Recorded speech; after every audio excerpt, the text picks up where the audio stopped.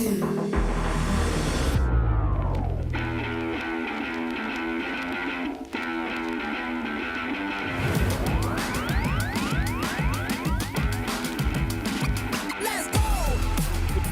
more, you could attack for this. Just the pass. Penny's there. It's over. Fernando Cifuentes has found it.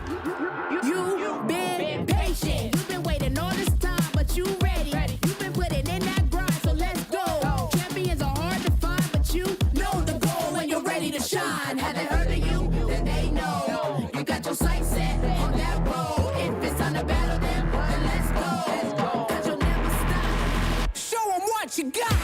Stays asleep. From that GS Close house. combat onto Amogus. Is that enough? Yes! Jump across, gets the knockout. Defeats Ochua. Show them what you got. Yeah, they already know. You got your sights set on victory road. Show them what you got. Yeah, they already know. You got your sights set on victory road. Gets the leg down. K, you look down the Wizcast where he has a little bit of health left. Oh! What HP left. I know.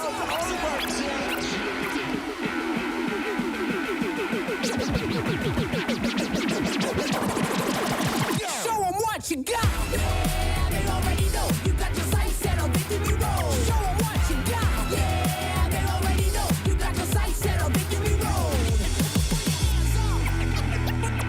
Put your hands up. Good morning, Pokemon trainers. We are here in sunny San Antonio, Texas for Championship Sunday of the San Antonio Regional Championships, the first regional here in North America in the 2025 calendar year. We are halfway through our regional circuit. At the end of today, we'll have our 5th North American Regional Champion crowned on their journey to Anaheim, California for the World Championships this summer. I'm Joe Brown, joined by Rosemary Kelly and Len Jewell here to start the day. Team, we had a crazy day one. We're returning back to Reg G. Our big restricted Pokemon are back, and they came back in full swing. I mean, you say sunny San Antonio, but I actually think Kyogre's in the building because it was a little rainy this morning, and there's still a lot of Kyogre flopping around in day 2. A lot of Kyogre and Groudon too, though, so maybe like alternating back and forth. Swampy San Antonio. You know what they say about sound as Texas fun, weather? though. It's different every time you look up. So rain, sun, rain, sun. So let's get started here. Let's talk about the championship point breakdown, because all the players that you're going to be seeing competing today are earning championship points. First place will receive a total of 350 CP, of course, with that guaranteed invite to Anaheim as well. So first place, you don't have to worry about your CP count, but anyone else finishing, second through 64th, that's a nice chunk of CP to help you at the end of the weekend. And you want to be in the top 75 in the Masters division with your championship points in order to qualify to compete at the World Championships for North America. You can see the breakdown for all of the other regions as well, but top 75, it's going to take some really hard work to get there. Yeah, it's going to be hard fought down the stretch. People climbing up, getting lots of points at these regionals with their locals and global challenges as well. And so you need all the points you can get for sure. Yeah, let's recap for any of those who weren't able to watch the broadcast yesterday. You missed some matches, go back and watch those VODs, but have some couple of highlight matches to showcase. We're going to start here in round 5. Grant Laird and Shiliang Tang. Shiliang with this Roaring Moon team, this non-Trick Room Calyrex Ice team that just uses the Booster Energy Tailwind on Roaring Moon to make that horse go fast.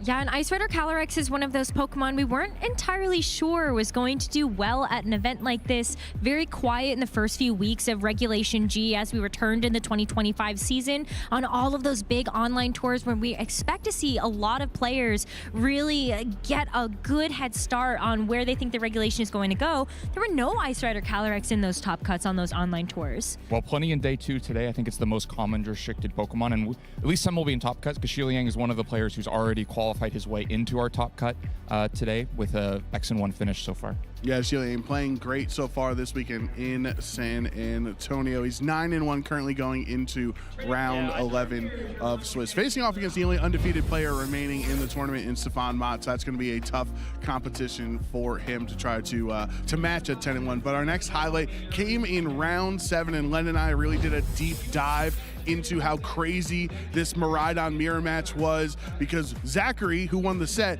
he had the Venusaur that was able to put things to sleep, but Luca's Ditto just copied Venusaur and also used Sleep Powder.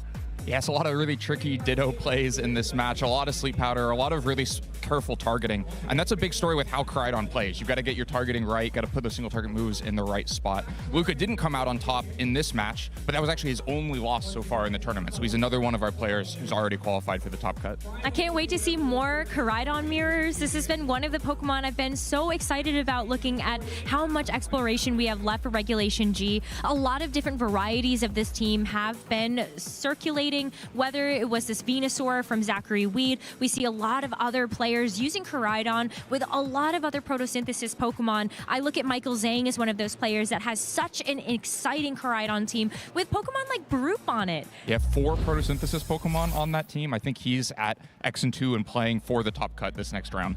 Yeah, it should be a fun matchup for them. I think this is always the most stressful part of the Swiss, is that last round to try to get into the top cut round. But our final highlight comes from our final match of the day yesterday, and that was during round 8 with this matchup of Terapagos versus Zacian. Zacian might not have been the hero. I know it's the restricted, but the whole team was very aggressive, taking KO after KO for Jackson.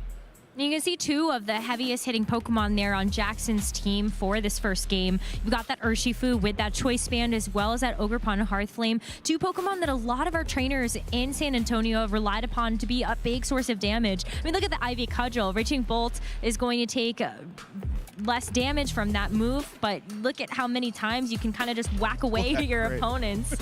Yeah, it does have that increased crit chance, so you know the Ivy Cudgels are really going to be helping you with that damage output. Just so much damage with the Tornadus and then 3 massive attackers behind it. As Urshifu showing some kind of the diversity left in Urshifu. It's #1 at usage of 46% yesterday, and sometimes that means kind of the same set across the board. You know what you're going to get every time you see Urshifu, but we have quite a range of items that are going to play differently. There are Choice Band and Life Orb and Focus Sash and Choice Scarf all here in day 2. Yeah, so we can see some of our day 2 Swiss players, and those players with the asterisk next to their name are special to highlight because they are already have the records for the next round, potentially the asymmetrical round of Top Cut, or just straight up already being into Top Cut, like somebody like Stefan, who's currently undefeated. Yeah, that's going to guarantee that Stefan is going to be the #1 seed heading into this top cut, maybe getting that bye. But some of our other players that are on this day 2 list, you have them at this X2 record. They're fighting so hard to be able to make it into that top cut asymmetrical bracket. Yeah, this is that last round of Swiss, round 11, where it's all on the line.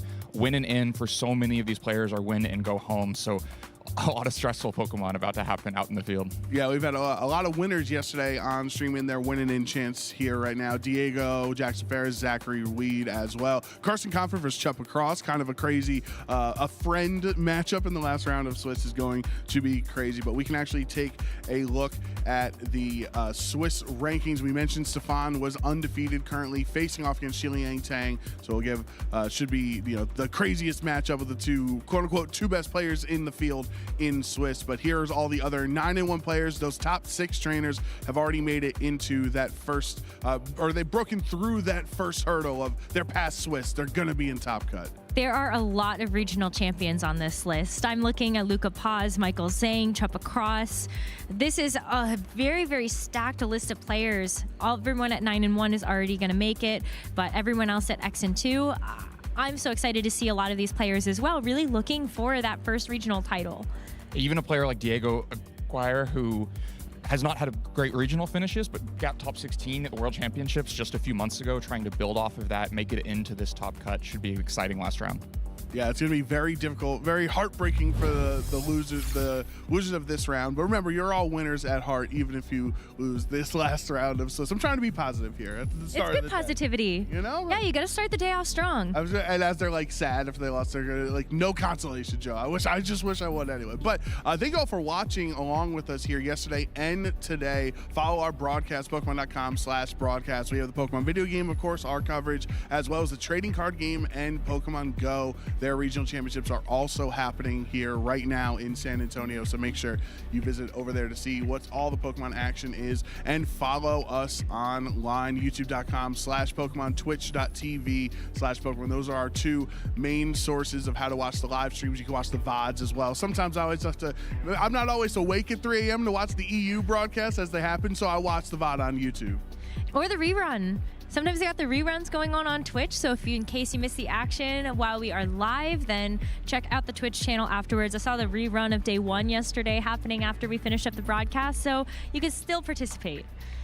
I like to watch the rerun of Len's 2018 NAIC run where he survives the focus blast. That's what. Yeah, you just go back to it. That's my favorite. That's my favorite VOD. Anyway, enough about us. Let's start with our Swiss round 11, the final round of Swiss. We're gonna head over to Evan and Gabby to get us started in round 11. Team, take it away.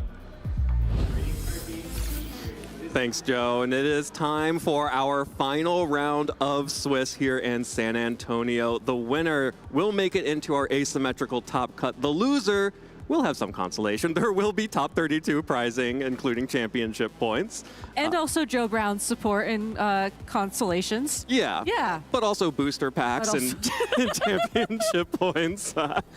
I'll take those. No offense, Joe, but I like my championship points. Fair enough. I would appreciate a good hug from a friend like Joe Brown more than championship points. Some consolation points. Yeah.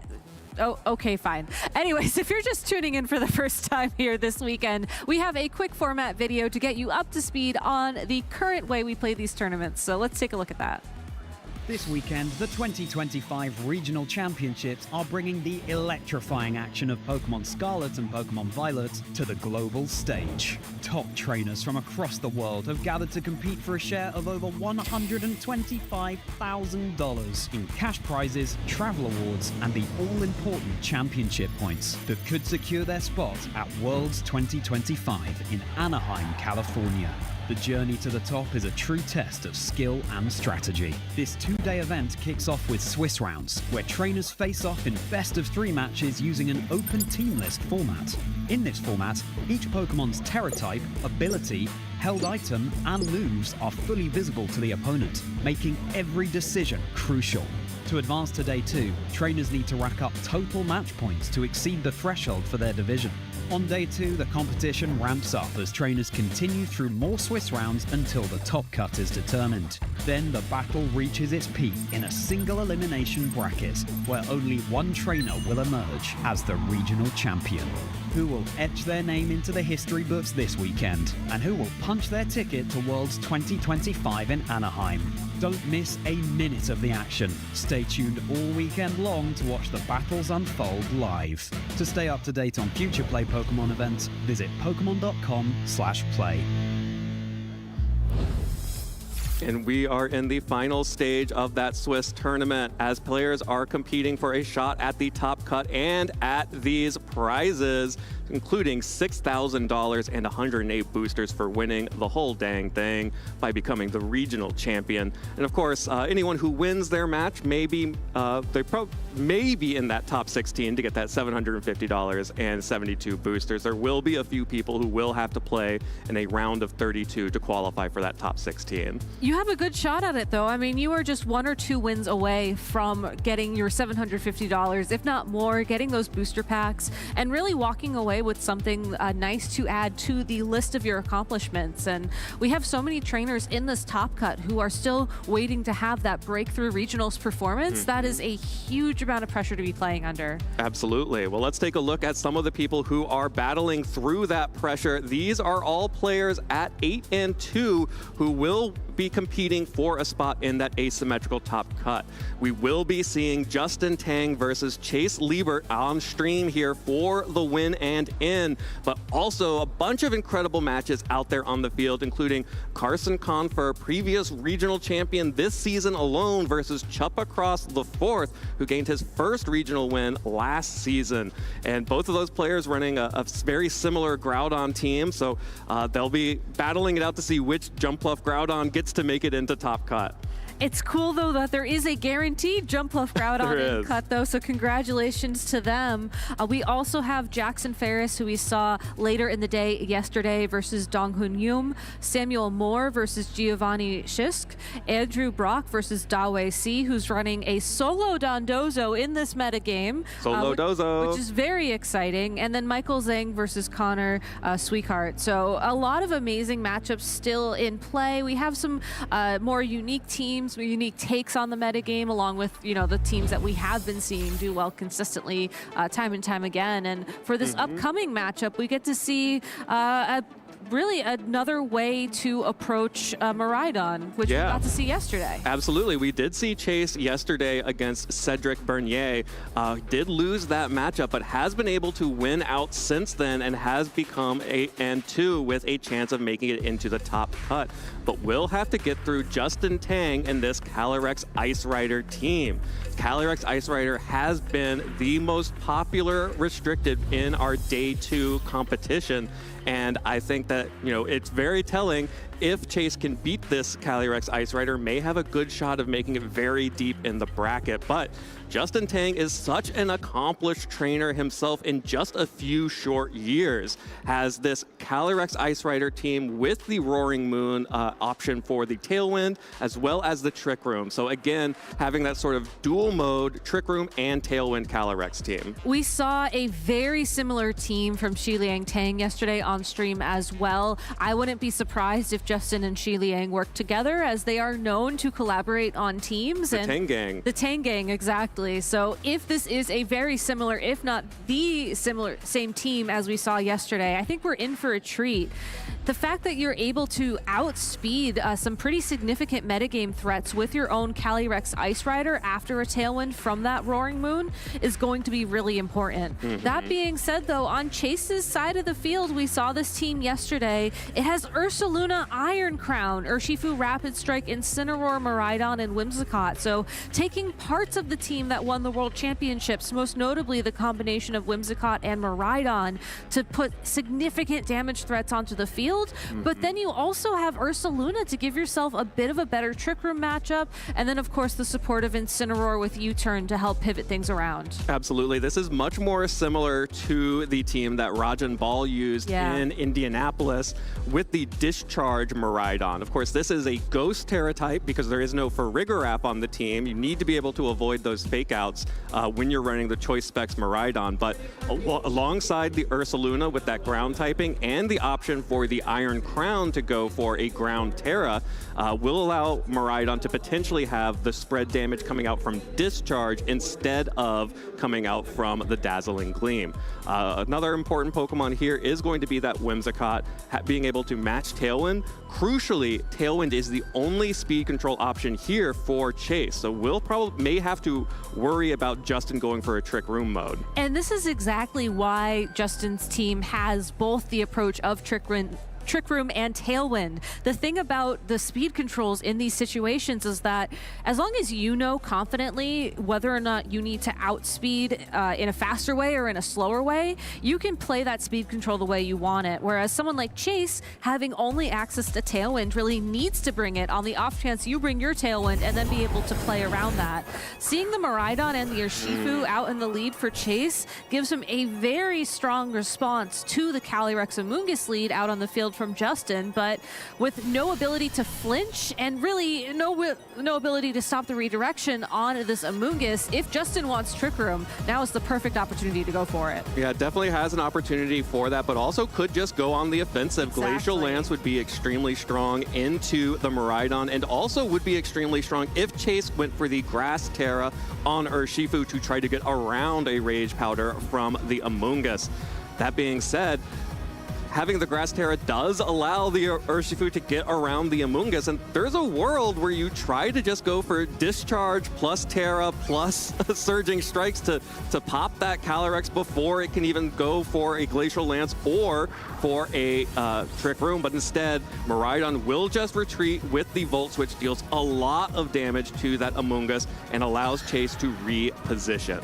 I love the way you were thinking, Evan. Yes, going for the Discharge, going for the Grass type Terrestrialization to just try and KO the Calyrex outright is an amazing Game 2 or Game 3 play, but I think that's just a little bit too strong for what is a very critical final round of Swiss. And Chase obviously thinks that Trick Room is about to come out here because he switched in the Ursaluna. That's so dangerous because we know that Justin has clicked Glacial Lance. Ursaluna is going to take a super effective Glacial Lance here on the switch, and while Amoonguss shrugs off that Surging Strikes. Here's the big Glacial Lance onto the Ursaluna and the Urshifu. Both of the bears are frozen in their tracks, and Ursaluna takes big damage but does not get knocked out. And here's where I think it's a really good thing that there wasn't a Trick Room set up the previous turn. Given how fast we've seen this Calyrex Ice Rider run on teams like Justin Tang's, it's possible that if this Ursaluna is minimum speed, the Calyrex Ice Rider will be able to move first. And again, even if that Urshifu decides to Terrastalize this turn so it can attack the Calyrex, one single Rapid Strike attack is not going to be enough. It's not. Yeah, definitely needs more than just the Urshifu to deal damage to that Calyrex. And here is the Ice Resist on Chase's team. That's going to be Iron Crown coming in, gets the Quark Drive boost, will boost the special attack of that Pokemon, while Calyrex is going to take a little bit of damage from these Surging Strikes. That is going to be just about 50%, which is really important because we just saw Amoonguss go for Pollen Puff, and it will be able to just shrug all of that damage off right away as Urshifu goes down to half health and the Iron Crown takes a little bit. But again, it really looks like Chase hasn't gotten anything done here. Calyrex has taken 1 damage, but the Amoonguss has been chipped down very significantly.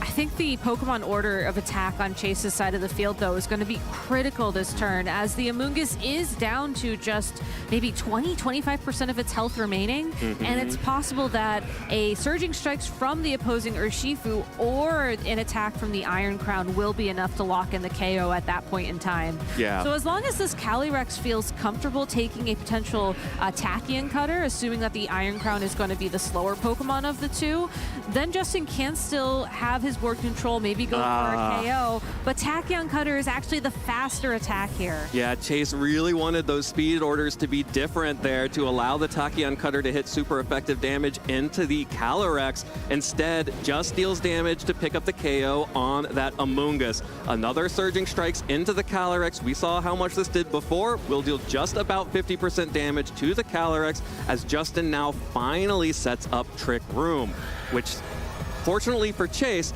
has not lost the Trick Room counter in that Ursaluna just yet.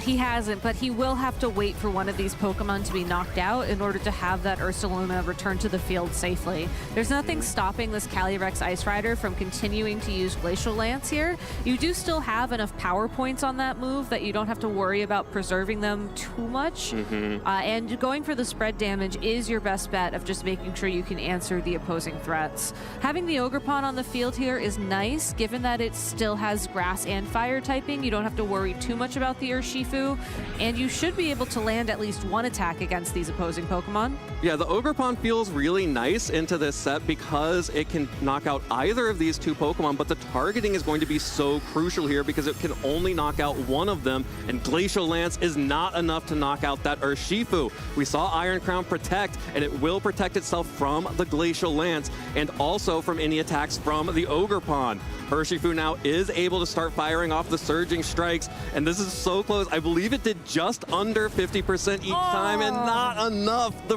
variability of Surging Strikes is so frustrating sometimes. It really is, and because Calyrex is able to go for yet another Glacial Lance here, it's possible that'll pick up the KO on the opposing Urshifu. It should be a roll from this range, and if it does happen to get it, it's going to have that plus attack from its ability going into the next turn, and you know that Iron Crown, unless it succeeds with a double protect or something along those lines, will be going down here as well, assuming Justin wants to attack into it. Yeah, well, you can see Justin is forced to follow me here because Urshifu has Aqua Jet, so would be able to pick up the KO on that Calyrex before it could move.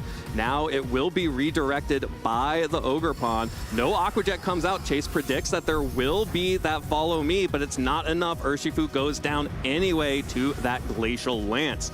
Now Iron Crown was able to tank that pretty easily. Calyrex is starting to get those chilling Nay boosts though. This Psyshock, though, is going to deal so much damage with that Quark Drive boost, plus the Life Orb, plus the same type attack bonus, does more than half to that Ogerpon as the electricity will fade. But now, like you mentioned, one of those Pokemon has gone down. That means that there is an opportunity for Ursaluna to be back on the field and threaten huge damage. But given the fact that the Ogerpon is still around to redirect attacks, it's possible that this Ursaluna won't get the opportunity to go on the offense. Yeah, it only has Facade and Headlong Rush, does not have Earthquake, so no spread opportunities here, which means that Chase is just going to use this opportunity to protect the Ursaluna, protect the Iron Crown, reduce one more turn of Trick Room, and I believe there is only one more turn remaining. So after this, Trick Room will be up.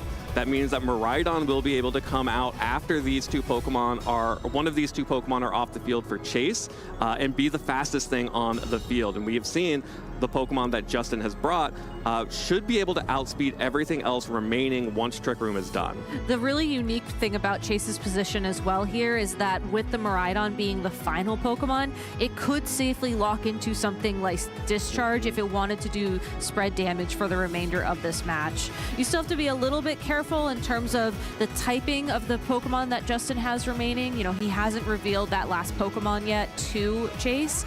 But still, being able to hit both Pokemon at once with Miraidon with choice specs, that's not as one-sided as it would be typically in a 2-on-1 situation. Yeah, and there goes an Electric Resist down the Facade into the Ogerpon on the Follow Me. Here's another Glacial Lance. Will pick up the KO on Ursaluna at +1. Will also pick up the KO on Iron Crown. Calyrex is now at +3, but also at +3 hit points. So will not be able to survive any more attacks, and it will be down to the last Pokemon that Justin has brought to compete against the Miraidon that Chase has brought.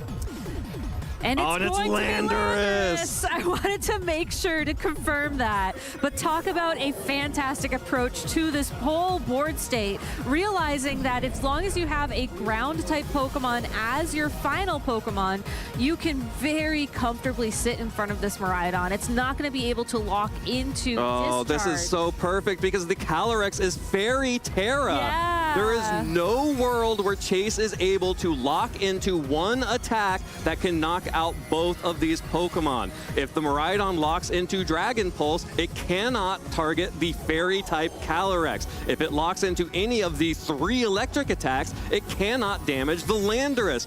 Justin has perfectly pinned Chase here with just those remaining 3 hit points on the Calyrex. And this is exactly why there is so much incredible synergy between this Calyrex Ice Rider and this Landorus. We saw Juan Salerno run a very similar team in Rio de Janeiro last weekend, and if you can play to these win conditions and just knock out Miraidon in one hit when it can't hit you back, it's a very well played game. Yeah, Justin may have wanted to save that crit for a different game where it wasn't already completely locked up, but that is game 1 for Justin Tang. You can see the players there laughing over, sometimes the game just likes to say, hey, I know you won here. Let me give you a little bit more.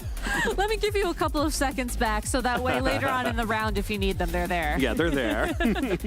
But no, very well played from Justin. I'm curious to see how Chase is going to respond to that, because on paper, he had all the right tools. He was able to bring that Ursaluna in after Trick Room was set up, so it could have the best possible ability to go on the offense. You had the Iron Crown there to also help with the Tachyon Cutter threat against the opposing Calyrex. Unfortunately, though, Justin was able to just honestly rage powder his way around that beginning board state and find the advantage for those first couple of turns. Yeah, I really liked Chase's game plan there for that game 1, but tragically, the Calyrex just had enough hit points, literally 3 hit points left on that Pokemon. And unfortunately, that's kind of what happens when you are using the Surging Strikes on Urshifu. Yep. Because it gets automatic guaranteed critical hits and it hits 3 times, there is so much variation in the amount of damage that move actually does. Yeah. And just a little bit extra damage on any one of those. You know, remember, he took 1 hit point remaining after the Pollen Puff. If it had been 4 hit points after the Pollen Puff, that's a whole different ball game. But here we go again, the same leads. They're just gonna run it back. Amoonguss and the Calyrex up against the Miraidon and the Urshifu. This time around, though, it's possible we might see Chase have a different approach to the start of this game. He could go straight for that grass-type terrestrialization on Urshifu, avoid being redirected once, and then be able to hit that Calyrex twice and possibly get those 3 hit points when you need them. Yeah, but without some additional damage, that just means it'll be weak to the Glacial Lance. So Chase is going to stick with the Game 1 game plan, hope for some better rolls on those Surging Strikes, and Volt Switch that Miraidon right on out of there. Miraidon trying to make the decision which Pokemon to bring in, either the Iron Crown or the Ursaluna, and the adaptation here for the Iron Crown, seeing that Justin does not want to go for a heavy Trick Room focus, instead is going to bring in the Iron Crown to tank a resisted Glacial Lance as more Surging Strikes come through onto the Amoonguss. And this is exactly how you need to adapt to Calyrex Ice Rider in this particular situation. Unlike last time we saw Calyrex Ice Rider face off against the Iron Crown, the speed is in the Iron Crown's favor. We've seen Amoonguss already take over half its health. We know that a Psyshock will be enough to pick up that KO. Ooh. So Justin is going to be forced to respond this turn unless he wants to give up that Amoonguss. All right, well, some adjustments here from Justin as well. Calyrex will retreat, recognizes that that Pokemon is no longer safe in front of the Iron Crown and the Urshifu, so brings out the Roaring Moon. Justin showing the Tailwind mode in the back, as Amoonguss will just go for a Rage Powder. We saw the speed interaction between the Iron Crown and the Urshifu previously, which means that the Iron Crown easily picks up this KO onto the Amoonguss. That means that there will be an attack into this Roaring Moon. If it's Surging Strikes, it'll be totally happy to tank that. If it's close combat, it will not. Instead, just the Surging Strikes will take a little bit of chip damage here, and the Roaring Moon is set up pretty well against both of these Pokemon. Has Acrobatics to pick up a KO on the Urshifu, or Knockoff, which, you know, the Booster Energy has been used, so may not actually pick up that KO onto the Iron Crown, but Landorus can. But Landorus can, and there's so many different ways that Justin can approach this turn. I think it really puts Chase in a tough spot. Chase's best option at this point is to try to land a knockout against one of these heavy hitters, most likely Landorus, based off of how we saw Game 1 play out. But are you going to even be able to find that opportunity? Roaring Moon will outspeed. It could set up Tailwind, so then the Landorus would also outspeed. Or we could see a Protect and the Roaring Moon just go straight for a knockoff or an Acrobatic. It's all Justin's way to decide at this point. You know, Justin may not be playing Kyogre anymore, but it seems like Justin misses that Pokemon, locking into Tailwind and Sandsear's Storm. So Tailwind will give Justin a speed advantage, and the Sandsear Storm will be spread damage into both of these Pokemon if it can hit. It only has perfect accuracy in the rain, and it misses the Urshifu. The Urshifu avoids, and the Iron Crown. Justin, you're not playing Kyogre for a reason, buddy. There's the Psyshock into Landorus, big damage into that Pokemon, and the Urshifu now gets to follow up with a Surging Strikes. I mean, the nice thing is that the Roaring Moon did get Tailwind up for Calyrex Ice Rider's benefit. It presumably, if it is as fast as we think it was from yesterday, has a decent shot of outspeeding this Iron Crown. And you know, Acrobatics on the Roaring Moon should be enough to pick up the KO on that Urshifu. But then if it is just going to be Miraidon and the Ursaluna returning to the field again for Chase, he is in such a strong position after that Sandsear Storm miss. You hate to see it.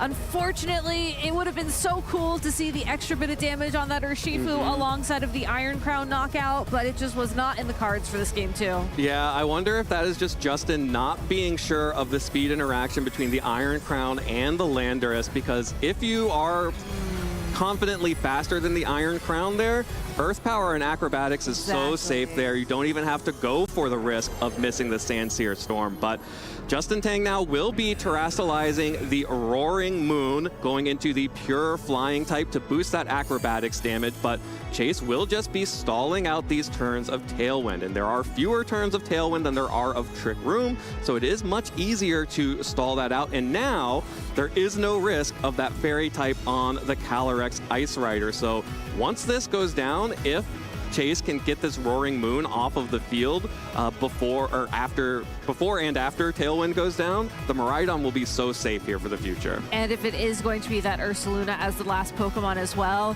that's just a discharge with a ground type attack. I mean, it's worked. And you've covered for Trick Room on the last turn of Tailwind. Exactly. It just goes to show you how such a small difference can really make or break Game 1 and Game 2. Well, there is the Aqua Jet from the Urshifu, knows that that Pokemon is going down, so we'll just go ahead and get a little bit of chip damage for its efforts. Acrobatics picks up the KO easily here, and here is the Iron Crown Calyrex speed interaction. The Calyrex will be faster. The high horsepower gave me a little bit of a heart attack there on the delay. I don't know if I could have taken double Sandsteer and high horsepower miss. I think Justin flinched a little bit too there, honestly. I just saw him laughing in the player camera. I mean, at the end of the day, that's kind of what you have to do in these high pressure situations. You know, Pokemon has a lot of variance inherently built into the game.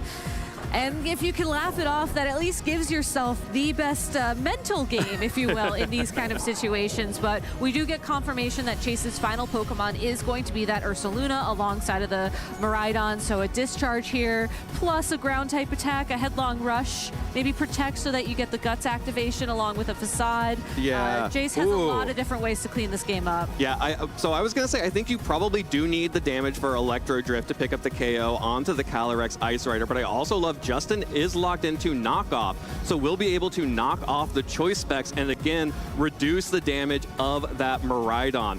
So this is going to be really critical because the Calyrex has a +1 boost. That's enough to pick up the KO on the Ursaluna without a Terastallization, and easily enough to pick up the KO on the Miraidon without the Terastallization.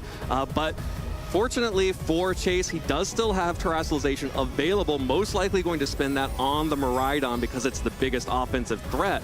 But, oh, it's actually the Ursaluna here, just going for the pure normal typing. I was going to say, if you Terastallize the Miraidon into a ghost type, oh, then you just get knocked out. Yeah, you just get knocked out from knockoff. But in this situation, though, now the Ursaluna is no longer weak to those ice type attacks, so it potentially could take a +1 Glacial Lance. Oh, but it's also going to take a discharge. No! That's big damage onto the Roaring Moon, picks up the KO, but also big damage onto the Ursaluna. Will +1 Glacial Lance get it from this range?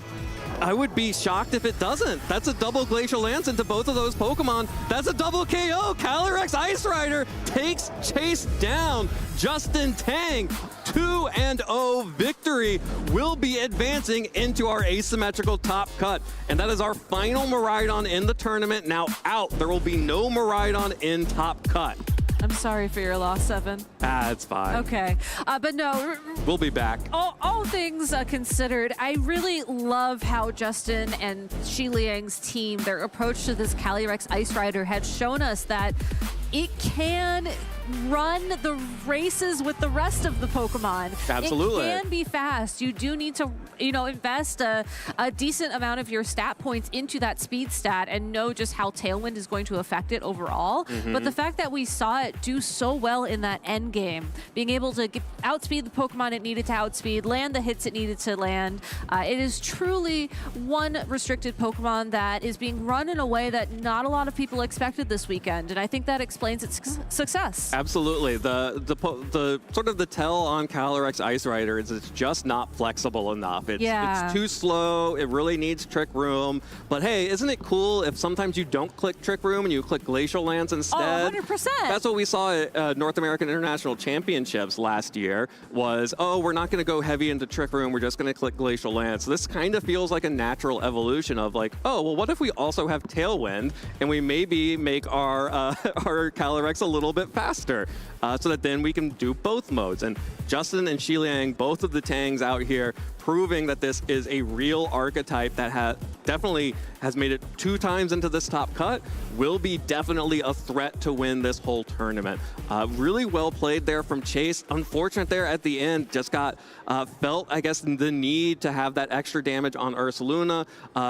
Did not did not consider the extra damage that Discharge would do to his own Ursaluna, and unfortunately got knocked out. But even without that, it would be really difficult, I think, for like if it had been Electro Gift into the Calyrex and Terra Normal Ursaluna, it still would have been really difficult unless that Electro Drift would have KO'd on its own, which without the choice specs, most likely wouldn't. Exactly. There was a lot of really minute interactions there with the damage on the field, and I think at the end of the day, trying to boost up your Ursaluna's damage on the off chance it can attack probably was the most likely thing to happen in that scenario. But I really love how we got to see Chase twice on stream. I think it's a really fun take on Miraidon that, we haven't really seen a lot of fun takes on Miraidon. I think everybody's sort of tweaking the Worlds team because it feels very established. Right. But there still can be innovation with that Pokemon and just with how you approach the game. So I'm hoping we'll see more of this Discharge ground type Miraidon approaches in the future.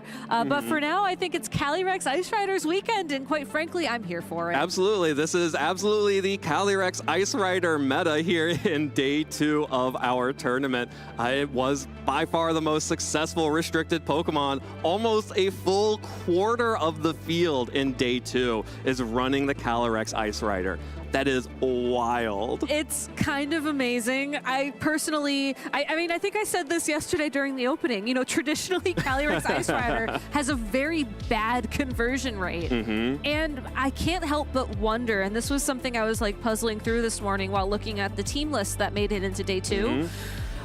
Is how many of these Calyrex Ice Rider are that Trick Room heavy version versus how many are the more hybrid approach that we're seeing players like Justin Tang, Juan Salerno, or Shiliang Tang run? And the answer is that a majority of these Calyrex are running a bit faster partners. Yeah. They might not be fast enough themselves, but that's okay because you know how those speed interactions are going to work out, and then sometimes all you need is a Landorus with a Choice Scarf. All you need is a Tailwind user on your team, and the other partners can make up for that. Yeah, absolutely. And actually, if we could go back to that restricted slide for the top 8 restricted Pokemon, something that I think is really interesting to look at here. So our top 2 Pokemon, our top 1 by far is the Calyrex Ice Rider. The second place is Kyogre. Yeah. And if you look at the bottom of your screen here, you have Miraidon, Koraidon, and Groudon, all sort of bringing up the rear for top 8 restricteds. And what I think is happening here is Miraidon had such a dominant showing by winning the World Championships and winning Birmingham.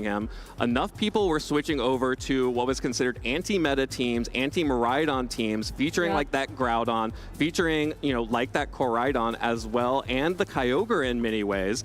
You're seeing sort of Groudon and Koraidon sort of being together about equivalent, actually exactly equivalent to the usage of Kyogre. And so all 3 of those sort of cores end up being really good into the Miraidon, with the benefit of Calyrex Ice Rider also beating the anti-Miraidon stuff, beating the Groudon teams, beating Koraidon teams. And then you have sort of in the middle the other sort of wheel of restricteds, the Zamazenta, Terapagos, and Shadow Rider just being like, hey guys, we're still here. We're in the middle here, and it's Ice Rider's turn, but we're still here. I think you might have actually solved the problem I was having coming into this weekend. I really do think that there is a wheel of these restricted Pokemon where one starts to do really well and then the wheel turns and you counter that Pokemon and the wheel turns. I think you actually just nailed it by saying there are 2 wheels. There are 2 wheels. It just simplifies the equation so much more because you're absolutely right. There is this interaction between, the fighting type Zamazenta versus the normal type Terapagos versus the Park Ghost type Calyrex Shadow Rider. But then you also have Kyogre versus the Sunsetters with Miraidon in there, and then Calyrex Ice kind of just hitches a ride because it can, and Calyrex Ice Rider doesn't want to be in the Zamazenta circle anyways. And it's just being able to see those interactions play out in real time as we move from event to event is super exciting. Absolutely, and if Calyrex Ice Rider is able to take this, it will be the 2nd regional that it has won in a row after Rio. So those of you who are trying to bring Calyrex Ice Rider to the next event, which I believe is the European International Championships. It is. Be prepared for if the wheel turns on you. Yeah, well, that's the kind of thing I don't want to think about right now as a Calyrex Ice Rider player. I just want to enjoy our lovely moment here in the spotlight. The other thing I want to take a look at, though, Evan, is the non-restricted Pokemon that have made it into the top of usage in day 2, as we have that Urshifu Rapid Strike. Over 50% of the field is carrying it, but Amoonguss at 40% right next to it. I think that's the gradual adaptation from last week that I was expecting to see. Absolutely. Amoonguss is still a top-tier Pokemon, and it is really fun to see the Amoonguss right next to the Urshifu Rapid Strike. Their usage does tend to be very directly correlated, with Urshifu usually having generally better usage than Amoonguss, because as an offensive threat, it is just so powerful. But some other really cool things that have popped up here. Cornerstone Ogerpon has made it into this top graphic. Likely that's a result of all the Calyrex Ice teams running it as part of that Follow Me Sturdy support, but it also is very good into Calyrex Ice. It's very good into Calyrex Ice. It's very good into any of these Fire-type Pokemon that we have here on the graphic. It's also just a very fun Pokemon to navigate because you have that sturdy ability. You know that you're guaranteed to take 2 hits, and then you can decide, well, maybe my first hit I go on the offense, or maybe I do want to use Follow Me to redirect something away. It has a lot of utility, and I think it was very overlooked in previous seasons just because it does take 2 hits. It's very hard to make it a bulky Pokemon, whereas with Wellspring or with Hearthflame, you can, assuming you have resistances in play, you know, take a few hits and redirect more than just one thing. But Cornerstone Ogerpon is having its moment here this weekend. I think that's partially because of Calyrex Ice Rider, but I think it's also just people recognizing that it is another way you can use Ogerpon. Absolutely. And yeah, both Ogerpon forms here, the Hearthflame Ogerpon and the Cornerstone Ogerpon, have been the 2 most common forms in Regulation G by far. Wellspring and Teal Mask have both sort of been a little bit of rogue options, have some places on teams, but it is easily those 2 Pokemon. As well, the Treasures of Ruin making an appearance here, Chinpao and Chi-Yu here on our top 12 graphic.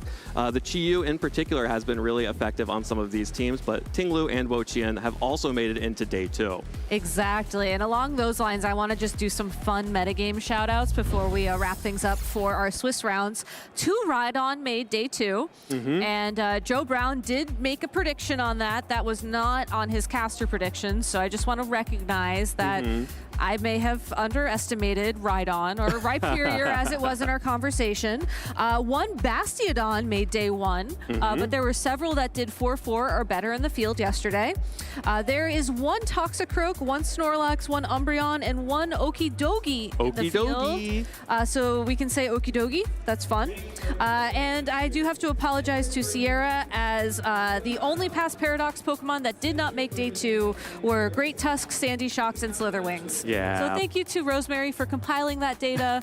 I think it's always fun to look at not just what is popular, but also what are the rogue picks? Yeah, absolutely. What's the spice? There's some really cool rogue picks out there. This is kind of the weird thing about these restricted metas.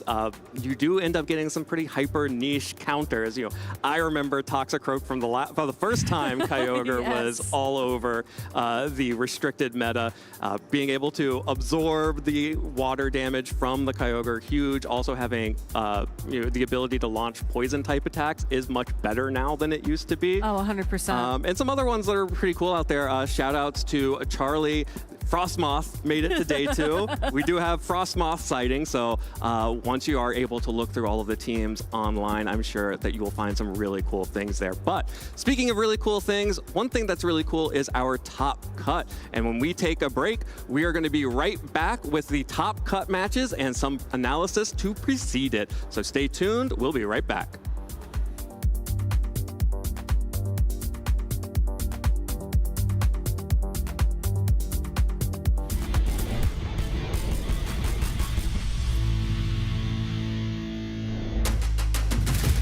Silva, he is just 1 step away.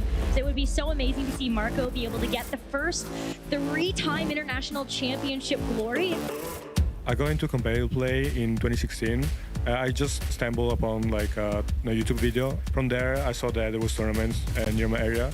I did really well, and the organizers actually told me, yeah, you could probably play major events and you would probably do well, and that's what I did. My earliest memory from this game is definitely building my first team, trying out like new stats, and learning new things about the game. It was really, really good. One moment in my career in which I wanted to quit was after the 2018 World Championship. It was my last year in the senior division, and I wasn't planning on playing anymore in the master division. I got really, really unlucky in my top 16 match, and it kind of made me like try way harder. I think one of the reasons that keeps me getting back to tournaments is definitely my competitive nature. Reserve a pretty good special attack, and it's just a one hit. No way. Since I first started playing, there's definitely way more people. It's really hard to keep up because, of course, you have to practice a lot. I feel like it's also way more fun because there's more competition. At first, I feel like I was living the tournaments kind of in a different way. Like every time I was going to a tournament, I was like stressing out a lot about the teams that I was supposed to bring. Right now, going to a tournament, I tend to test way less, and I focus more on something that I know that I'm able to play well. My strategy going to this tournament was based on having a lot of different modes. I had the Sun mode with Charizard, the Torkoal, and Jumpluff. I also had a really, really slow core with Incineroar, Porygon 2, and Ursaluna, and Torkoal as well. So I think the flexibility of my team was probably the strongest point of it. Heavy is the crown as Marco Silva makes history as the first three-time international champion in the Masters division. This was a dream of mine that I tried to accomplish for a lot of years, and I'm really grateful that it finally happened. Once I will stop playing competitive Pokémon, I'll definitely remember the time in which I was able to defend my title. In the senior division, my brother was also able to win it all, so I'm extremely proud of him. My overall goal is to improve as much as I can, and of course, being able to win the World Championship one day. Hopefully, this will be the year. I feel like at this point, probably my results speak for themselves, so yeah. My greatest memory from the World Championship was definitely when my really, really close friend, Luca Schiavelli, was able to win it all. I think playing my brother in the Worlds Final would definitely be a possibility because of the level he's been playing at has been really, really high. One of the advice I would give to somebody that's starting out with the competitive Pokemon would definitely be try to get some friends involved into it because if you all test together, it'll definitely be more fun. Hello, Pokemon fans. Juancho Saldana here, and welcome to Pokemon Championships History, the series where we look back at some of the landmark matches in the history of competitive Pokemon. Our story starts way back in 2005, where Ross Cawthon faced off against Sugiyoshi Yamato in the top 8 of the TCG World Championships. The defending world champion Yamato already had a formidable reputation and was seen as unbeatable by many Western players. Ross may have been seen as the underdog in the matchup, but he proceeded to take down Yamato in a clean 2-0 victory with his Dark Tyranitar and Electrode EX deck. Ross proceeded to finish second place at the World Championship, but to a lot of players, it was dethroning Yamato that cemented Ross as one of the best in the game. Fast forward to 2016, Ross Cawthon is the seasoned veteran in his third top 4 World Championship appearance, facing down an up-and-coming challenger. His opponent is Cody Walensky, competing in his very first World Championship. Ross Cawthon, 2-time Worlds finalist, a state champion this season. Tons of accolades to his name. That doesn't even come close to listing everything. If you filled them all, you could put this whole top-level finishes, states and above. Cody is playing the Greninja deck, a powerful deck that aims to get multiple Greninja Break into play and spread damage counters everywhere. The deck's weakness, however, is that it can be slow, taking several turns to get fully set up. Meanwhile, Ross is playing a Vespiquen deck, an archetype known for its speed and aggression, and a deck with a type advantage against the grass-weak Greninja.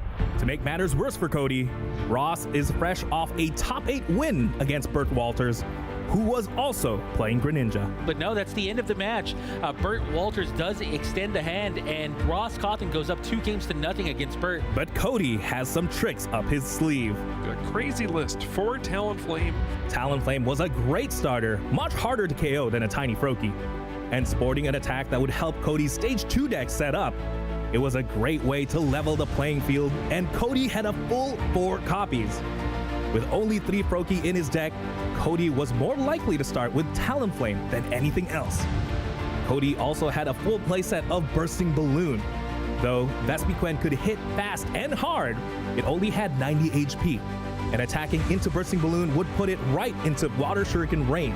These important deck choices gave Cody a fighting chance. It's an interesting back and forth matchup. We did see Ross get the better of it, but I definitely wouldn't write off Cody's deck at all. Cody started game 1 with a lucky Talonflame, but he couldn't find an energy and was forced to bench a Froakie and pass. Whenever you start with Talonflame, you gotta be fist pumping. Meanwhile, a turn 1 Bridget gave Ross a very fast start, but Cody kept his cool and found an opening. A Bursting Balloon on his Frogatier put Ross's Vespiquen down to 30 HP, allowing Cody to finish the job with his Talonflame and grab a couple of key resources. Constant pressure from the subsequent Bursting Balloons eventually allowed Cody to clean up Ross's attackers and take a strong comeback win. Rough start for both players, but at the end of the day, Greninja Break just too much for Ross. Game 2 was nothing short of a spectacle. Cody got to attack with Talonflame on the very first turn, and again on his third, and this culminated in an absolutely massive turn where a giant Water Shuriken was followed by a Water Shuriken and then a Mist Slash to take out all 3 of Ross's Pokemon in play, locking Cody's slot in the finals in a truly dominating fashion. Triple knockout, Cody Walensky is your other finalist. But with that win, Cody also did something else. Just like Ross himself had done back in 2005, Cody took down a veritable legend of the game, forever making his own mark on the Pokemon trading card game. Thanks for watching, friends. Do you have a favorite competitive Pokemon moment? Let us know using #PlayPokemon.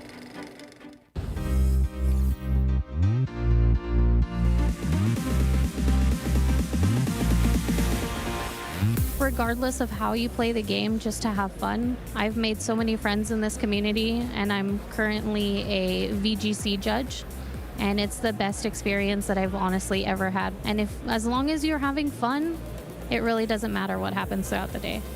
The best piece of advice I was given from my friends is just to relax and believe in yourself. It's just tapping on a screen, you know, like don't overthink it. Just calm down, relax, take that deep breath, and tap away. Set a tangible goal for your first time and stick with meeting that and allow yourself to be, you know, happy with achieving that tangible goal. And if you do anything better than that, then it's just a cherry on top, but at least you know that you came here, you did what you came to do, and you can just kind of leave knowing that you accomplished something, then you can be proud of that. So the best piece of advice I've been given by a friend when playing Pokemon is being okay with losses. Something that's really helped me out is seeing like, it's not really truly a loss unless you can't learn from it. And so even through your losses, like, oh man, my attack didn't do as much damage. Great, now you can use that for the next game. Or like, oh man, this opponent used a really cool Pokemon. And actually, I've been inspired by my losses to use some of my favorite Pokemon of all time. So yeah, be okay with winning, be okay with losing, because at the end of the day, it's about learning and evolving.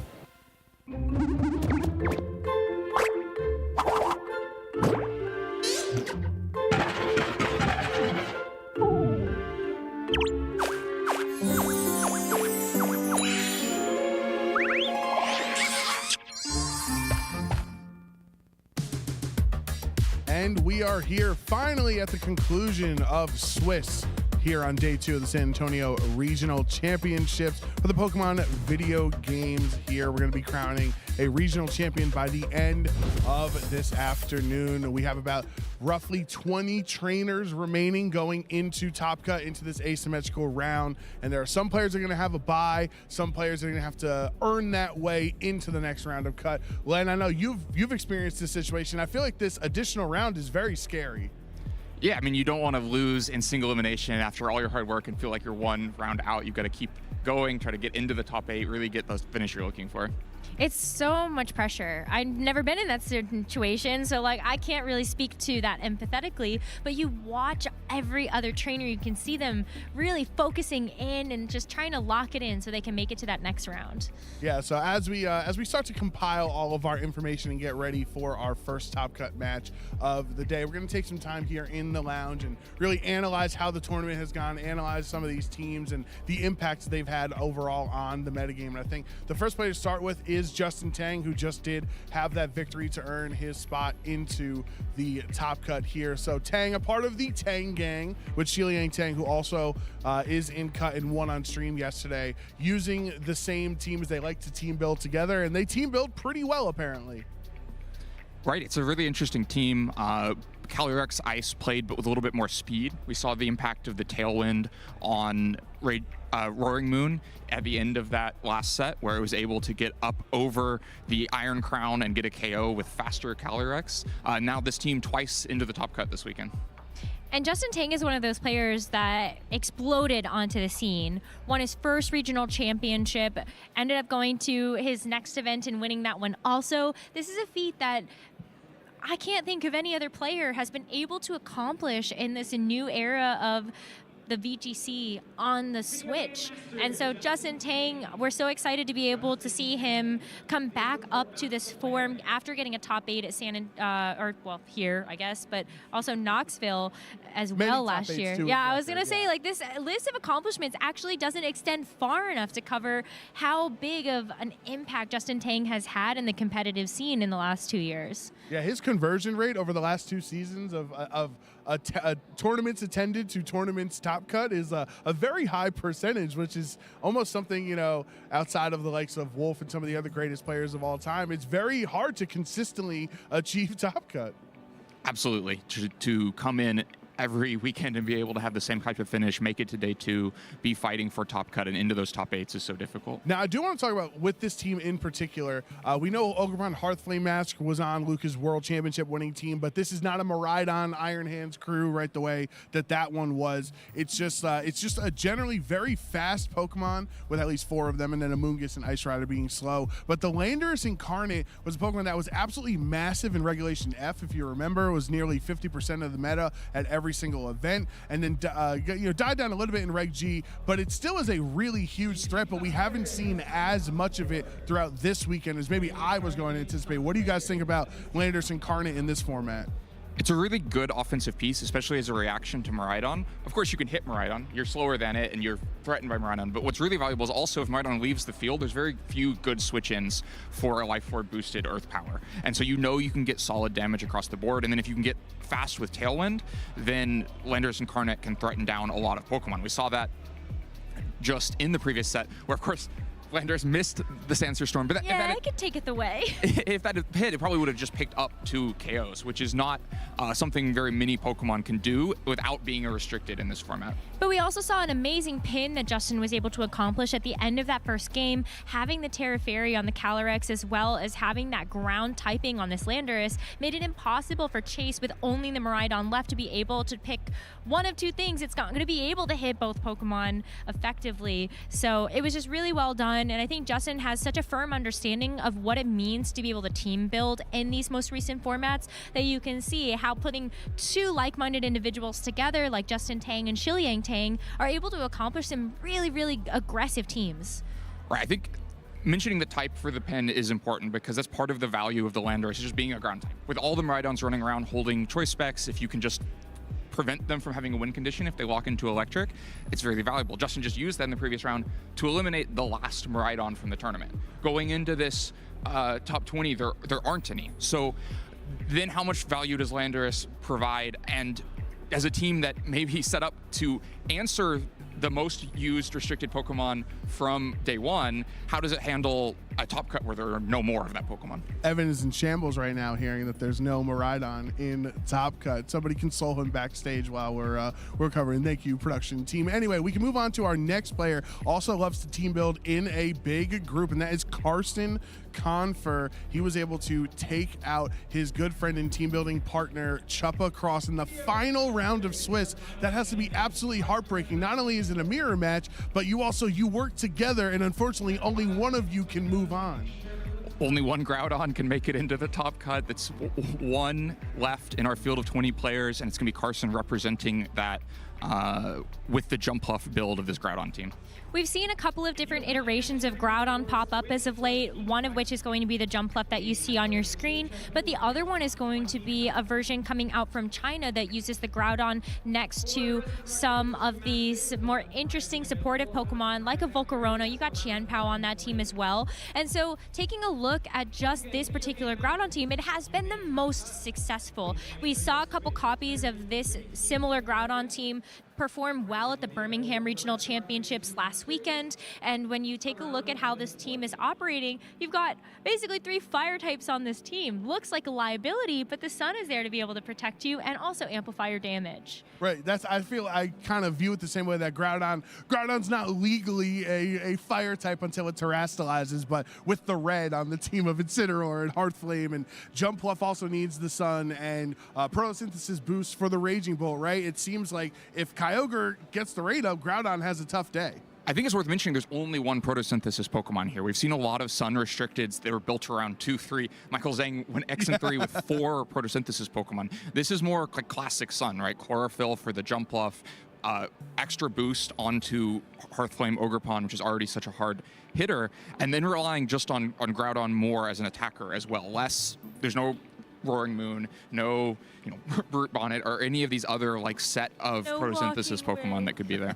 Yes, no Walking Wake. Pour one out for Walking Wake not making it into the cut. But yeah, one thing that with this Jumpluff to note, I think we've had a lot of conversations from that time between the 2 Reg G formats where we're like, will Regulation H influence the Reg G coming back at any point? A lot of people are like, no, Sneasel's not going to be big, maybe Blood Moon's not going to be as good. We'll go back to the same things, but I think Marco and Joe with their Jumpluff teams throughout Regulation H have kind of influenced it, that people are like, oh, hey, I remember how great Sleep Powder is. We've seen Venusaur, we've seen Jumpluff on stream.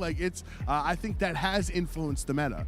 The combination of Sleep Powder and Tailwind especially, and the speed that Jumpluff operates at, and then with a little bit less reliance on Sun compared to the Marco team, you can afford to drop Sunny Day as well, which Carson's done to have even more support options. Yeah, exactly. I think that Jumpluff just is able to cover so many supportive roles on the team that other Sleep Powder or Chlorophyll users aren't able to accomplish the same way.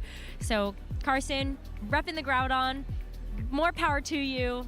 So I hope I see some success in that's Rosemary. That's my restricted right? Pokemon. Yep. So you still have a chance. As long as Carson's in the tournament, Rosemary, you have a chance to be correct here. Also, my favorite fact about Carson is it's been successful in a Benjamin Button way, where he won Worlds and then he won an IC and then he won a regional, instead of the other more conventional way. So he started at the top with that World Championship win, and he's consistently proving it year in and year out. But let's talk about the top player. You like that segue? Talk about the top player through Swiss. Stefan Mott was undefeated going to the last round of Swiss. He ended up losing to Shiliang Tang with that same team that Justin had that we showcased here. But Stefan's one regional championship was also won with a Kyogre back in 2022. So this is definitely some comfort for him.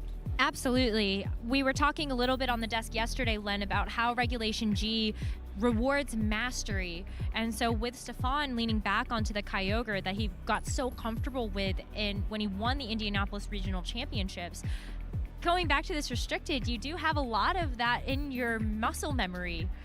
Yeah, I'm definitely a proponent that mastery in previous generations carries forward. I think it is helpful to know those kinds of matchups. I think it's worth noting this Kyogre plays very differently than the one we saw in the finals last week in Birmingham. There are 2 of this build of Kyogre, which plays at a little bit higher speed, has the Qianpao, the Sarina, the Tornadus to go out very quickly on the offense. And then there's one other Kyogre in the top cut that plays, it's actually basically the same team as what got the finals in Birmingham last week, playing with Calm Mind and Amoonguss and playing at a much slower pace. Yeah, I think with this Kyogre, unfortunately for Stefan, this time around, he doesn't have access to Max Geyser or Max Strike or Max Hailstorm like he did in the Dynamax era. I think that would give him a leg up. You would think so, but that's why this team actually includes a manual rain option. When you take a look at the team that Shane Gaffney is running, that is that Calm Mind Kyogre, you are relying on Kyogre being your rain setter on the team. Whereas for Stefan's and Chase Mateo's team, you have a manual rain option. So if for some reason Kyogre has to leave the field, the rest of your team can still function with that rain in mind, or it will help you win out the weather war when you've got Koraidon and Groudon in the field. Looking at the matchups out in the field as well, Miraidon often is a poor matchup for Kyogre. No more Miraidon left. And then Calyrex Ice Rider is 40% of our top cut and is often a very good matchup for Kyogre. It can become more troublesome with 2 grass types on the team, which almost every Kyogre team does, but often Water Spout is a really good tool into Calyrex Ice Rider, especially when you have priority protection next to that. And it's Stefan and Chase that have that Water Spout option to go out very quickly against Ice Rider. And it's something important to note about the differences in the Kyogre builds when you look at Calm Mind versus the Kyogre that's going to be on a more Tailwind-oriented team. Shane's is not going to have the Water Spout, so you don't have access to that quick, really powerful damage when you're at full HP because you're relying on the Origin Pulses to hit. So you have a 100% accurate option on a Kyogre like this. It makes certain leads very, very difficult for Calyrex Ice Rider because you can't just afford to put it on the field and take a Water Spout before you do anything else. You would have to Terastallize into a resistance and have a good partner. So it kind of funnels you to other leads like the Landorus that might be faster than Kyogre naturally, but all of that is bait for other really fast modes on this team like the Qianpao and Urshifu, and so it's a difficult matchup to play for Calyrex Ice Rider.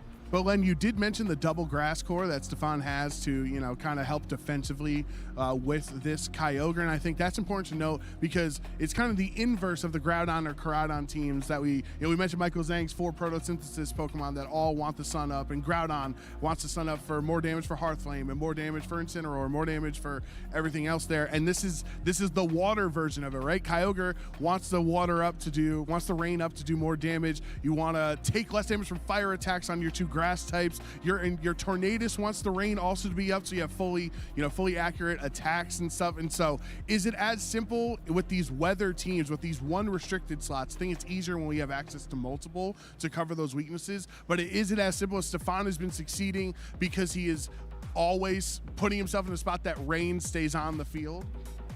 I can't imagine you always need rain, right? No team would be successful if you had to always have control of it. Controlling it is very important for a team like this. There's different ways to approach it. We saw Brendan yesterday approach it by having Kyogre be the last thing to hit the field.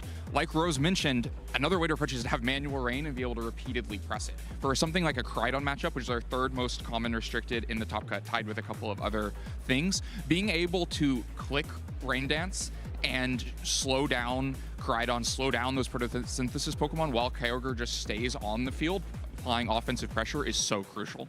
That being said, though, I think where some Kyogre builds like this can struggle is you still have Zamazenta, which is also going to be tied for that 3rd highest restricted usage. Having Wide Guard is going to be a fantastic option to be able to shut down those powerful water spouts. But then you also still have Calyrex Shadow Rider. That can really get out of control. You don't really have great options to be able to switch in to take an Astral Barrage. Similarly, for something like Body Press from the Zamazenta, that's very difficult to have something just switch in and take.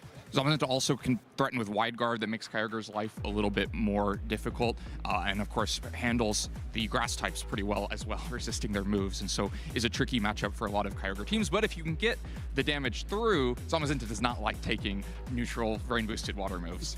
True. And then we have one more trainer that we'd like to showcase here in this segment. We're going to leave it as a spoiler for everybody to find out at once who are our other players, because to be honest, I kind of forget what we were talking about. It was Nicholas Donnelly. That's right. I remember looking at his team and saying we got to talk about Nick. He's having another great run like that Charlotte team that he had where he got 2nd place, finishing behind Wolf Glick. He's using it looks like to be friends with the Tang Gang is very beneficial because it looks like the same core. Yep, looks like it's the same speedier Calyrex, and that's not much surprise. Like I mentioned, there are 8 Calyrex Ice Rider in the final 20 players. 40% of our top cut is Calyrex Ice Rider. Didn't have that amount of success last week. Definitely a turnaround for the Frozen Horse. That's why we were coming into this tournament and not really sure where Calyrex Ice Rider was going to land. Taking a look at the Birmingham Regional Championships and what actually made the top cut there, a lot of Koraidon, a lot of Groudon, a lot of Kyogre. The horses were off somewhere else. They were not present Speaking of the horses, there's 2 Calyrex Shadow Rider in the top cut, so it's at least present, unlike Miraidon, you know, that didn't totally fall out of here. Miraidon. I think it's interesting to note both of them paired with Dondozo, but only one of them paired with Tatsugiri. So there's a solo Dozo paired with Ting Lu out there next to Calyrex Shadow Rider. It'd be an interesting team to see in top cut. And there's also Wheezing. Can't forget that Yes, Connor's so then Calyrex Shadow Rider has a Wheezing. The one with Dondozo and Tatsugiri also has Wheezing to turn off abilities and make life very confusing. And that was a very, very popular archetype when you look at the Rio de Janeiro results. Almost all of the Calyrex Shadow Rider that ended up in the top 8 or top 16 was that Dondozo, Tatsugiri, Galarian Wheezing build. So I'm so interested to see where all of the other teams lie, because even when you take a look at the Calyrex Ice Rider teams, yes, we have a pattern here with Nick, with Justin, and with Shiliang, but there are other ways that these Calyrex Ice Riders are supported that make up that 40%. Yeah, I think we can get into that Calyrex conversation now, because I think it's so important that you're talking about how it was kind of absent in the top cut of Birmingham, but also, you know, everywhere. You couldn't step one place in Rio de Janeiro without seeing the ice horse there. And those events happen at the same time, right? And Juan won with the Ice Rider. So, like, how do we evaluate information in a format like this where 2 events happen at the same time in 2 different continents and, you know, 2 different player sizes, and one gives us a piece of data that, like, Ice Rider is underwhelming, and the other one is like, Ice Rider is abundant in this region? Ultimately, it's down to the individual players. There's groups of players coming together. You can see how many Ice Rider are in this top cut because of one group of players building a really strong version of it and believing in that Pokemon. And so it's easy to kind of abstract usage as just across the board numbers for individual Pokemon that move up and down, but ultimately it's down to what individual top players decide to bring and what they trust their tournament with. What are they most comfortable with? I think that's such a difficult question to answer for looking at those metadata sample sets. But you can see here, Calyrex Ice Rider is North America's horse of choice. And there are also a lot of other players that look at maybe wanting to use different restrictions because maybe they were tired of playing what they did at the end of Regulation G in 2024 and they're trying out something new. Yeah, trying to always stay one step ahead. We talk about the wheel with Regulation G, that it always feels like we're cycling towards the next restricted. Yeah. A period of dominance for Miraidon seems like it would reward Calyrex Ice Rider players, especially if those builds are specialized to be able to handle Miraidon. I think some early Calyrex Ice Rider builds from last season did not handle Miraidon well at all, but ones that feature things like Landorus and the Ogerpon Hearthflame have a little bit easier time. I mean, we just got a full example of that in the last set that we had to be able to kickstart our day. Just knowing that you have options to be able to deal with Miraidon, wasn't it the top most restricted Pokemon in day number 1? Mm-hmm. And it's fallen off a lot as we've moved through our stages of competition. It's difficult to be the most hunted restricted Pokemon in this format because players often have their choice of the restricted, the couple of Pokemon that you kind of always see with that restricted because they're the best supporting options, and then maybe you have that 5th or 6th Pokemon or that last move or item that you're deciding how to use, and you look across what's had success recently. What do I want to make sure I can beat? And when you're the top, when Miraidon is the top restricted, the most hunted to go out there and beat, those decisions get made around how do I beat Miraidon, which then leads you into a top cut with no Miraidon. That's why the wheel turns, because then all those decisions in a couple weeks in London will probably be made about how do I beat Calyrex Ice Rider instead. Yeah, that's definitely True. This weekend is going to influence everybody's decision making and team building for EUSC. Before we toss to get Top Cut started, I will give you a quick opportunity if you would like to change your predictions, because I'm feeling pretty right now. I got 40% Ice Rider out of Top Cut still. You have 1 Groudon. You got, what was it, 3 or 4 Kyogre? I forget. 3 Kyogre. 3 Kyogre. I'll give you an opportunity. Are you gonna stick? With the restricted who brung you, or are you gonna switch it up? I started the weekend on the Kyogre train. I'm gonna stick with it. 3 left, including our top seed. I don't see why to change. It's tough, Rose. Oh, I want. Because imagine badly. if you swap and then Carson wins the whole thing. Oh no, I can't play both sides of the fence. I think it's statistically unlikely that we're going to see any of our restricteds that only have 1 player commanding them actually win the tournament. I would like to hedge my bets a little bit better. I'm not going to say Calyrex Ice Rider because I think that might be a cop-out.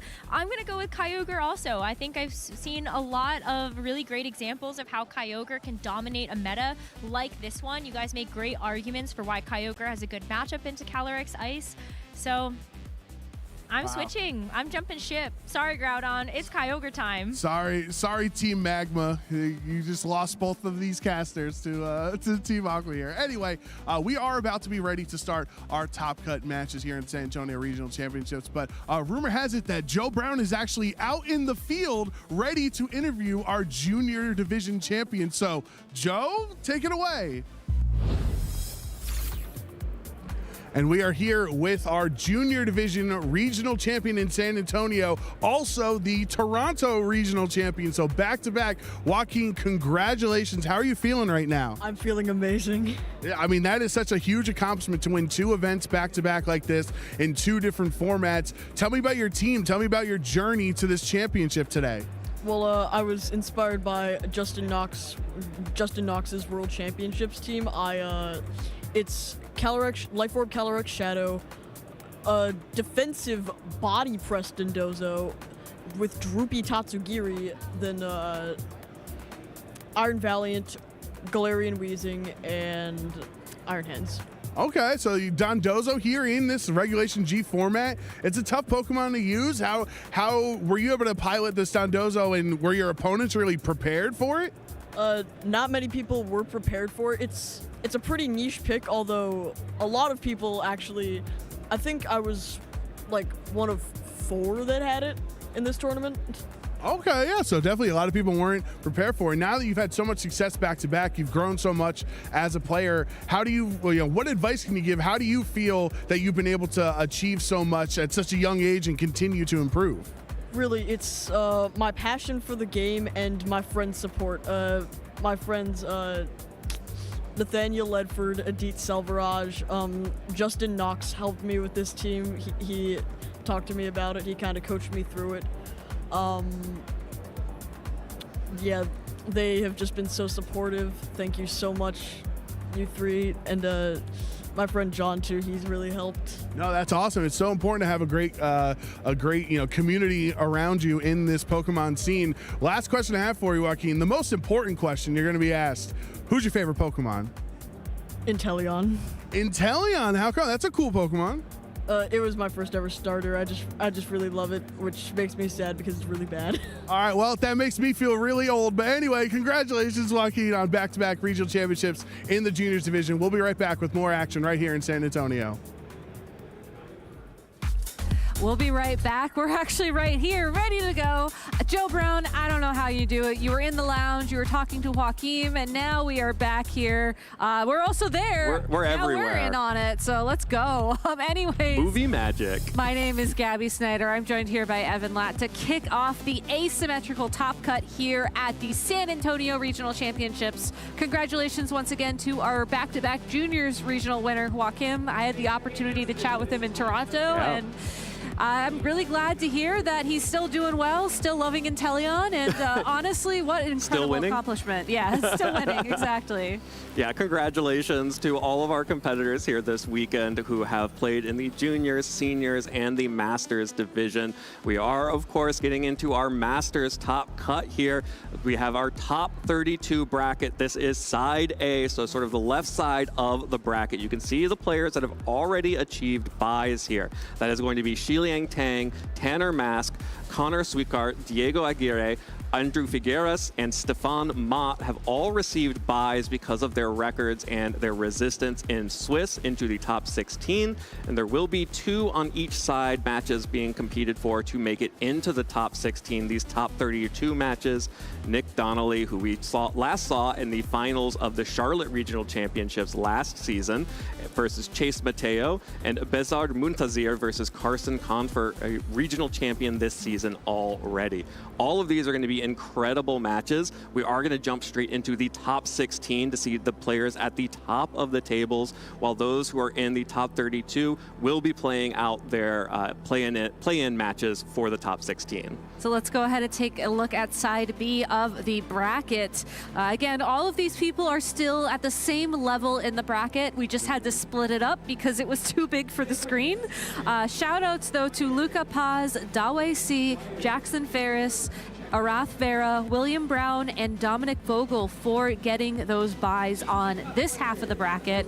We're going to be jumping in with Dawei C versus Jackson Ferris, which is something I'm very excited to see play out, because I don't know if our co-casters knew this, but we're actually heading into a Dondozo matchup. Yeah. No Tatsugiri, don't worry. Solo Dozo. So if you want to get your snacks, get them now. This is your 5-minute warning. But still very exciting that we get to talk about just how this Pokemon is coming into Regulation G after it's really built up a bit of an infamous reputation for itself. It has built up a pretty infamous reputation. For the most part, that's when it's paired alongside Tatsugiri. People seem to be a little bit more forgiving of Solo Dozo, but this particular Solo Dozo may be kind of unforgiving when we take a look at these teams. But we'll also be seeing Jackson Ferris, who we saw on stream go undefeated in day 1 with that Zacian Regidrago team from day 1, variant on Grant Weldon's team, which did make it into the top 24, I believe, of the World Championships. That was the first round of the asymmetrical cut there. The big star of that team that we saw yesterday was the Choice Band Urshifu. Oh, 100%. It dealt so much damage. The Zacian was more like a support. It was a cheerleader for the Urshifu. And that was what was really cool about that team, is that at the end of the day, unlike some of these other restricted teams, Zacian was not the solo star. It was an ensemble piece. Yeah. And because of that, we saw Jackson have the ability to prioritize, okay, the Choice Band Urshifu is going to get me more damage, it's going to give me more momentum. This is the Pokemon I want to have on the field as the star. And Zacian is there just providing some really good damage, don't get me wrong. But, it's just taking a little bit of a supportive role that episode, the B plot, if you will. It was definitely the B plot. It spent a lot of time absorbing Intimidates from Incineroar, absorbing a lot of that pressure. It was absolutely targeted down repeatedly in that matchup, and that just left an opening for the Choice Band Urshifu to break through. We'll have to see if Jackson will be able to do that against Dawei. Their team is extremely bulky. We are expecting to have this drag on a little bit just by virtue of the choices that they have made on their team. Again, it is the Calyrex Shadow Rider team on Dawei's side, but that will also be alongside traditional, honestly, it's a Tinglu solo Dondozo. I remember this from the North American International Championships multiple seasons ago as just one of the most obnoxious, stalling teams out there. And it's back in Reg G and still working. I know. Dawei has been running Dondozo for a very long time. They used to be located in the New England region. They still are, but I think they're closer to New York now than Massachusetts. And I would just remember being afraid of getting paired up against them, because then you're playing Dondozo. Then you're playing Dondozo. Then you're playing Tinglu, potentially. And it's just a very tough matchup to have in a local when maybe you didn't want to use all of your spoons in round 3 of Swiss. Yeah, that's a lot of energy to expend for a local. But, that is what has gotten Dawei to a 10-1 record in the Swiss rounds, which means they have this bye into the round of 16 up against Jackson. You can see Jackson and Dawei's accomplishments both there on the screen. Jackson has had an incredible tournament so far, matching his best result in the 2024 Peoria Regional Championships in top 16. Now has a second top 16 to add to that, and definitely looked very impressive in his stream game yesterday. But that will be up against Dawei C, who, like you mentioned, has been an extremely powerful trainer in the New England region. For sure. Gets top 4 at the Baltimore Regional Championship earlier on this season. Top 32 at 2 NAICs and top 16 at another. Dawei is just a very, very powerful player when they are allowed to rely on a bit of a slower team. So keeping that context in mind, let's go ahead and take a look at Jackson's team. If you didn't see him on stream yesterday, this is the Regidrago, the Tornadus, the Urshifu, Ogerpon Hearthflame Mask, Farigiraf, and Zacian team.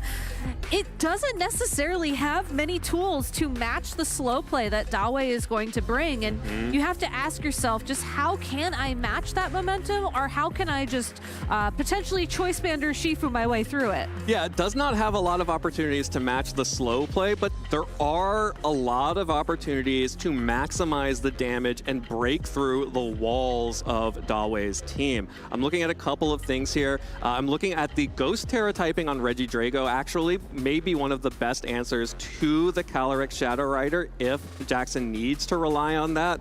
Most likely, I wouldn't expect to see it early, but maybe if the Calyrex Shadow Rider is having a really great turn, a really great set, we might see that. But really what I'm attracted to on this team for this matchup is the combination of Choice Band Urshifu, Rain Dance Tornadus, and Helping Hand for Rigoraph. Those are a lot of multipliers that can start breaking through the bulk on Dawei's team. And Dawei bringing Dondozo, Tinglu, Calyrex Shadow Rider, Ogerpon Hearthflame, Urshifu Single Strike, and Whimsicott doesn't necessarily have the tools needed to stop this Tornadus from setting up a Rain Dance, from going for a Tailwind. Is going to be forced to respond. Could threaten to match a Tailwind with a Whimsicott lead, or potentially encore that Tornadus into something if it doesn't necessarily Terrastalize into a Dark-type Pokemon. But overall, we'll be forced to just weather the storm that the combination of those two Pokemon brings. You have the Dondozo, though. It is a Terra Dragon, so if you decide to Terrastalize that Pokemon, it's going to be able to tank a few of those hits. But then what can it do in return? It's possible that a rain-boosted Wave Crash plus some damage from this Calyrex Shadow Rider would be enough, but Dawei is going to have to play very carefully, sort of feel out how Jackson is going to approach the speed versus Rain Dance portion of this matchup, and then respond. Absolutely, and there are a couple of options here. The biggest downside to the Urshifu Rapid Strike is not just that it is choice banded, so will be locked into an attack, but it can only target one Pokemon at a time. So expect to see this Ogerpon with Follow Me being extremely important, especially since this Calyrex has opted for Substitute. You know, Dawei clearly wants to be able to protect Calyrex with a substitute, but that is not going to do anything alongside the Urshifu Rapid Strike. It can just immediately bust through that substitute with not even a Rain or Helping Hand boosted Surging Strikes, and then deal big damage right back. So this is going to be a really exciting top 16 matchup, and the leads are actually going to be the Whimsicott and the Ogerpon Hearthflame for Dawei, alongside the Zacian and the Urshifu for Jackson. And Whimsicott is a Pokemon that you called out as potentially being very important in this matchup, Gabby. Very important for sure, but Jackson led two of his most powerful physical attackers immediately off the lead, so Dawei is going to have to make a couple of predictions here to ensure the targeting of the Ogerpon Hearthflame is correct.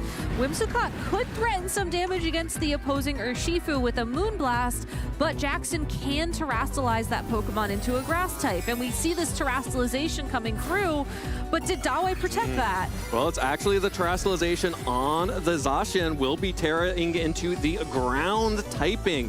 This will give it additional attack options, including the Terra Blast with the Ground typing. While Tailwind is set up immediately from the Whimsicott, the Terrastalization also protects against the Ivy Cudgel. That critical hit would have been an easy KO if that had not Terrastalized, and the Behemoth Blade will pick up the KO on the Whimsicott in return. That means that Whimsicott was traded just for these next 3 turns of Tailwind, as Surging Strikes Choice Band boosted deals so much damage to that Ogerpon, but will not be, may actually be, if it gets a good roll, that could be a KO, but it is not, just barely hanging on. Just barely hanging on, so Dawei will have the opportunity to go for one more attack on that Ogerpon Hearthflame. It might actually be a good thing that the Whimsicott was knocked out in one hit, as now this Calyrex Shadow Rider enters the field, is going to be guaranteed to be faster than these two opposing Pokemon, and a Astral Barrage here probably will pick up the KO on the Zacian. Yeah. So that'll be a boost for it in its special attack, and then you can carry that momentum forward. Yeah, this Zacian has just become come by virtue of terastallizing a +1 boost for that Calyrex if Jackson allows Dawei to get an attack off into that Pokemon. Of course, that Urshifu is also immediately threatened by the Ogerpon and the combination of Ogerpon and the Calyrex as well. Cannot protect, will have to switch out or go down. The one saving grace is probably not a boost to the Calyrex if it goes down. That is very true, as it would be that second attack from the Ogerpon that presumably would take it out, but we get to see Regidrago from Jackson for the first time this weekend. Regidrago is out. That dragon typing matches up very well into the Hearthflame Ogerpon, which is terastallizing into the fire typing. That's going to give it a +1 boost to its attack and make it extremely scary. That is the lowest health terastallization I've seen since the 3 HP Fairy Calyrex Ice Rider earlier. That is going to be a protect as the Astral Barrage comes through from the Calyrex onto this Zacian and the Regidrago on the switch-in. So that is going to be damage into Regidrago and into the protect on Zacian. So no boosts yet. And the Ivy Cudgel will actually connect onto the Regidrago. So that is actually just going to be a KO onto that Pokemon on the switch-in. Even though Regidrago matches up great on paper against the opposing Ogerpon, Astral Barrage was really all that was needed to shore up that matchup. The Astral Barrage was great additional damage, and now Jackson is trying to consider which Pokemon to bring in. We see the Tornadus and Urshifu as the two options, meaning that if Jackson wants to, he can match the Tailwind that the Whimsicott has set up. I think you have to match the Tailwind at this point in time. Enough turns have passed that it's staggered on the field, so you will have that speed control for a little bit longer. But if you send in the Urshifu in this board state, you may be able to use Aqua Jet to pick up a KO on that Ogerpon, but Zacian is still going to go down to another attack. I don't think you can risk losing your Urshifu in this board position. Yeah, but I don't even know that you can match the Tailwind here, because the Zacian is just going to get picked up by the Astral Barrage. Calyrex is naturally just going to be faster. I mean, it all depends on the training of these Pokemon. It depends on the training of these Pokemon, and I think critically it depends on your ability to get through the next turn and wait until Dawei's Tailwind expires. Well, that's going to be a Psychic coming out from Calyrex into the Zacian, so just picks up the KO there. That is a boost for the Calyrex Shadow Rider as Zacian goes down. Jackson has been able to set up the Tailwind here, so we'll be able to have the Tailwind for that Choice Band Urshifu in the back. We'll be able to potentially start dealing some damage if this Ivy Cudgel doesn't just knock out the Tornadus on its own. If Tornadus can't survive, which it cannot, a one-hit KO, this Urshifu only has single target attacks, and there are 3 Pokemon remaining, including a boosted Calyrex with Follow Me support from that 1 hit point remaining Ogerpon Hearthflame. And Dawei taking such a safe approach to that final turn as well. Being able to go for Psychic there instead of the Astral Barrage does mean that if your Urshifu had switched in, you're going to hit that super effectively and guarantee the KO. Yep, well there is the Psychic into the Urshifu, proving your point there that it wasn't one-hit KO as that Pokemon goes down. And Dawei, you know, we talked about Dawei bringing a very bulky, very slow team. Turns out Dawei can also put the pedal to the metal and get things going with some offense. And I mean, it's these kind of hybrid teams we've seen do well time and time again this weekend. I mean, this harkens back to the Calyrex Ice Rider team that we've seen Justin Tang and Shi Liang Tang and Nick run already in this tournament. As long as you're able to know when you need that speed control, you are able to gain an advantage and just, again, roll the momentum through. It was to Dawei's benefit that the Whimsicott was knocked out in that turn 1 by the Zacian, because now you have your Calyrex Shadow Rider on the field and your opponent's hands are unfortunately tied. Going into this game number 2, though, I do think that Jackson does have the opportunity to make a couple of adaptations here, especially in the vein of speed control. I don't think you necessarily want to lead your 2 most powerful attackers in this game 2 situation.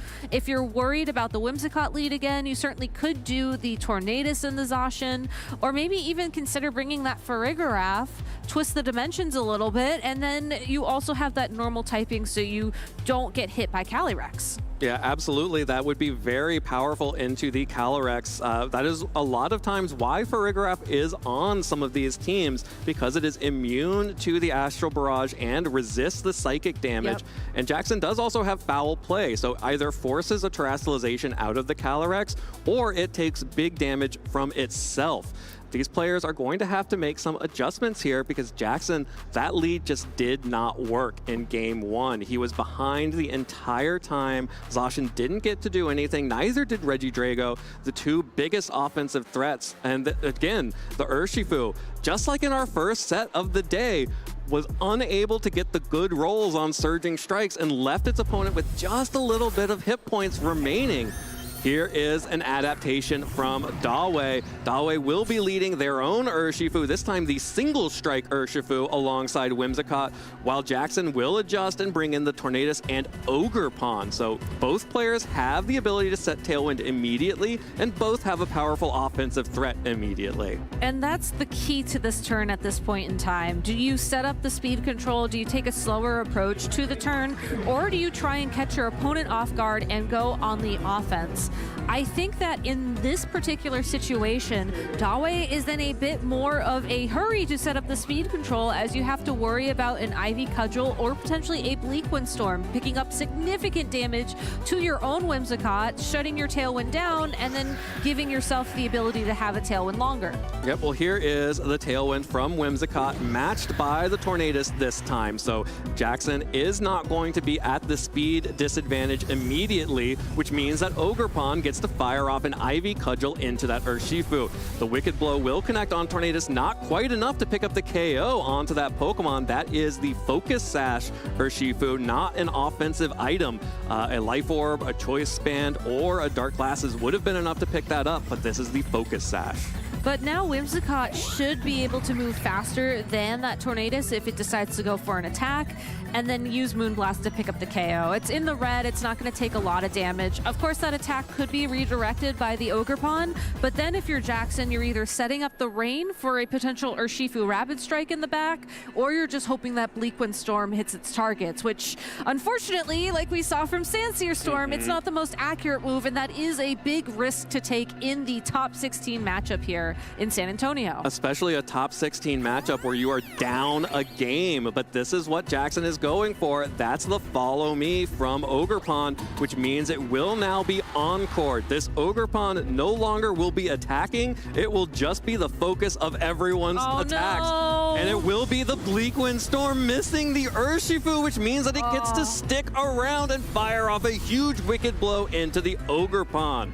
Still not enough damage to pick up the one-hit KO, but that is a lot of damage. And that's okay, because you know if the Ogerpon is staying on the field this turn, it has to go for Follow Me. So you either land another Wicked Blow or potentially a Moonblast into whatever Pokemon comes in next, or you can try and just target down that Tornadus and pick up the KO. There's plenty of options for Dawei in this position. Being able to threaten shutting down one of your opponent's Pokemon from choosing a different move is absolutely huge when you're playing these slower stalling games. Absolutely, and Jackson is trying to decide what to do here.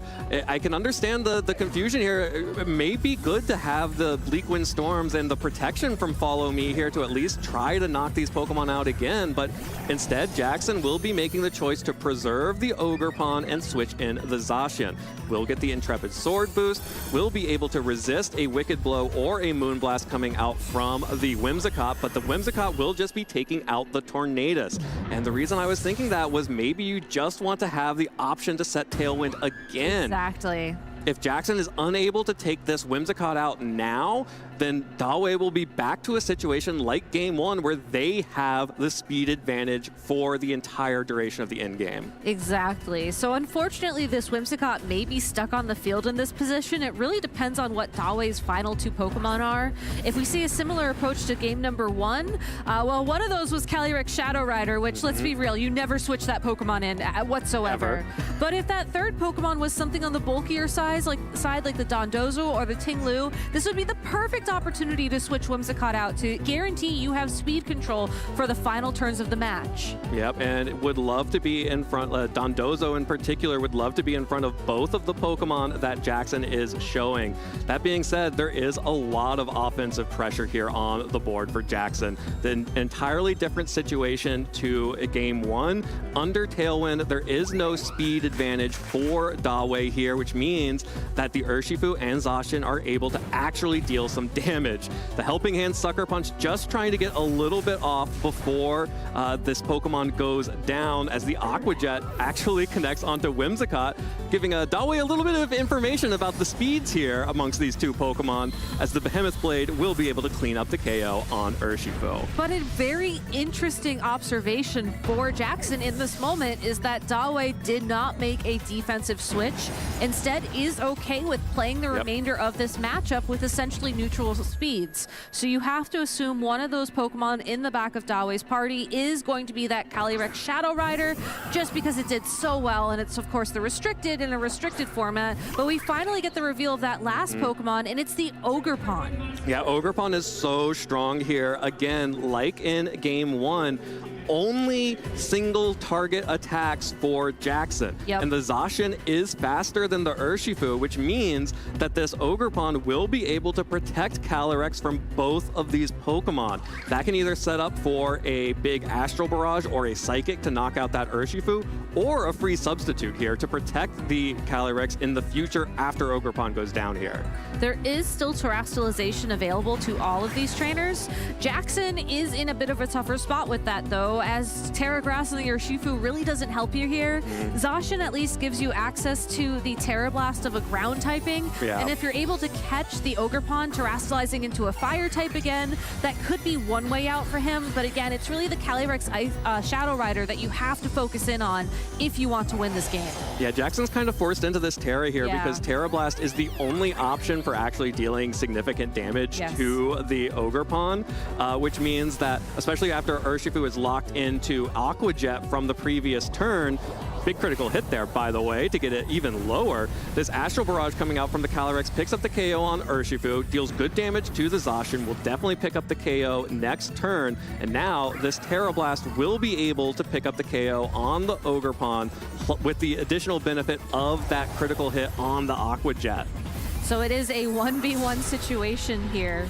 Yeah, and if I'm in a 1v1 situation, I want to be on the fastest horse out there, and that's Calyrex Shadow. I mean, arguably Zacian isn't a horse, but there is still also the Ogerpon in play. But when I say it's 1v1, it's because the Calyrex Shadow Rider has Astral Barrage, and I believe both of these Pokemon are within KO range from a +1 special attack on Calyrex Shadow Rider, and that's exactly how you want to play a team if you are a Calyrex user. You want those Pokemon to take so much damage that you can get these KOs. Yep, and there it is. 2 more KOs for the Calyrex and the Spectrier it rode in on. That's a win for Dawei C, and they will be advancing into our top 8. An incredibly dominant win over Jackson and this Zacian team. Dawei proving it's not just about slow play. There are so many offensive options on this team as well. And I think that a lot of players, if they look at Dawei's team, look at it and see, oh, Calyrex Shadow Rider and Ting Lu, isn't that really weird to run next to each other? But I think if you're running a team that is like a Ting Lu Dondozo team, you also want to have that big damage option.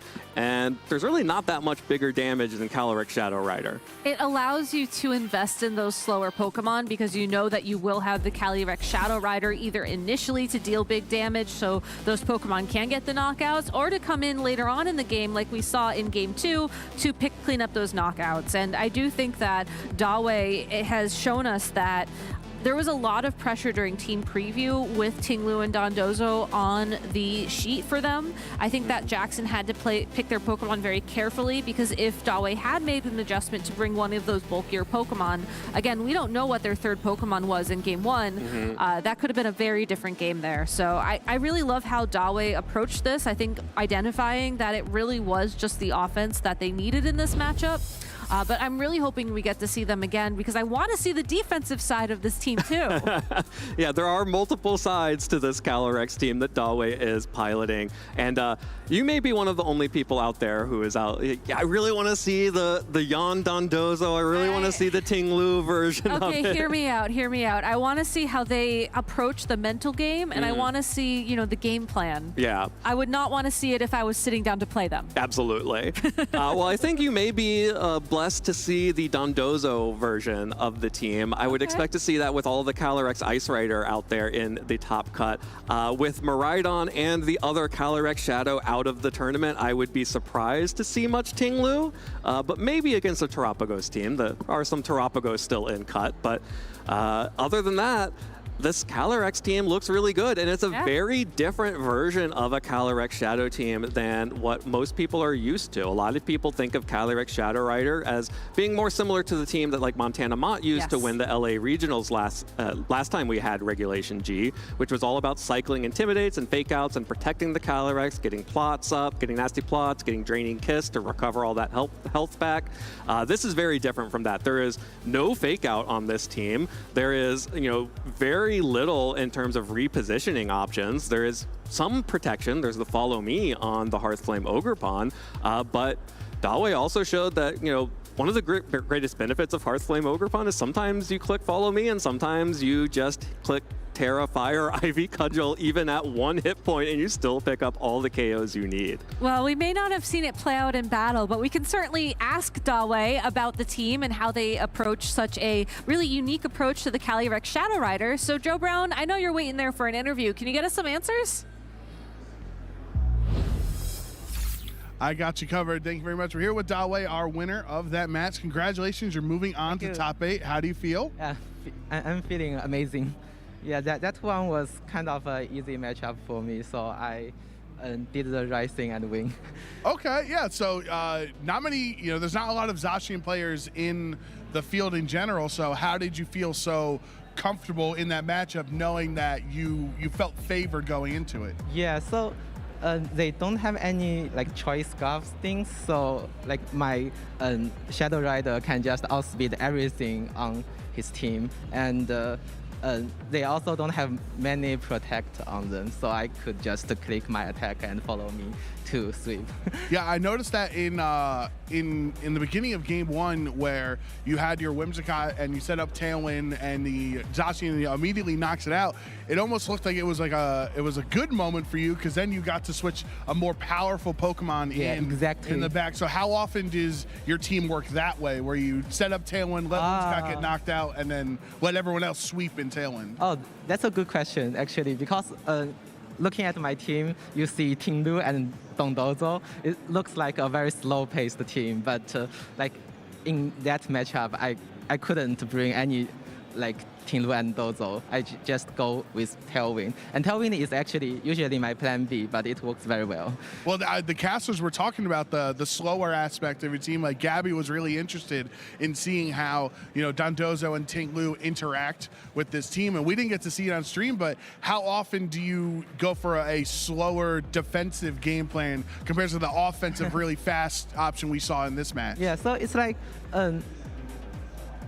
almost I almost always bring Ting Lu and Dozo, except their Zacian is Fairy plus Steel, and my Ting Lu is Terra Fairy, and it just cannot survive any of Zacian's attacks, so I didn't do that plan A, but I did that a lot.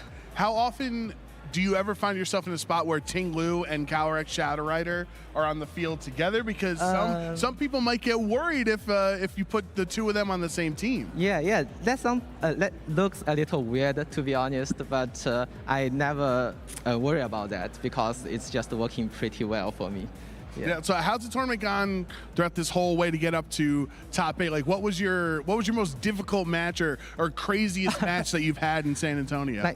My only lose yesterday is round 4, and my opponent had a Snorlax with Young and Fisher, Oh, okay. And their Snorlax and my Dozo was just yawning to each other, and they hit their fissure, but I didn't. Oh, okay. Yeah, that was my only loss. Two fissures going back and forth. I love to see it. Okay, do you have any shout outs for any friends watching? All the friends supporting me, like first my building group, Gavin, Harrison, Zach, and my Chinese friends, like Mel, Zhenle, and all the people there. So, yeah. Okay, well, congratulations, Dawei, on and my partner, Lisa. I don't know if she is already watching there, but I'm very happy to win this stream match. All right, well, best of luck in top 8. Wish you the best of luck throughout the rest of the tournament. Thank you so much. All right, we're going to head back over to the casters to continue our Top Cut coverage. So, team, take it away. You know, I did ask for an update on the Dondozo Tinglu approach, but I wasn't expecting that to be answered by, oh yeah, I had a yawn fissure mirror matchup against a Snorlax, and we just yawned at each other for a while. Like, yeah. That's something that I'd love to see animated, because I feel like the Pokemon would just be there, like, yawning, and their trainers are just like, oh my god. I'm pretty sure we already did see that animated in one of the early episodes of the Kanto Adventures of Ash Ketchum with the Metapod versus Metapod battle. That's not yawning, though. They were just sitting on the field boosting their defenses. Yeah, that's a rough match to just be yawning back and forth and waiting to see which fissure is actually going to land when you wake up. Yeah, congratulations to both of the trainers in that matchup. Obviously, Dawei is here in Top Cut, but I think it takes a lot of mental fortitude to make it through a battle like that. Oh yeah, definitely not something you plan for when you're heading into a tournament, but congratulations to Dawei. Be really excited to see more of what they've got in the tank for this team, various modes, and absolutely mixing it up, not just going hard into only a slow play. I think that's really important in this meta in particular. You need to be able to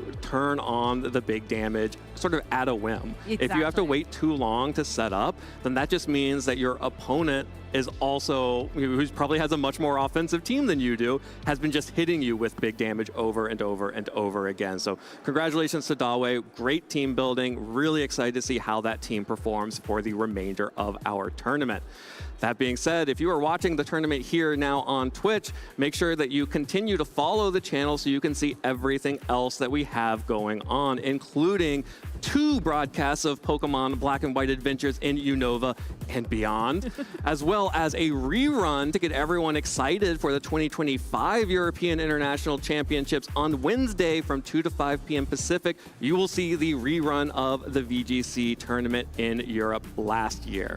Of course, that run on Wednesday is only going to be highlights, as I don't think you can compress that entire tournament down to a 3-hour block on a Wednesday afternoon. Or maybe you can. I don't know. Wednesdays can be kind of weird sometimes. But if you want to check out all the matches from last year's European International Championships, you can head on over to YouTube and catch a ton of VODs, on your own time, if you want to relive any of these exciting Pokemon moments. I personally do love popping in on these Twitch rebroadcasts, though, as it's really fun to sort of see people not only just react to the stream if they're watching it for the first time, but sometimes you can get a lot of analysis, people remembering, oh yeah, this is, where this is going, this is what this person was probably thinking, and I think there's a lot to learn in those kind of situations. So absolutely, if you're looking for a fun time, come hang out on Twitch. Absolutely, and if you are watching this tournament and thinking, yeah, I would love to watch those highlights and the replays, but I would also like to experience it for myself, you can find a Pokemon League near you that will host regular tournaments for championship points, as well as just for the community and the experience of building a team, taking it to an in-person event, and playing against other Pokemon trainers like yourself. That's where you can find all of your local community who will be able to help support you at these regional championships and beyond moving forward. I know, Evan, I've spoken a lot about my local league. Do you have a local league that you like to attend in Nashville? Not one in particular, but there are a few different stores that do events throughout the Nashville and Kentucky region, sort of in between the Louisville to Nashville pipeline. There are a few different events there that are available, and we've had a lot of additional premier challenges and mid-seasons that have happened. I have used the old language because I am old, but they do all exist here, and there are a number of them, and some great players that will be there, and a lot of people that you'll be able to meet and enjoy and see at other tournaments moving forward. Well, if you would like to participate in a League Cup or a League Challenge and you are local to the San Antonio region, you can always check out Shenanigans, Esports and Gaming, or Heroes Hideout Cards and Collectibles. I'm assuming that Shenanigans would also be a really fun place to run a team like Dondozo with Jan and Fisher, because let me say, that's a lot of shenanigans That's a right little there. shenanigan-y. I love that name. I really do. But it's so important to make sure that you're active in your local Pokemon leagues, as it's a way to connect with the community. It's a way to meet people, to build team building groups, to have people that you can test with, and really just have the almost like a distilled regional experience in your backyard. Something that you can attend on a Thursday evening, even if you still have work the next day. Yeah, that won't take 2 days, two 10-hour days of tournament play. Plus travel, plus the travel. hotel. I mean, you're still going to go out to eat with your friends. Let's be real. So just, pencil that one in. But it's a good time. Yeah, absolutely. And if you compete in those leagues and you start doing well and you start thinking, I just want to keep going, I want to participate in the official tournament series, this is the remainder of our North American schedule. Of course, that also includes the European International Championships, which will be the next tournament that we have for our North American competitors. Will be at the end of February, and then we'll be jumping up to Canada for the Vancouver Regional Championships, one of my favorite cities that we do tournaments in. Place with a lot of VGC history. It was the first place that I got to cast Pokemon for the 2013 World Championships. Really incredible place. I highly recommend the Vancouver Regional Championships. You can also still register to compete in Vancouver. Normally when we do these verbal shout outs, it's like, yeah, go to the Pokemon website so that you can register an event for future events. But no, Vancouver, you can still register for today. So if you're looking to play VGC in a regional environment, but also check out a really cool city with a lot of history, a lot of great food. You can hear the cruise ships while you play, which is always fun.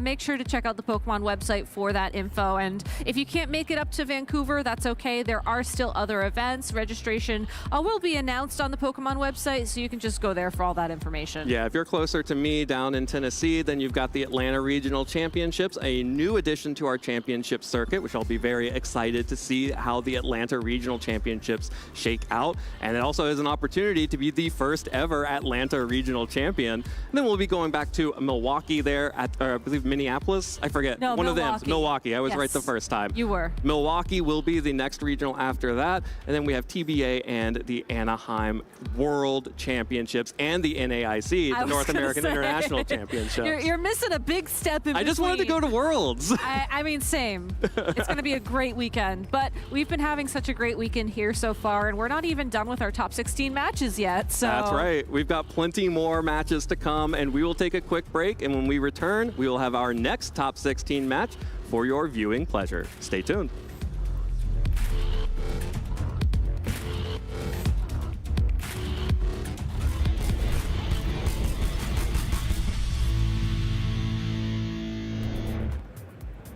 I am here with our senior division champion here in San Antonio, Hudson. Congratulations on the victory. How you feeling? I'm feeling great. It feels really nice to win another regional. I just won one. Yeah, it feels really, really awesome. You're on a roll, and that's now through multiple different types of formats in VGC, right? So how'd you keep your momentum moving from Regulation H to back to Regulation G? Yeah, so my Regulation G team is kind of like Regulation H. There are only 2 Pokemon that aren't Regulation H, Zamazenta and Iron Jugulus. And I'm really happy that I brought Iron Jugulus to put in a lot of work. Yeah, definitely my MVP in this team. Okay, awesome. Tell us about your team. What was the inspiration? How'd you come up with your team of 6? So I really like Pelipper and Basculegion. I use that a lot in Reg H too. So I put those 2 on my team. I added Rillaboom, I added Amoonguss. Iron Jugulus is really nice for Tailwind and like Snarl and stuff for Calyrex Shadow. Yeah. Okay, that's cool. I love seeing the Rain team still doing well here in Regulation G. What's one of your tougher matchups? Because I feel like, you have Rain Pokemon out there, but then Miraidon's such a popular restricted Pokemon. How do you deal with a Miraidon matchup? So Miraidon, well, my game plan against Miraidon is always lead Rillaboom. So like if they lead Miraidon, I get the immediate grassy terrain. And like if they don't bring Ferrogaraf, like I can just fake them out. So yeah, I just like try to like call the fake out turns correctly and outplay.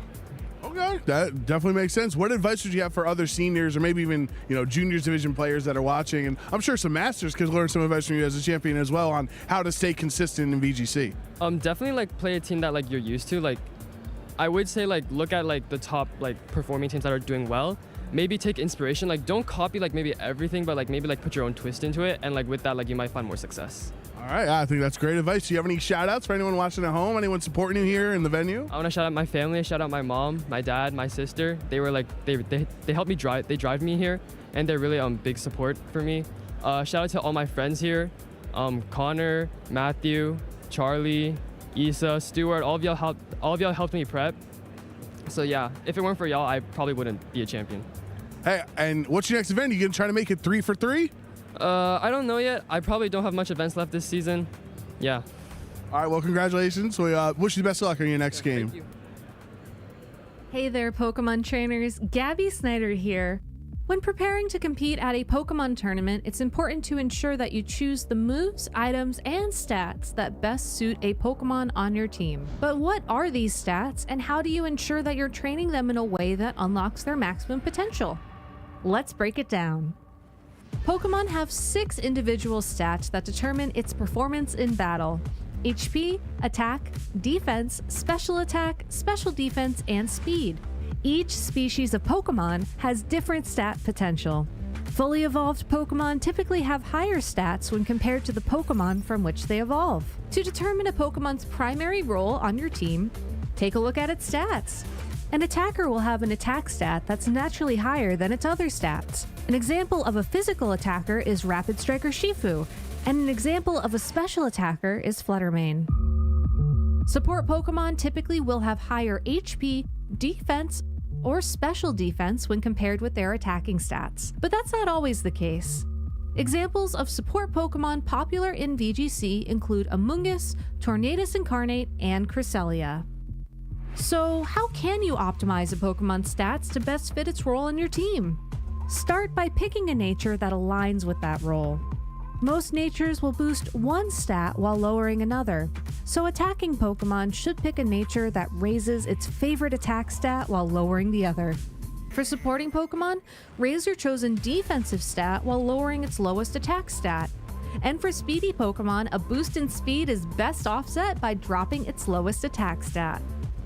Next, maximize a Pokemon's potential by training their individual strengths, which are the innate affinity each individual Pokemon has for each stat, ranging from no good to best.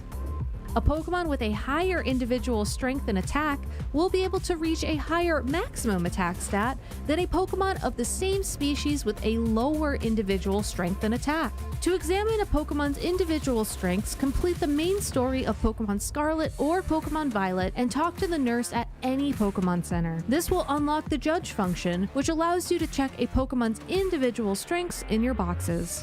You can maximize a Pokemon's individual strengths by talking to the Hyper Training trainer in Monte Nevera in exchange for a bottle cap, which can be purchased from Delibird Presents. Now it's time to train a Pokemon's base points, which help determine the growth of its 6 stats. Each Pokemon begins with 0 base points in each stat. There are limits to how many base points each stat can earn, as well as the combined total of all 6 stats. So you won't be able to train your Pokemon to have the best possible stats in every category.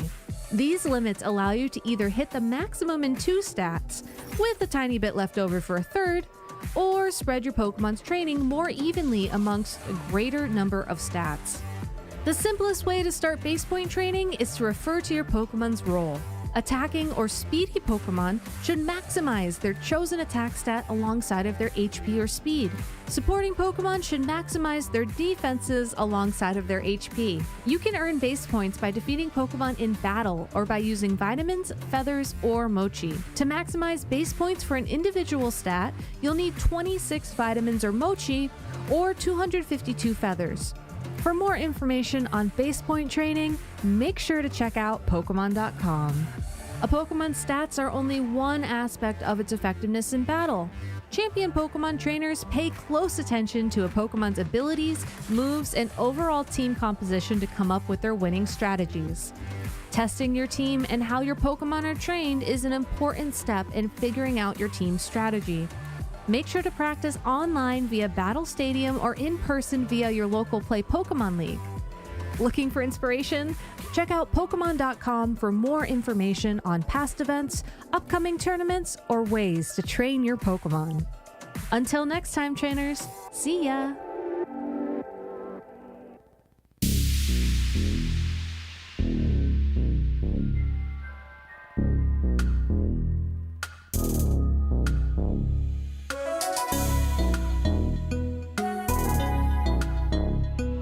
The journey to the top is long and tough, and it takes all your heart and soul to keep on going. 夢にたどり着くまで諦められない。 While your passion is the fire, always lighting up a path, it's the greatest who will get to lead them all. So do you wanna be legendary? So do you wanna be legendary? Have you got what it takes to win? Have you got what it takes to win?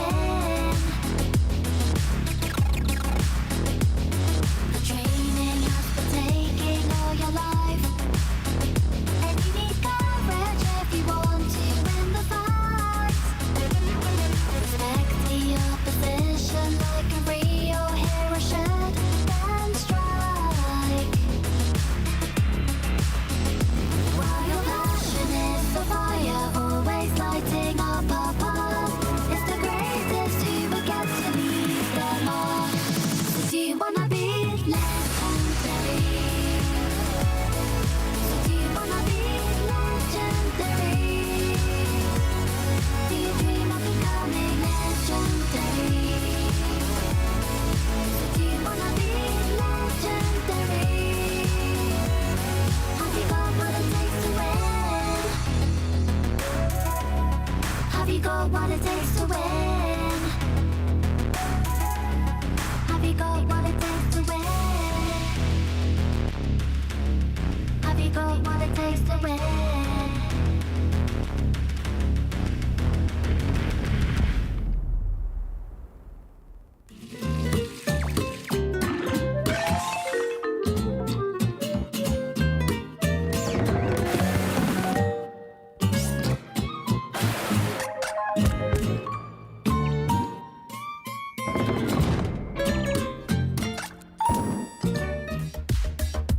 Do you got what it takes to win? 8 trainers remaining in the tournament feel like they've got the stuff to walk away with those boots here in San Antonio as the regional champion, the 5th regional champion crown. Oh, is that Cheese's cousin? No, but I love that dog. Whoever's dog that is, please tell them they are a good boy or a good girl and that we love them. That was an adorable dog. They're the real regional champion right there, ladies and gentlemen. What a baby. Sorry, I'm very much a dog Is that a Squirtle? person. Is that a Squirtle dog? I think so. Cool. I know, right? No better way to start the segment than kind of see that adorable dog there. Here in San Antonio, we're getting set up for our top 8 matchups here. We have 8 players remaining, as we mentioned. It's been a tough day. You guys just cast 2 crazy matches back to back. How are you feeling right now? I mean, amazing now that I saw that dog, but also amazing before that as well. I think that we've seen a lot of teams do well this weekend that weren't necessarily at the top tables in Birmingham or in Rio de Janeiro. And it's so fun to see that we're innovating on a format that a lot of people weren't necessarily expecting so much innovation on right off the bat. Yeah, absolutely. I think a lot of players, especially after we saw the Miraidon team win in Birmingham again, the same team that won the World Championships, it's definitely been something that a lot of players, I think, have been concerned about, that, oh, well, this meta is going to be stale when we return back to Regulation G. It's already been figured out. Everyone used their best techs for the World Championships. So what else is there left for Regulation G? And it turns out there's quite a lot. We have seen so many different restricted Pokemon and so many different partners to those restricted Pokemon show up as very specific counters to this meta that has developed. And of course, even just seeing some really cool adaptations like the Salt Vest Groudon team that made it into the top 8 of Birmingham and now has had a much better show, has a good showing here in San Antonio. Unfortunately, Groudon, that Assault Vest variant is no longer in the tournament, but definitely had a big impact on this tournament by knocking out all of the Miraidon in the tournament and making life very difficult for Miraidon players. For sure. And one other thing I want to quickly touch on is what you told me yesterday. EUIC is just around the corner, and a ton of trainers came into this tournament being like, well, I think I'm just going to run whatever, and then I'm going to show my real tech for EUIC. And I don't want to set the bar too high, but also I want to acknowledge that the bar is high. I mean, if this is the people running, whatever, like, where's the real innovation? What's that going to look like? Yeah, right. People just casually dropping Koraidon into all these top cut matches, and everything. We'll see what's going to happen in London. But if we do have the opportunity to see the day 2 usage of the regular Pokemon, not the restricted Pokemon, but if we do have that opportunity to see what those numbers are, production can help us out there. Thank you very much. Appreciate that. Some of these Pokemon I really wanted to highlight, which I don't know if it's possible for a Pokemon that won Worlds to be on the rise, but Dawe really showing why Ogerpon Hearthflame at the 7th most used Pokemon. I think I would anticipate that percentage will continue to rise event after event. Yeah, I think this is actually a very low percentage for the Hearthflame Ogerpon and very high for the Cornerstone Ogerpon, which really speaks to the makeup of our day 2 with so many more Calyrex Ice Rider teams in the field. Same thing with the Amoonguss. Amoonguss, a very popular partner for the Calyrex Ice Rider. So Hearthflame Ogerpon is still very powerful. Dawe clearly showed that Hearthflame Ogerpon, even at a sliver of health, is a huge threat. But, you know, that is a little bit lower usage than I might expect just because of how distorted the day 2 meta was with so many Ice Rider teams. I know. I wish that we had the granularity in these graphics to go through and be like, well, not only is this Cornerstone, this is a representation of the Cornerstone and the Calyrex Ice Rider, and, you know, sort of break down the teams in that fashion. Unfortunately, we can only sort of infer, but I do think that you're absolutely right that this is a lower showing for that Ogerpon Hearthflame, and given that we have the Rillaboom and the Amoonguss in the top 6, which this Pokemon has really nice matchups into, I wouldn't be surprised if coming into EUIC, that percentage is up there, maybe closer to the Raging Bolt or the Incineroar. And I think it's really interesting that that top 6, the top line there, all 6 of those Pokemon are incredibly powerful Pokemon that I expect maybe one or two, one may get knocked down in favor of the Hearthflame Ogerpon in the meta with more Miraidon teams in particular.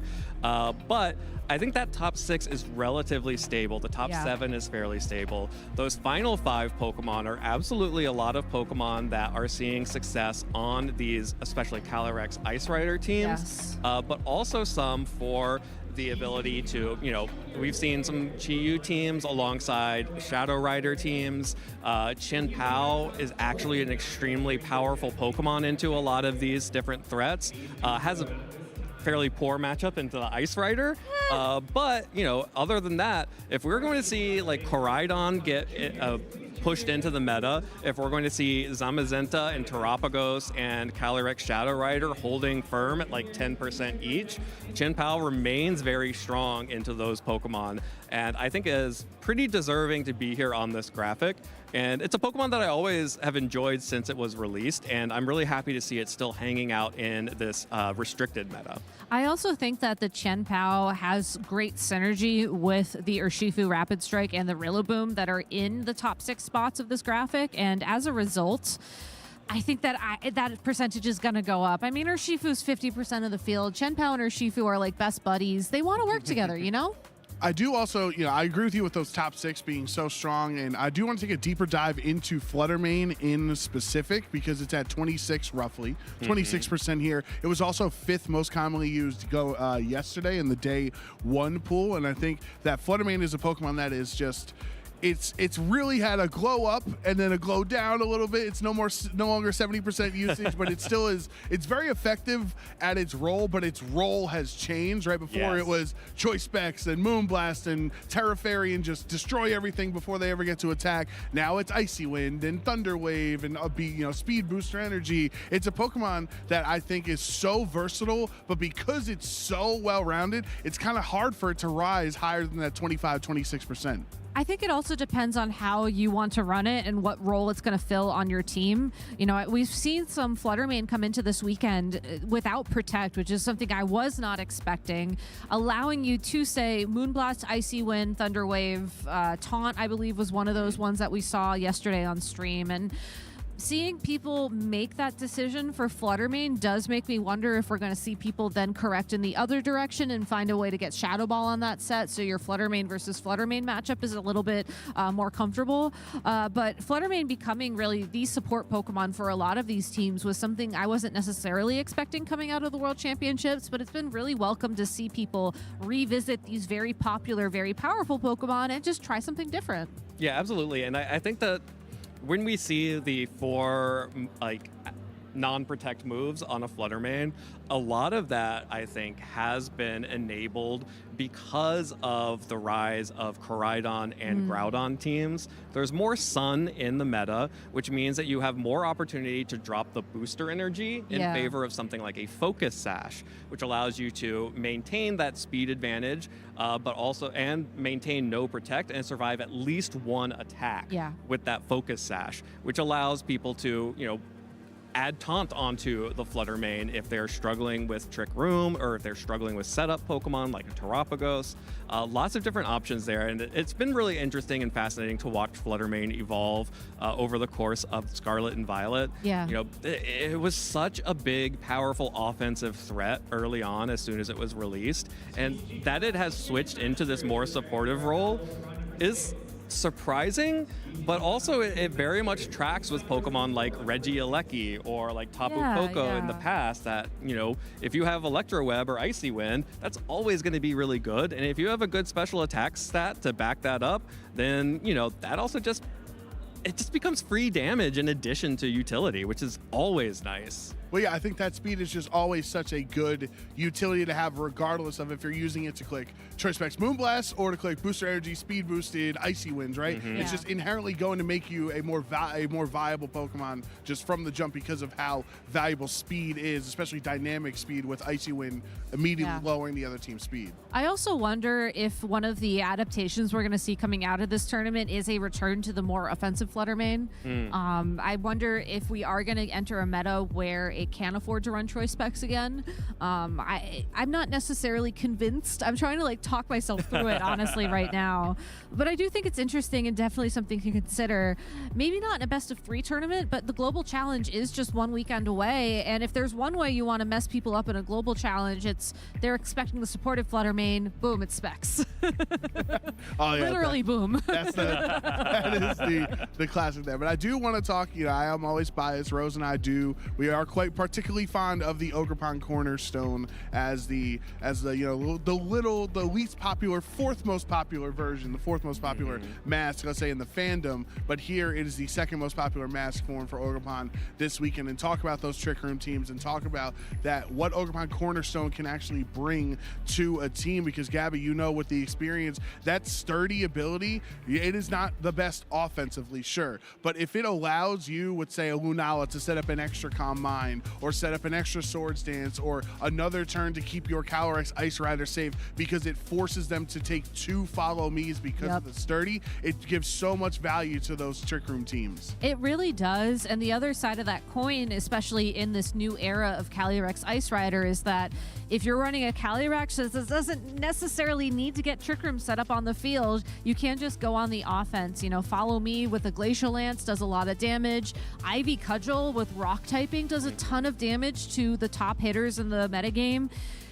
There's different ways you can play it. There's ways you can keep your opponents guessing, and that's so important in a best of 3. I think a lot of these teams we're seeing do well this weekend and do well in Regulation G, have an A mode and a B mode and maybe even a C mode. And part of the initial choice you have to make in Team Preview is, Is this going to be the A mode where it's follow me Trick Room?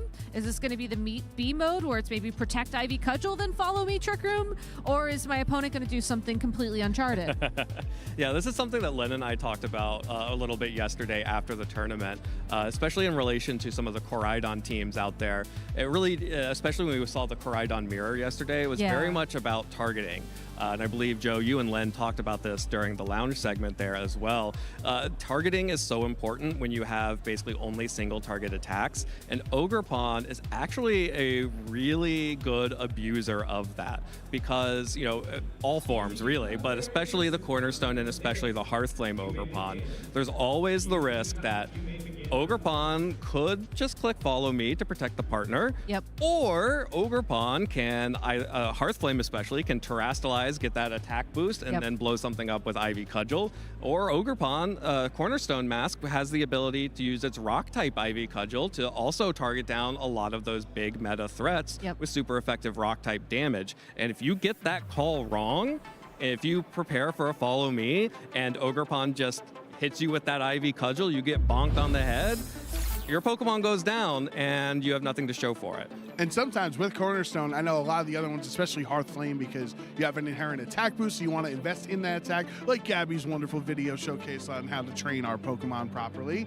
You want to be as attacking oriented as possible, but because of the, you know, every once in a while you just get a free critical hit off of the Ivy Cudgel on the Cornerstone specifically. Not a lot of rock resistance in the format. Rock is a great offensive type to use. We don't have a lot of rock slides going around, but you look at those graphics, there's really not a lot of Pokemon that would like to take a critical hit rock Ivy Cudgel for sure. So we'll see how Ogerpon does. But before we get back to our top 8 action, I will give you two the same opportunity that I gave to Len and Rose. And good thing for Rose, she did jump out of the Groudon train because Groudon was knocked out last round, so there are no more Groudon remaining in the tournament. I'll give you two the opportunity to swap your restricted Pokemon of choice to win the event.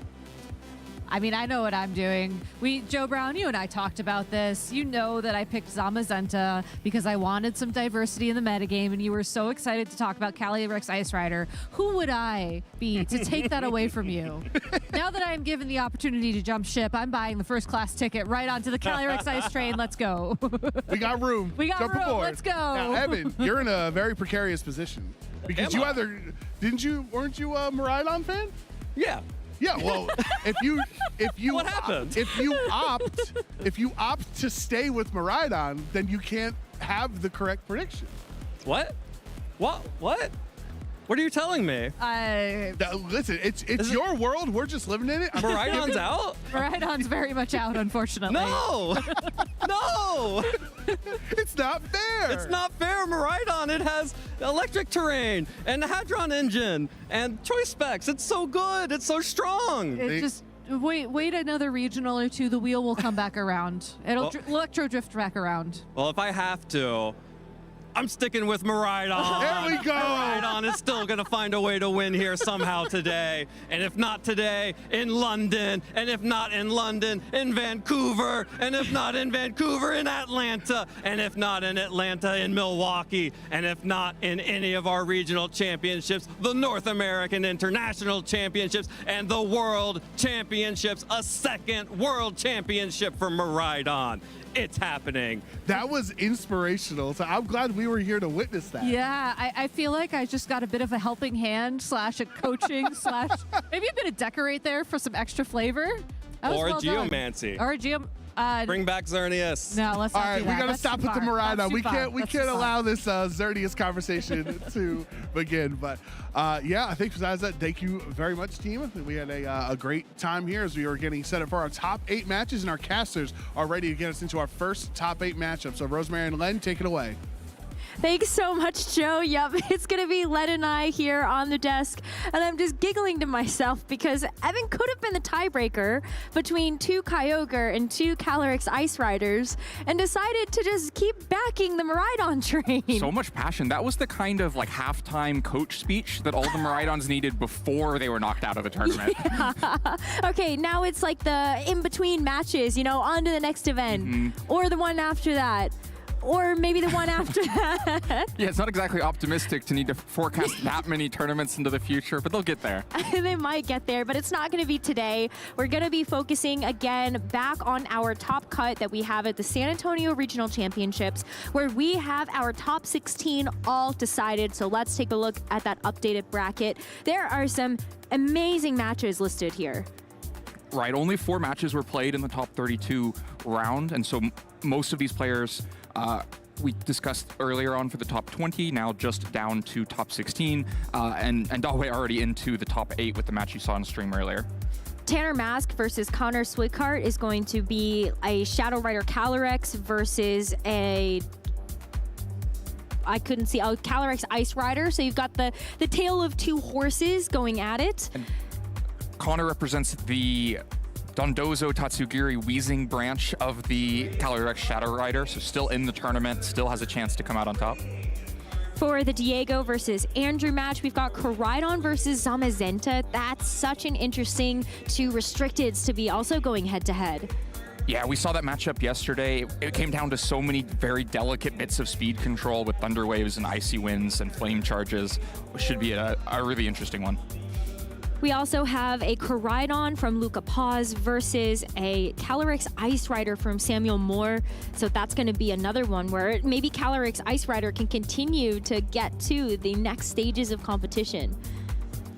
Right, I watched these matches in the top cut because there are so many Calyrex Ice Rider represent Calyrex Ice Rider against one of the other remaining restricted. You know, just a couple of Koraidon, just a couple of things like Zamazenta and Kyogre out there, where this could quickly turn to a more balanced top cut or complete Calyrex Ice domination. Out of these 16 players, there are 6 Calyrex Ice that are left in the field. And so that number could start to dwindle a little bit, but first things first, we have to get to our next top 16 match we are featuring at the San Antonio Regional Championships, and that is going to be Carson Confer versus Stefan Mott. Kyogre versus Groudon, one of the great Pokemon rivalries, the land versus the sea. We've seen Kyogre versus Groudon yesterday on stream, but it was a different type of Kyogre team, played at a little bit slower pace. This is going to be full-out Kyogre offense trying to take advantage of rain, and Groudon trying to slow it down. Stefan Mott and Chase Mateo, 2 players that made it into the top cut bracket, are running the exact same team. They team built together, but it's also not just a story of this Kyogre versus Groudon, but also 2 incredible VGC players. Stefan using that Kyogre to win the 2022 Indianapolis Regional Championships, but Carson, who, as Joe put it, has been able to win a competition at every single level. The senior world champion, being able to grab a regional championship even last year for Sacramento, and also finding himself as a Latin America international champion in 2018.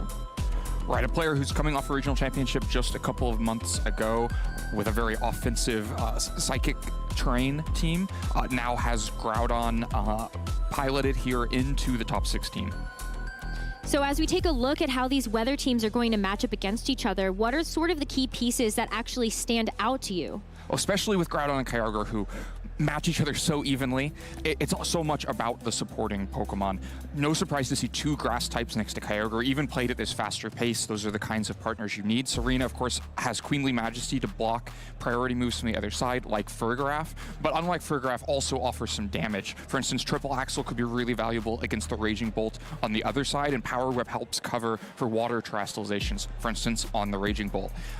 To combine that with blocking priority. Chien-Pao also offers more offense, and then Urshifu with the Life Orb. This is a even stronger Urshifu than like the Choice Scarf ones we see, but it also has grass terastallization available, which means that in a pinch it's able to get around something like Sleep Powder from Jumpluff and stay fighting on the field, or the Rage Powder from Jumpluff and really threaten down a ton of damage. But when you take a look at 4 grass types, 2 Terras on the Kyogre and Urshifu, as well as 2 natural grass types in the Zarina and Rillaboom, and you take a look at Carson Confer's team, who likes to play in the sun, that feels like such a huge liability when you need to figure out when to use the Terra, and you've got 4 grass types on your team. There isn't as much fire offense on the Grass Groudon team as some sun teams that we've seen this weekend. Of course, Ogerpon is the highest power fire attacker in the game. But there's no Flare Blitz on this Incineroar. It is just a dark type attacker. Of course, Groudon now does run Heat Crash, but because fire terrestrialization is going to be so disincentivized in this game, because it doesn't change your matchup against water at all. Of course, it could, in a pinch, be useful against grass offense from Stefan or to boost up the Heat Crash. It may not be as critical, that fire offense, but some key pieces here. The Raging Bolt looks like it's going to be extremely important. Has the Assault Vest to really weather the storm against Kyogre as well as possible, and then offers great damage with Thunderbolt, and then speed control with Electro Web in a way that could be very sticky. Has to watch out for the dual ice offense from the other side, and needs to be kind of preserved to close out in-games. For instance, we saw an in-game in that Kyogre versus Groudon match yesterday that came down to just Kyogre versus Raging Bolt, and both nearly unable to do damage, but Raging Bolt getting the better end of it. Urshifu here, unlike the Life Orb on the other side, has Focus Sash. It means that it can almost guarantee an attack off or 2 attacks off and kind of punch a hole. Versus with Groudon and Kyogre against each other, trying to control the weather, often the first KO is really important for limiting that flexibility to switch and control the weather later on. And the single strike Urshifu could be really valuable in punching that first hole and bringing Stefan down to 3 Pokemon. But when it comes to the Weather War, Stefan does have the Rain Dance on the Tornadus, a little bit of extra tools in the box in order to see if he can actually keep control of that rain. Let's get into our top 16 match at the San Antonio Regional Championships. Best of 3 between Carson Confer and Stefan Mott to see who will make it into the top 8. And to lead things off, Carson's going to bring that pesky Raging Bolt next to that Incineroar, and Stefan is going to have the Urshifu and Rillaboom on the field. The combination of the Raging Bolt and Incineroar gets one of your strongest tools out there while covering with Intimidate to make sure it's not too immediately threatened if it had been Xianpao or Zarina, and especially not too threatened with Urshifu and Rillaboom on the other side, and both now intimidated. So for instance, Close Combat is weaker into the Raging Bolt. Incineroar, though, very weak to Kyogre, so you pay a cost in bringing it. Has the Water Terrestrialization available if Kyogre were to hit the field, but for now doesn't have to deal with the rain because both players preferring to keep their restricted Pokemon in the back to try to be the second one to bring the weather on. If you kind of know that's what's going to happen, then it's a little bit safer to lead Incineroar this way, and Carson seems to be in a pretty strong position to start off. There's not going to be any switches happening on the field either, just a Terrestrialization commit onto the Urshifu right away. Stefan is going to take that into a Grass Terra, which is going to remove its weakness to those electric type attacks on the Raging Bolt. You have to remember though that this is going to need to get enough offense out in order to make sure it's going to find enough value, as the Rillaboom is able to fake out the Incineroar, and the Surging Strikes landing onto its fire type target. That Incineroar is going to get taken down in one blow. This is the risk of leading the Incineroar with the brunt of the water offense from Stefan's side. He can spin the Grass Terrestrialization to make Urshifu feel safe and then just take that first KO straight off the bat. But with this now, you've got 2 grass types in front of this electric type Raging Bolt. It goes for the Thunderbolt, which is going to be less effective into the Urshifu. There was a chance for paralysis, and it does come through. So now Urshifu doesn't have the speed in its favor. That speed is going to be lowered a little bit by that paralysis status effect. But more importantly, now it has a chance to be fully parried and not get a chance to move in these next couple of turns. The paralysis is definitely significant, going to drop Urshifu's speed under Raging Bolt, maybe open up for just a Dragon Pulse to take that KO. The Ogerpon on the other side, of course, walks into its favorite situation. 2 grasses out on the other side, threatening Ivy Cudgel. This may force Kyogre on the field, but Kyogre doesn't really want to be the first one on the field with Groudon still lurking, and doesn't want to have to come into Raging Bolt. So forcing Kyogre out now would be a win for Carson. The paralysis is more likely to make that happen. Urshifu also doesn't love this position because its damage is pretty mitigated. Intimidated, it can do less damage to Raging Bolt with Close Combat. And while you might like to land a Surging Strikes into Urshifu, hard to make it happen, so it's just an Aqua Jet for a bit of chip. Aqua Jet's nice because you know that it's going to guarantee that this Urshifu gets a bit of damage down, but the Ivy Cudgel to follow it up, Urshifu gets taken off the field, but at least it didn't go down without a fight. Now it's going to come down to this Rillaboom. With the Assault Fist, it's able to take these attacks from the Raging Bolt a little bit better when they are on the special side, and the Electro Web coming out is actually going to make sure that this Rillaboom speed is lowered. Now it's going to be the lowest thing on the field. A bit of a crit coming through there as well, just going to be more damage on top of it. Raging Bolt, though, taking that high horsepower pretty well.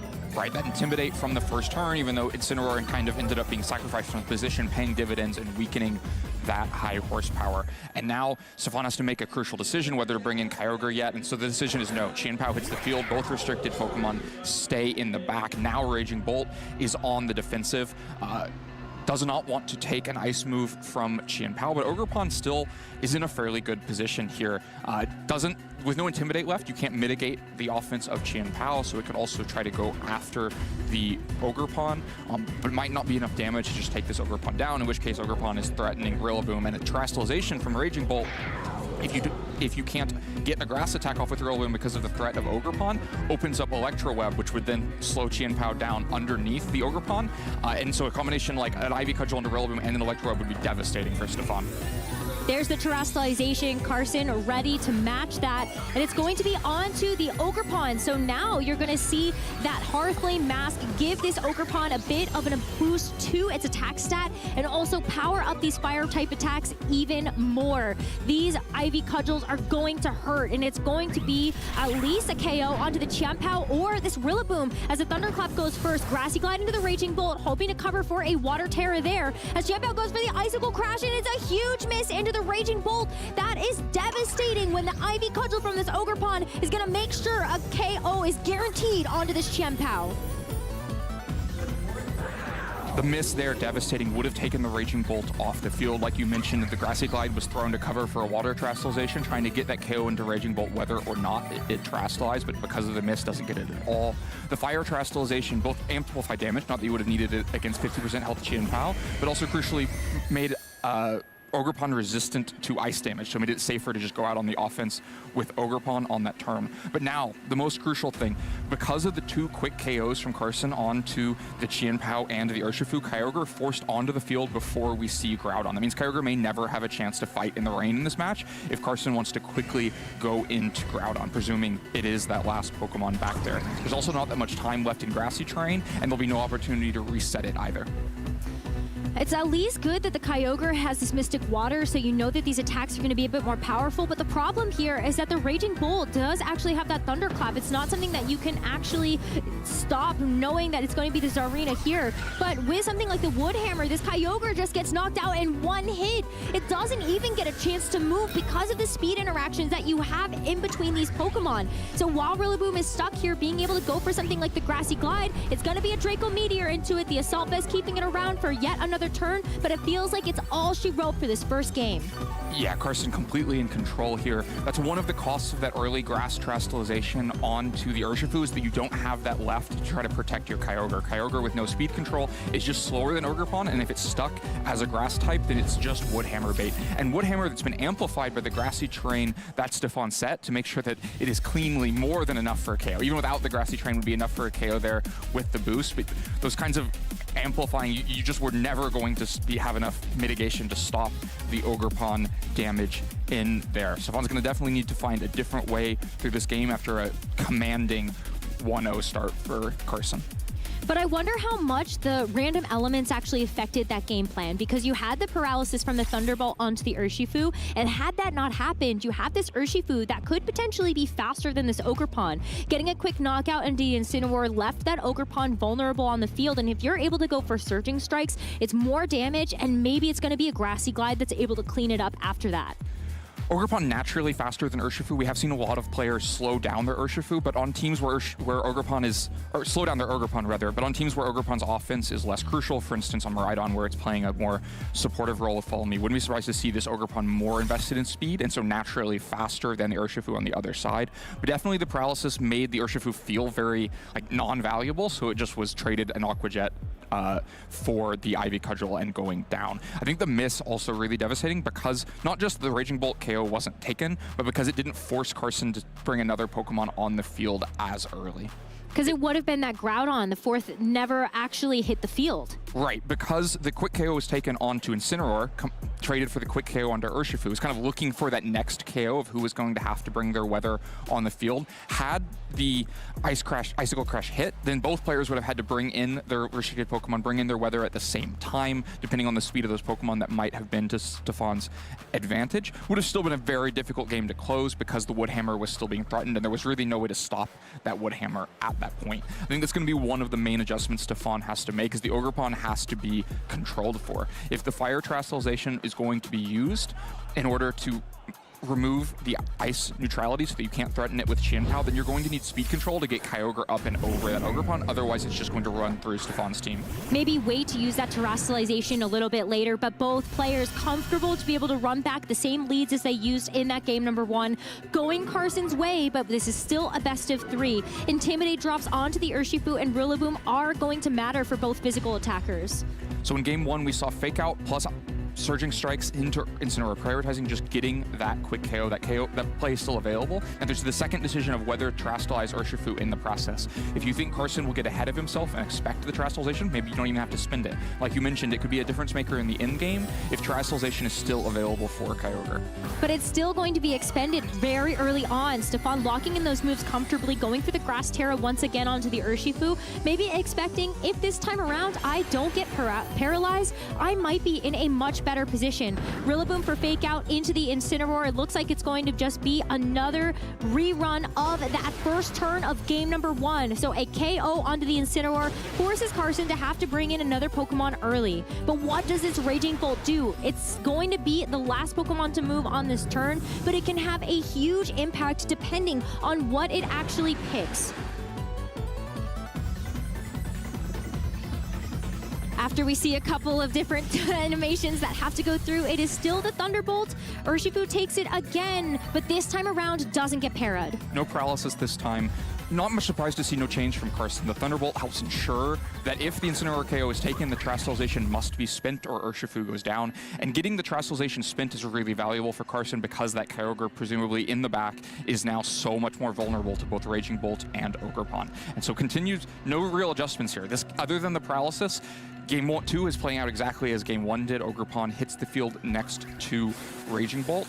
In the last game, we saw Ogerpon go for Ivy Cudgel into Urshifu. High horsepower from Rillaboom into Raging Bolt did less than 50%. I'm not sure that the lack of paralysis changes any of that unless Stefan decides to make a switch or a protect. Now Urshifu not paralyzed feels a little bit more valuable, so it's being protected. We'll live through this turn at least. And also fishes for if Carson was willing to actually commit a Terastallization on this turn as well. There isn't going to be one, so Raging Bolt gets a chance to fish for another para onto the Rillaboom and at least do some chip damage with this Thunderbolt. As Rillaboom fires back another high horsepower, still going to do a good amount of damage despite the fact that you've got the Intimidate, but the grassy terrain is going to take away just a little bit of that damage. Yep, helps heal Raging Bolt back up a little bit. Raging Bolt fishing for a switch there. In Game 1, we saw an Electro Web fishing for the switch, this time a Thunderbolt fishing for a switch, but the risk here is that Urshifu, while it's protecting itself, maybe Qianpao hits the field to put pressure onto Ogerpon, or Kyogre hits the field to reduce Ivy Cudgel damage into Urshifu, and so Raging Bolt wants to not allow that to happen. So we get kind of a turn of detente. Raging Bolt takes a big chunk of damage, but not so much that it's under threat of a KO here, and now Urshifu doesn't have the option to detect this turn unless it's just the risky double detect, and so Stefan will have to make a more decisive move on whether to protect it or not, and so he does. He switches it out, brings the Kyogre in, and preserves Urshifu for later on in the match. This is so risky, though. We saw Stefan lock into a Wood Hammer into that Raging Bolt slot. If there is a Terra from Carson onto that Pokemon this time around, it's going to be taking a super effective hit. But is it going to be the Ogerpon again, as we saw in that game number 1? It is. So now these Ivy Cudgels are going to be boosted yet again, and do not underestimate the power of a Terra Fire Ivy Cudgel from a +1 boosted Ogerpon in the rain. Sometimes the rain is not enough to be able to stop it, but at least the rain is here to be able to help this Kyogre and this Rillaboom. Look at how well it takes it, but still, at that amount of HP, you still have to worry a little bit about how the rest of these turns are going to go. And this Wood Hammer is nice damage into the Raging Bolt, but still not what you have wanted when you were looking for that Water Terra. Both players fishing a little bit there. Carson may be expecting the Kyogre switch in the other slot, in which case the Fire Terastallization might have been needed to lock in the Ivy Cudgel damage against Urshifu, where Thunderbolt would have picked good damage up into the Kyogre coming in the Rillaboom slot. Meanwhile, Stefan doesn't go for another high horsepower, instead throws a Wood Hammer at the Raging Bolt slot, maybe hoping for Carson to go for a play where Raging Bolt switched more slowly than Rillaboom and got Groudon into that slot where Woodhammer would punish that heavily. Instead, no wonder he accomplishes that much damage on that turn. Raging Bolt does continue to get whittled down, but now we're in that position where Kyogre is super vulnerable to Ogerpon. There's no way to cover for it other than a Protect. There's no Terastallization left for Kyogre. Rillaboom is offering no help whatsoever here. It can go for a -1 high horsepower into Ogerpon, but has to get through a turn and do it more slowly than Ogerpon attacks. And so Stefan continues to be on the back foot here. Just continuing to swap around and trade minor damage isn't going to get him out of those positions, so now Kyogre has to leave the field, and Chien-Pao switching in very vulnerable. It's so hard because you know you want to rely on this Focus Sash for this Chien-Pao to at least tank a couple of hits, but it's not necessarily the most defensive-oriented Pokemon, but it at least baits out the Thunderclap. But the Ivy Cudgel going into the Rillaboom, you've got to hope that this is going to hang on, and it does not. The high horsepower into the Raging Bolt, it was at a low enough HP, it would have been knocked out on that turn, but now you're down one Pokemon. It is an even Pokemon count on all sides, but Carson's are a bit more healthy. The rain not enough to protect the Rillaboom there, especially with Chien-Pao also hitting the field, just a pretty clean KO. Carson knows that the Kyogre is very vulnerable, so likely to protect itself for a switch, and so throwing a Thunderclap there means if it does attack, it still pays a pretty high cost for that, and you could try to win the end game, but when it doesn't attack, you take a really crucial KO into Rillaboom and continue to limit Stefan's options.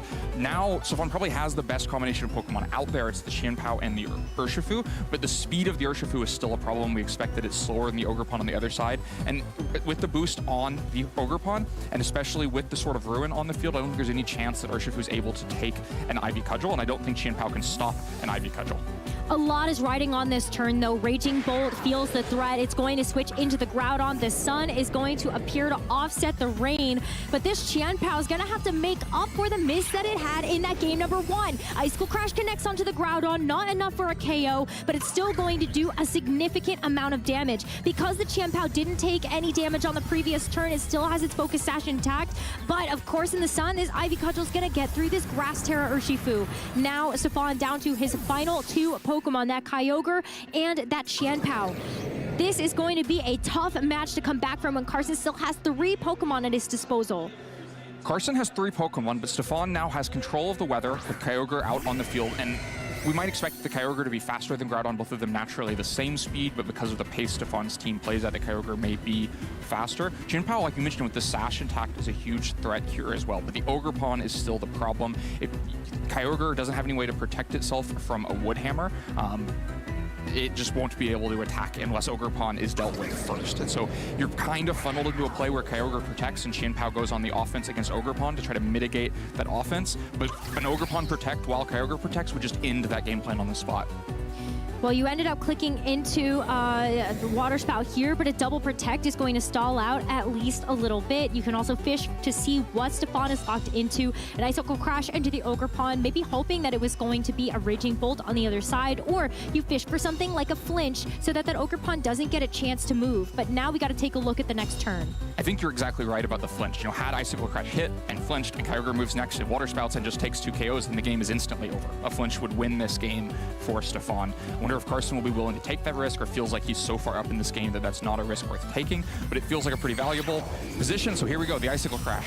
Icicle Crash goes in and actually does a good amount of damage, but the Ogerpon does not flinch here. It's going to be a Woodhammer into the Kyogre, yet another KO, and this Chien-Pao is on its own. Does not look like it's going to be enough to get through these 3 Pokemon. You see the handshake and probably the towel being thrown in after the Heat Crash into the Chien-Pao is going to break its Focus Sash and take it down so low. Carson Confer in a 2-0, going to win this match and move on to the top 8, where he gets a chance at another regional title this season.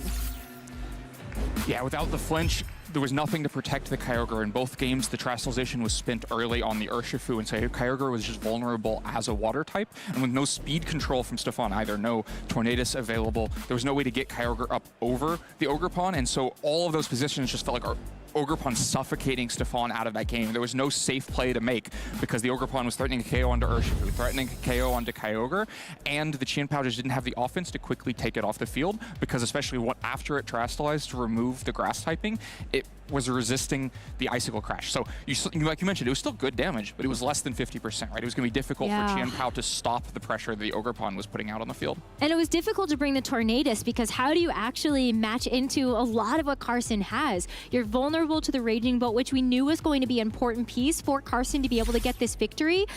And you still have to deal with so many other things, like you're going to be taking good damage from an Urshifu single strike. What if Groudon just happens to go for a Heat Crash into you? It's still neutral damage that this Tornadus is going to suffer for. Yeah, Tornadus would have forced a game plan that was very aggressive. You can't try to play on the back foot at all if Tornadus is on the field because it would be so vulnerable. Stefan tried to find a more balanced way through it, but I think Carson reacted to that very well. With willingness to trade the Incineroar away early, it stymied the early offense from Rillaboom and Urshifu, especially into Raging Bolt, and kind of funneled.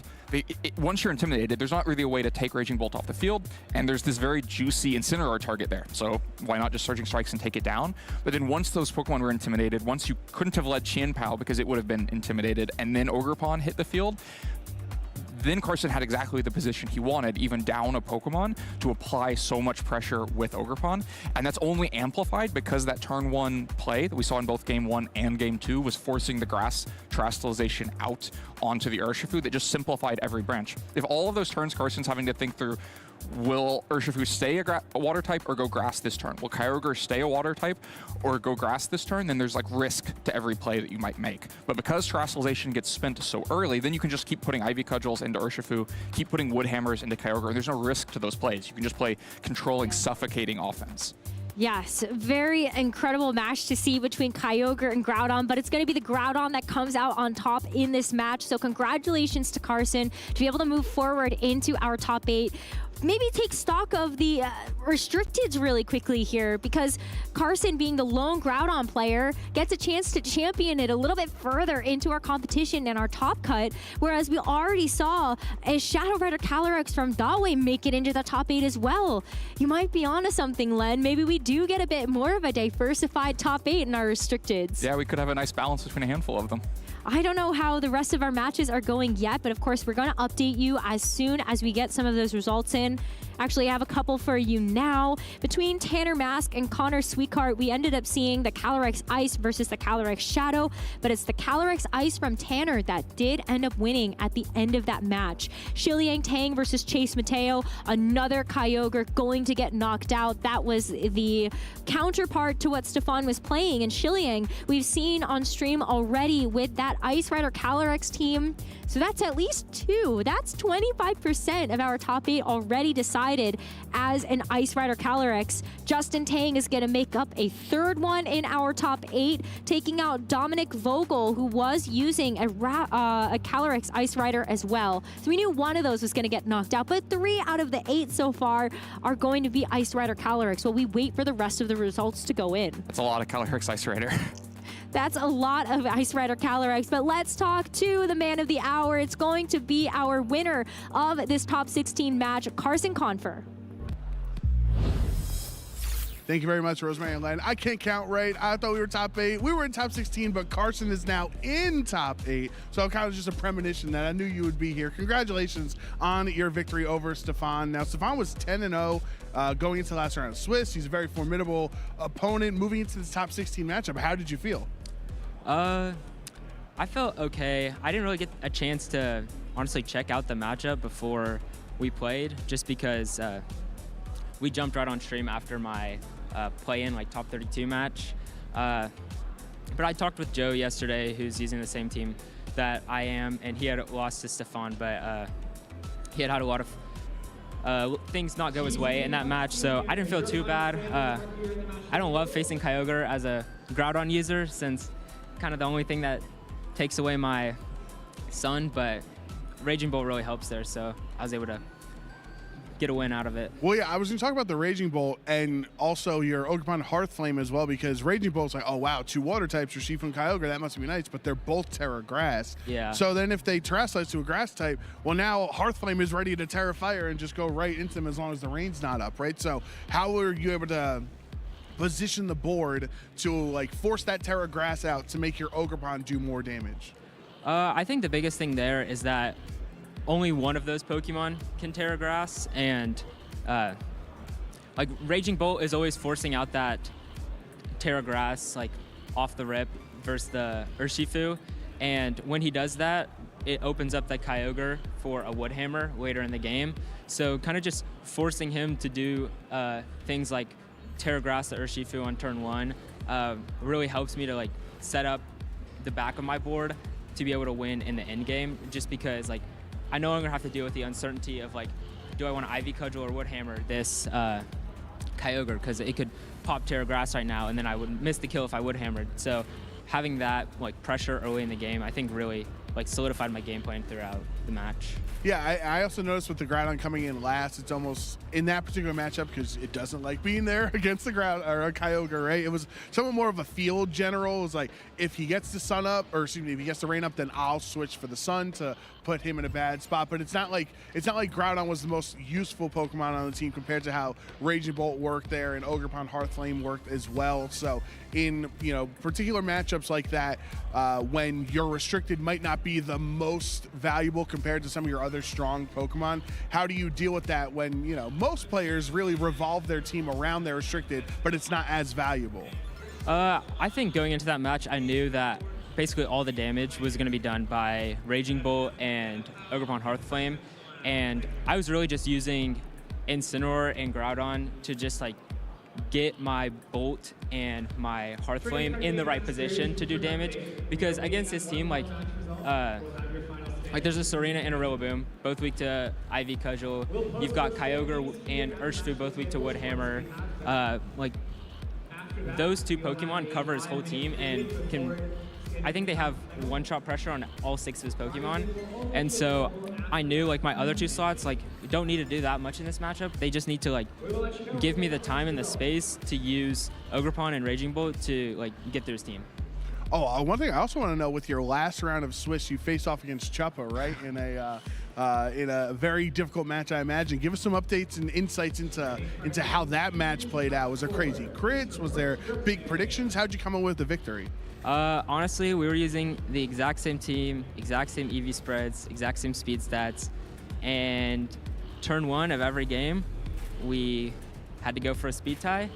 And whoever won the speed tie on turn 1 won the game. There we go. And I won more than him, so I ended up winning. There wasn't, honestly, a whole lot of skill being expressed in that particular matchup, just because like the mirror on this team, like it's becoming more meta, but like before Birmingham, it was kind of an off-meta pick. So the teams are like not really equipped for like a full mirror, and it's not like a Calyrex Ice or Shadow, like Incineroar, Rillaboom, like balance type mirror where there's like a ton of positioning and like it's like 15 turns long. No, this one's like over turn 2. Like whoever wins the speed tie just wins the game.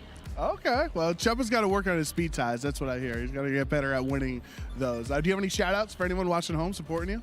Yeah, first shout out to my fiance Sydney and my family. I know they're all watching at home. And then shout out to Gambito for working on this team with me, and Pato for inspiring the team, as well as Joe in the past tournaments, using this team to great success. And then just thank you to everyone who's supported me. I didn't expect to go this far in this tournament. Honestly, I came here feeling a little ill-equipped, and like my team didn't have great matchups into the meta, but I'm very happy with how things have turned out so far. Absolutely. Hey, there might be more success on the horizon for you, Carson. Best of luck in your top 8 match, but I want to give you a little bit of time to rest up, see how the rest of the field is going to be playing out. We're ready to head back over to the casters to continue our coverage here in San Antonio. Rose and Len, take it away.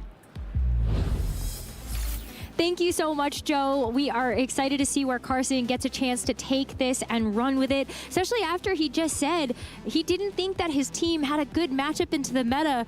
With all that Calyrex Ice Rider running around, I wonder why. Yeah.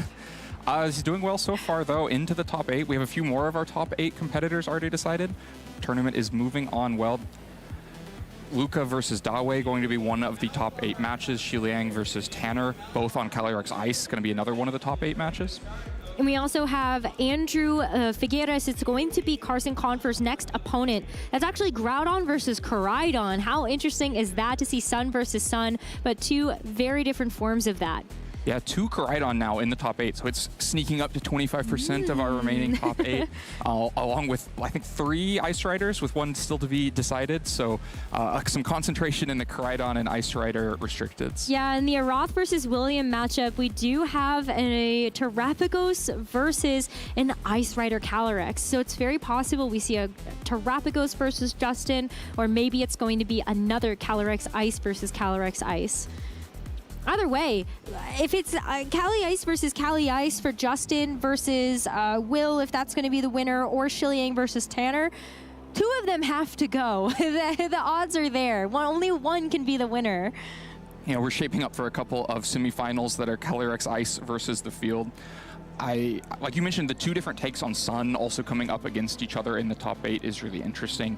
Kind of the inverse of our last game, where weather was quite important and controlling it was important. In this case, you're both just trying to play under Sun, and you both can have the Sun even if you don't actually bring it out yourself, right? You can have your restricted in the back and try to take advantage of your opponent's Sun. It can make a lot of mind games of like who's going to put the Sun out there for us both to benefit from it. Or what if you just don't bring your restricted at all? I think people actually undervalue, maybe there is a time where you actually don't bring your restricted to a match. Now that sounds absolutely crazy, because there's a reason why these restricted Pokemon are so powerful that we limit it to only 1 or 2 on a team, depending on the rule set. But sometimes it is correct to leave it at home. Yeah, there are positions where it's correct to do so. I think it depends on the restricted as well. I think, for instance, Calyrex Shadow has matchups where it's just hard for it to ever find damage, and there's the right targets on the other side, so you have to play without it. Miraidon could be put in similar positions. I think other restricted Pokemon like Koraidon just kind of trade damage so well that it's unlikely to ever like leave them behind. They just may become Terra Hogs depending on the matchup if you have to always use the Terastallization to get that 1 or 2 attacks off. Absolutely, but I don't think we're going to end up seeing maybe any of that happening, but I always wonder, well, you know, maybe I just leave my Groudon because your Koraidon's going to set the Sun for me. You never know. And then it allows you to bring 1 more Pokemon to the matchup that maybe you think, well, I've got 5 options here.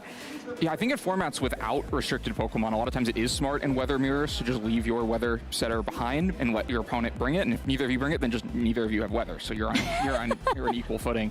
I've had that happen before. But when it's your restricted Pokemon and it represents so much of the total value, even if your opponent is bringing their Weather setter and you're not, if they're bringing their restricted and you're not, you're probably not winning that trade. Yeah, it doesn't look super good for you. Well, we're going to take a short break here, and when we come back, we will be able to dive into our top 8 matches at the San Antonio Regional Championships, so don't go anywhere.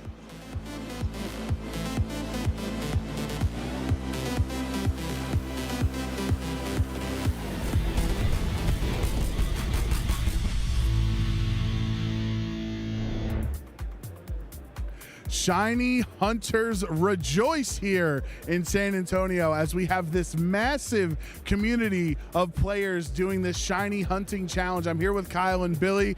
Billy showing off his shiny that he found while we were setting up this interview. You're all good on that. Don't need to stretch your arms out. Please catch the shiny. So Kyle, I'm here with you. You're one of the leaders of this shiny hunting challenge community. How long has this been going on? What's really the goal with this group? Yeah, thanks so much.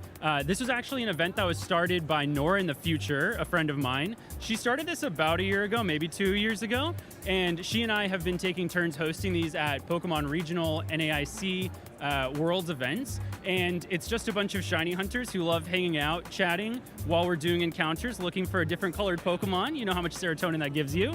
And we give it an hour, and at the end of an hour, we see how many encounters we can crowdsource on a single counter. Okay, so it's almost like we're kind of giving each other our energy, right? We're adding the odds together that hopefully somebody like Billy here with, we're increasing the odds. Yeah. Power of friendship. That's awesome. And what's awesome about this, Kyle, is you waited, here on the end of day one, you waited till the tournament, the day one switch was over, so that way players were able to participate in the tournament and then also shiny hunt after, because you're also a competitive player. That's right, yeah. I play VG, I travel for regionals, and I always had my DS with me doing encounters while I was walking around.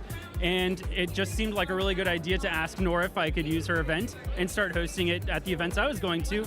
It's a little bit selfish, but I think everybody enjoys themselves. It's a good time. No, absolutely. I mean, we have a massive crowd here, a bunch of tables of people. I mean, we have 3DSs, Nintendo DSs, we've got Game Boy Colors, we've got so many different types of different eras of shiny hunting throughout Pokemon, everybody working together as a community. I think this is really awesome. What about, what is the craziest thing that's happened at an event like this? Has somebody found like a legendary or like a Celebi or anything? Like, how crazy do these shiny hunts get? The shiny hunts have been pretty cool. It's been a quantity situation that made it really interesting. I hosted this at Toronto Regionals, and we only saw something like 6,500 Pokemon as a group, but 3 shiny Pokemon were found, which the odds just don't make sense for that.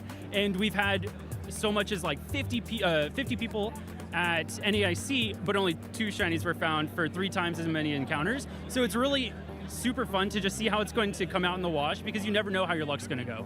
Now, we need an update from Billy. How's it going over here? This is my first regional that I participated in. I did VGC. It was largely inspired by Kyle. He actually helped build my team and encouraged me to pick up this specific hunt for this event. So it really just is so meaningful being able to get this here surrounded by such amazing friends, creators, and people who have contributed so much to the community. Now, and what's the strat? Is it a Master Ball strat? Is it a Pokeball strat? Master Ball matches so nicely too. So I used 2 Super Fangs with my Watchog to reduce his HP. It's a male Purloin. I'm catching it in the Dream Yard in Pokemon White version. And I'd actually like to use a Premier Ball. Go for it. We'll update everybody how it goes. Oh, Kyle's going to go for it. He's going to hit the Premier Ball. Not sure. We saw it in the beginning. It is a shiny Purloin and white, as I'm saying. Lift up the screen.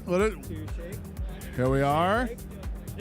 And that is a successful shiny hunt here from this community. So great job. Congratulations, Billy, on the shiny add to your collection. Great job by Kyle helping carry Nora's strategy and community on when she's not able to. I think this is really awesome community that everyone's working together here and having fun playing, trying to catch shinies. Yeah, it's great. And I see you at all these events, so maybe you should bring a console of your own to join us one day. Well, last time I tried to catch a shiny, I knocked out the Gibble by bringing it down to 1 HP, and then he used takedown and KO'd itself. So maybe I'm not the best shiny hunter. I might need some tips from all my new friends here. But got you. Yeah, thank you guys. All right, we'll be back with more Pokemon action after this.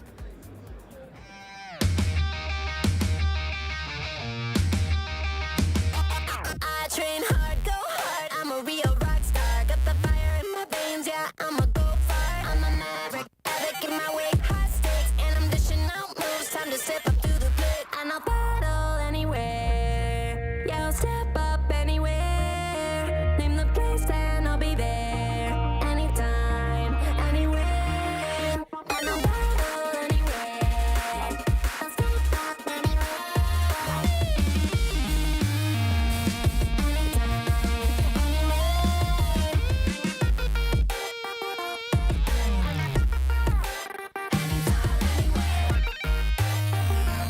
Anytime, anywhere.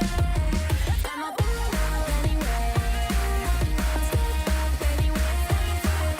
the place and I'll be there.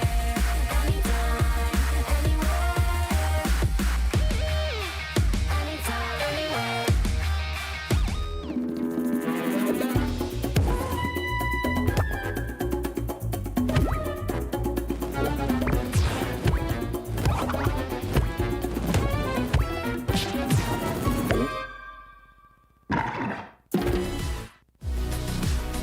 Hello, everybody, and welcome back to the San Antonio Regional Championships. We are well underway with our Top Cut coverage, one step closer to crowning another regional champion.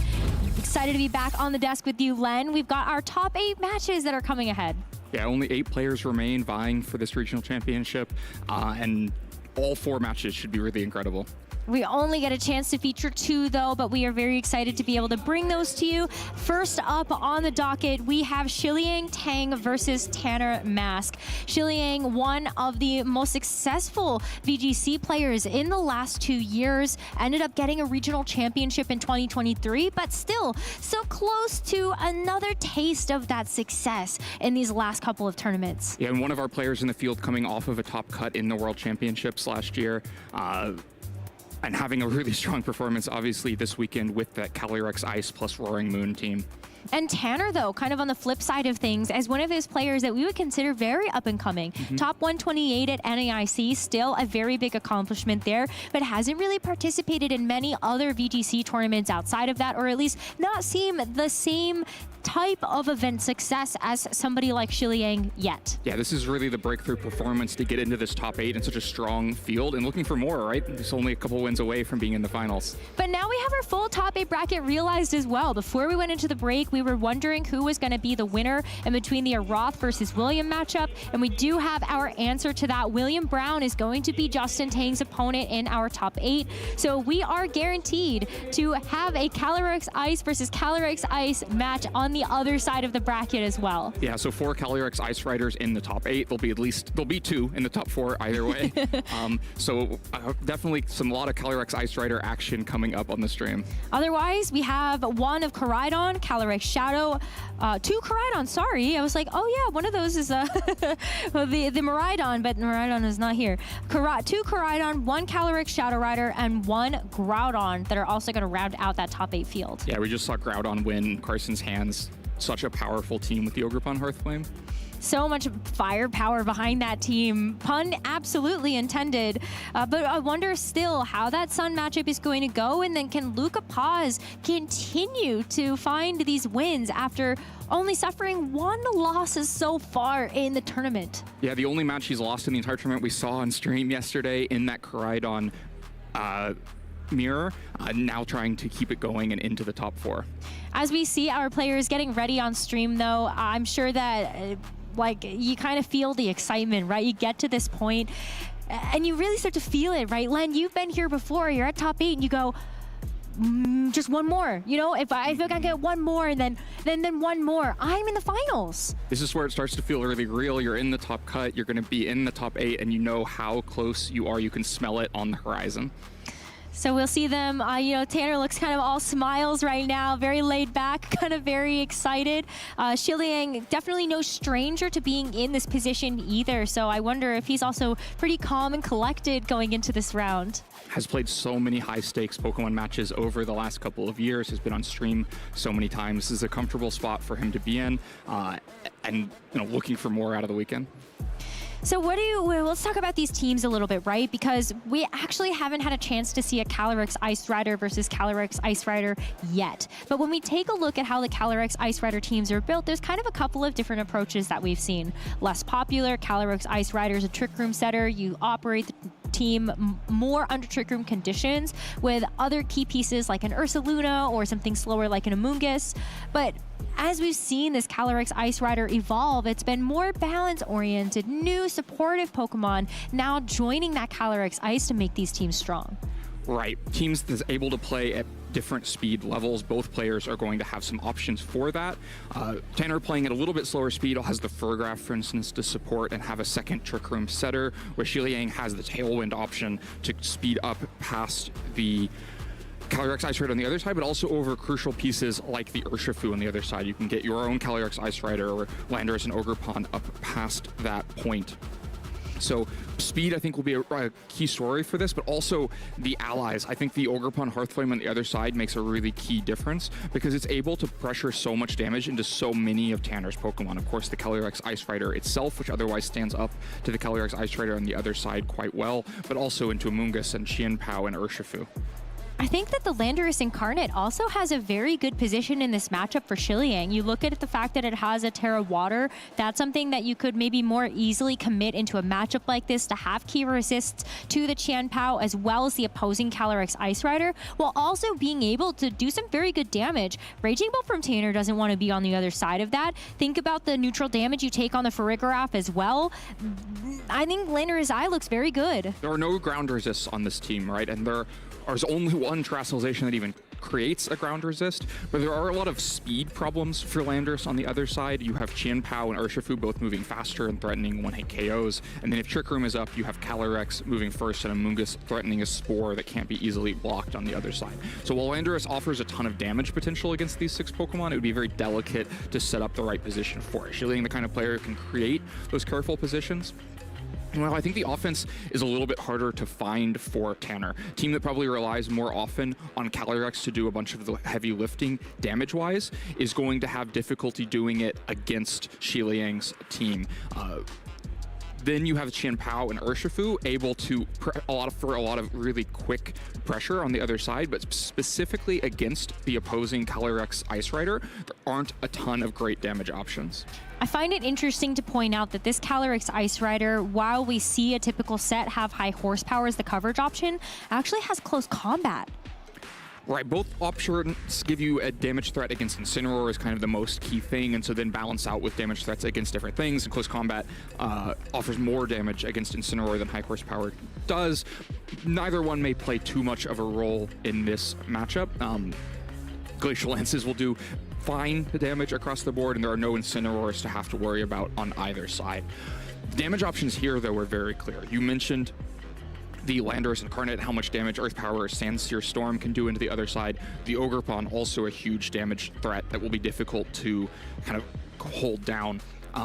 The Amoonguss may provide crucial support for one of those 2 Pokemon. For instance, if you're worried about the Choice Scarf Urshifu on the other side, Rage Powder is really valuable to keep Landorus or Ogerpon safe, but it is crucially Grass Terastallization Urshifu on the other side, which means that you can get around that, but again, pretty high cost because you spend your Terra to become a Grass type, you're weak to Glacial Lands, and I would expect to see both Ice Riders brought throughout the set. I know that Urshifu might seem a little bit more difficult when you take a look at the Raging Bull, but I just want to point out that this is Terra Water Urshifu Rapid Strike with Mystic Water. How much damage are you really doing when you have that additional modifier on top of everything? It's a huge damage threat, especially if the Qianpao from the other side is on the field. Doesn't have the same tools to get around. Amoonguss, though, and Raging Bolt on the other side would hold it down. So maybe kind of a dangerous position to try to put Urshifu in, but it's here to start with Urshifu and Amoonguss against Urshifu and Calyrex Ice Rider. Ooh, okay, maybe need to take a second to be able to get into the game. So we'll go back to our starting positions and we'll figure that technical difficulty out, but how interesting to see Urshifu versus Urshifu as a lead for both of our players. Urshifu is a great way from Xiliang's side to put pressure into the Calyrex Ice Rider if there's no support led to stop that without risking damage back as quickly, because Calyrex cannot do damage very well to the Urshifu on the other side. The Urshifu also has Taunt if you want to stop Trick Room, or if you want to stop the Amoonguss from going out with Spore. So, if Amoonguss is led, so it's harder to go for Surging Strikes, you can taunt the Amoonguss and slow things down. But in that case, no Amoonguss was there. It was just Urshifu's and some Calyrex out, and a lot of damage potential. Now, both players should be free to just swap to completely different leads. We may not see the Urshifus again out on the field, or they can just come right back. So both players will be thinking through what they just saw from their opponent and how they might shift things up. There's also coaching on the Urshifu on Tanner's side, maybe one of those other supportive options that we see sometimes on an Urshifu, but especially on the Choice Scarf. You're allowing that coaching to go off pretty quickly, and then you're also going to make sure that this Ice Rider Calyrex on your side has better damage and a little bit of a higher defense to be able to make you deal with something like that Urshifu better. Right, the coaching can help you stand up. I think Xiliang's team has the right kind of balance of offense to make the defensive part of coaching less valuable, which maybe means you don't incentivize it as much. That's because the Surging Strikes was out on the field would still just crit past any defensive boosts. The Ogerpon also has a boosted crit rate, and with super effective Ivy Cudgel anyway, you're doing solid damage and there's a chance to just crit past the boost and do so much. And if you try to Terastallize away from that, then you're weak to special attacks from the Landorus. And so, the coaching has great offense and could slow Xiliang down, but definitely risky to put too much of your resources into getting those coaching boosts. And the Choice Scarf kind of means that once you start going for coaching, you have to just keep doing it, or do a switch without U-turn, without any damage, just a raw switch of the Urshifu out off the field, which can really break up momentum. What's so interesting about the taunt as well being on the Urshifu, if you're trying to shut down something like the Trick Room on the Calyrex, it's going to go past the Farigiraf. A lot of times when we get a chance to see taunt on something, it's usually on a Prankster Pokemon. Same thing with being able to see something like a Thunder Wave, but that's why Fluttermane with Thunder Wave is so popular, or Urshifu with the taunt is so popular, because Farigiraf becomes kind of useless in that situation. Right, there's not that much priority to block from Shiliang's side. So, yeah, actually there's none here. There's not even Aqua Jet on the Urshifu because the taunt is there. So no real need for Farigiraf. Won't expect to see it. I will be interested to see if either player opts for the Trick Room. You mentioned it, the taunt to stop it. I think Tanner's the more likely to prioritize it because Shiliang has so many fast Pokemon, but neither player gets like a decisive advantage. Neither player is going to set a Trick Room and then just easily work their way through the opponent's team. And so spending a turn and possibly spending a lot of Calyrex's health in order to get a Trick Room up it is pretty costly. But if you think that it shifts the position into your favor because, you know, maybe Amoonguss is in the back and you don't expect your opponent to have Amoonguss, or you have Amoonguss already on the field and you don't expect your opponent to have it, that's where the real Trick Room value will come from, because there aren't that many, no grass types other than Amoonguss on either of these teams.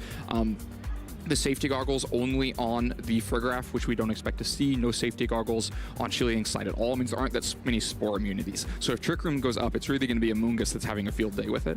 Yeah, the only things that I see is the Ogerpon here for Shiliang. I don't think we have any Grass Terras, and then if you really want to on Tanner's team, you could go for Grass Terra on the Urshifu, but you were talking about this already. That opens you up to the Calyrex Ice, just having a field day with your team.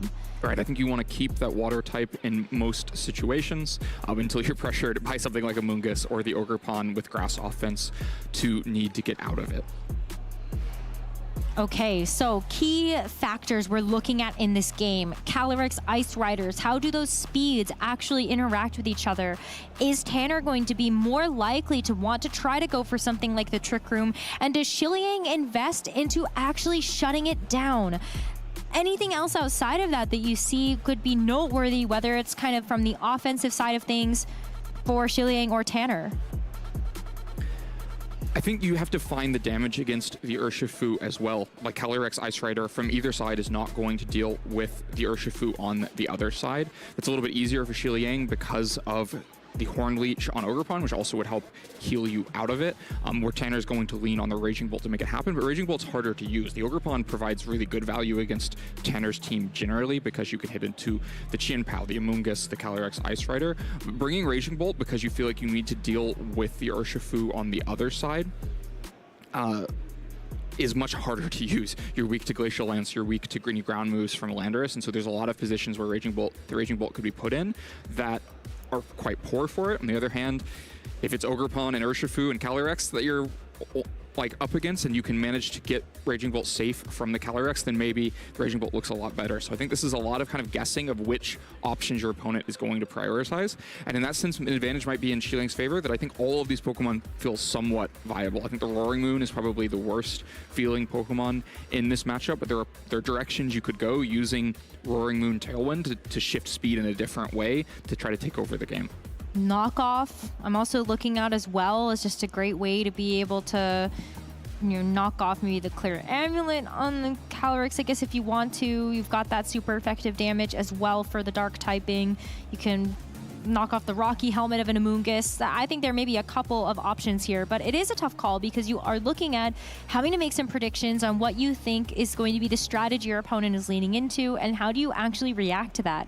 Because when it comes to actually the Pokemon that can come in the back here, you've got some decisions that you need to make. Does Calyrex Ice lead? Does it actually stay in the back to be able to clean up damage that way? Tanner has a lot of great priority options on his own team. So do you lead the Calyrex Ice to just go for those Glacial Lances, as we saw sort of a preview before we got disconnected, and then have a Sucker Punch or Thunderclap in the back to pick things off? Especially, we saw Tanner in game one, or the attempt at game one, lead the Urshifu next to the Calyrex Ice Rider that can help you chip things down with quick Surging Strikes, and then have the Glacial Lance finish off KOs, and try to get Calyrex Ice Rider rolling that way. I think the lead matchup is going to be important in this. It's just a microcosm of the entire decision of what 4 Pokemon to bring being important, but because these teams can be so evenly balanced in so many ways. One player having an initial decisive momentum advantage without having to spend a lot of resources to create that position could be devastating. So I kind of expect both players to be searching for relatively safe leads that aren't going to get countered by the right lead on the other side that puts them instantly very far on the back foot. All right, well, let's try this again, shall we? Both trainers loaded in, getting ready for this game number 1. And let's see if they make any adjustments to their leads. For Shiliang, it's going to be the Calyrex Ice Rider and the Urshifu, and we're looking at a mirror. Here we are going to see Tanner lead the exact same thing.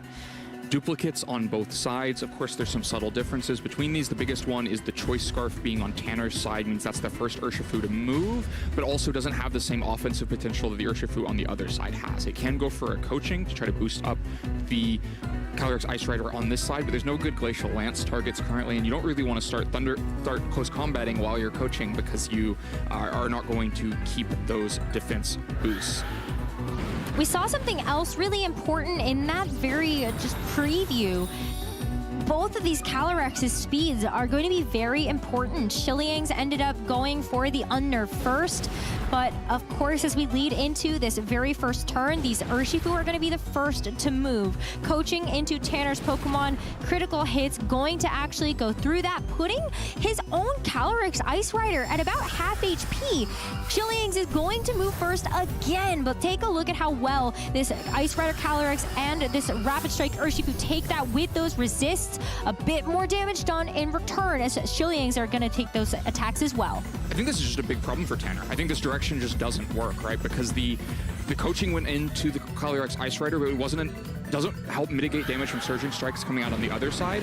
And now, despite having the boost, the Calyrex Ice Rider is absolutely vulnerable to just another Surging Strikes and Glacial Lance. The Urshifu can't do anything but click coaching again, and it's so dangerous to switch out for the Calyrex spot. So, coaching again, probably Glacial Lance again, but that's just free reign for Shiliang to go out on the offense. Shiliang can go for these Surging Strikes, and look at this. We've got just a bit under 50 HP left. It's going to be 3 hits to get the KO, and so Tanner, with all of this investment into the coaching to be able to boost up the attack stat of this Calyrex Ice Rider, loses his restricted in the first 2 turns. Shiliang now gets a chance to have a single target Glacial Lance into this Urshifu, and it's going to take even more damage this time around because it was the only target.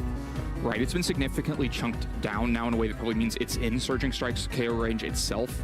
Of course, though, still locked into coaching. Coaching Raging Bolt could be helpful in the long run, right? If you have to Terastallize Raging Bolt to make it not weak to Glacial Lance, then the defense boost could help take Glacial Lance, and you might at least pressure the Urshifu off the other side of the field.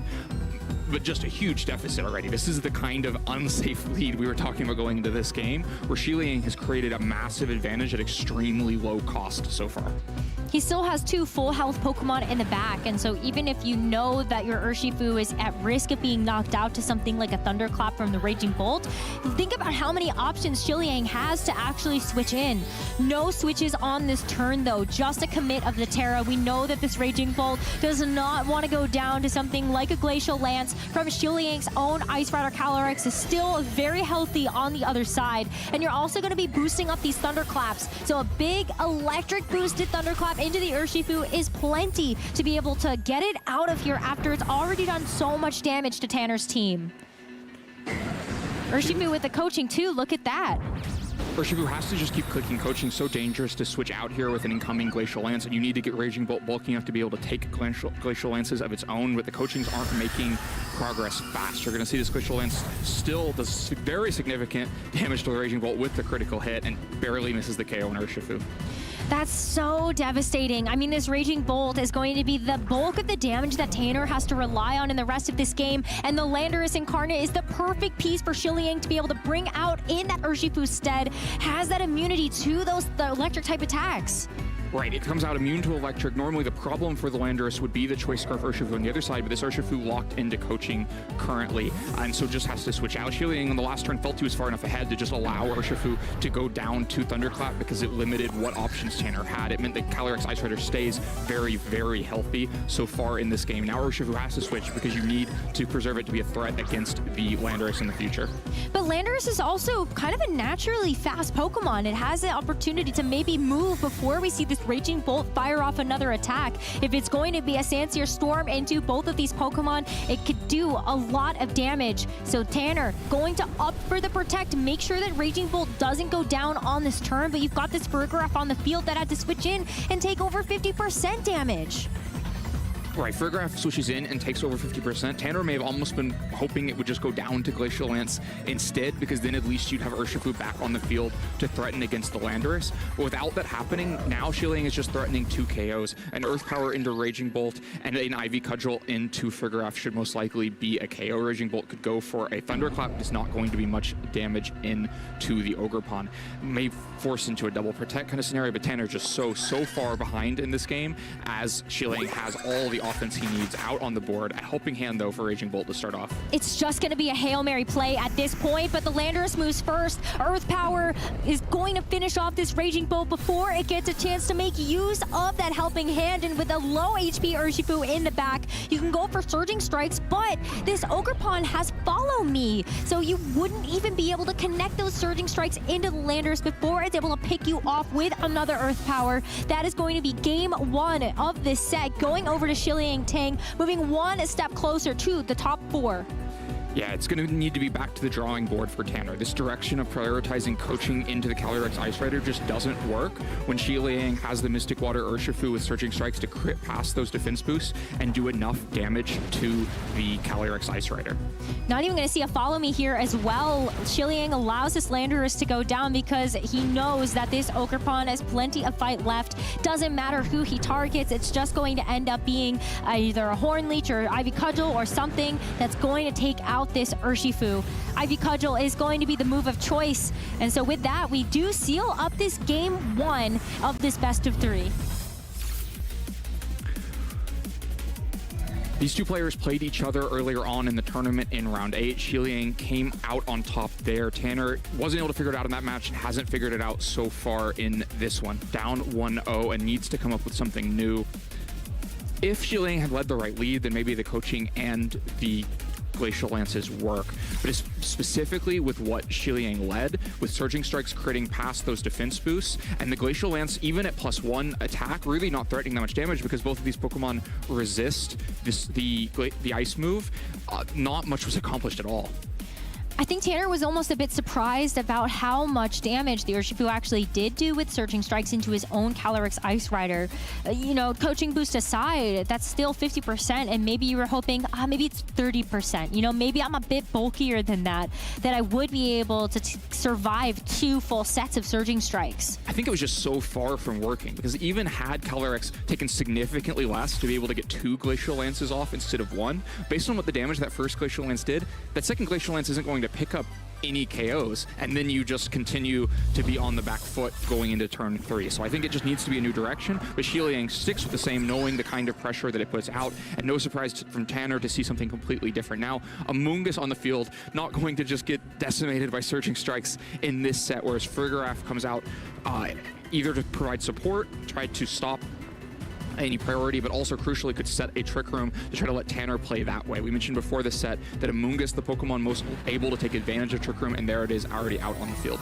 And you've got the Terastallization at your disposal as well. We've seen how much work Terra Water Amoonguss can do in this meta, and it's so good to have the resist into this Rapid Strike Urshifu and Calyrex combo that Shiliang has on the field. Almost guarantees that you're going to be able to get this Trick Room off the ground, and that's exactly what you want, knowing that your Calyrex Ice Rider is in the back to make use of it. But as we see the taunt, the Rage Powder is perfect. Yes, it shuts down the other options that this Amoonguss is going to have in the future, but more critically, this Farigiraf should be able to stick around to actually get the Trick Room up and running.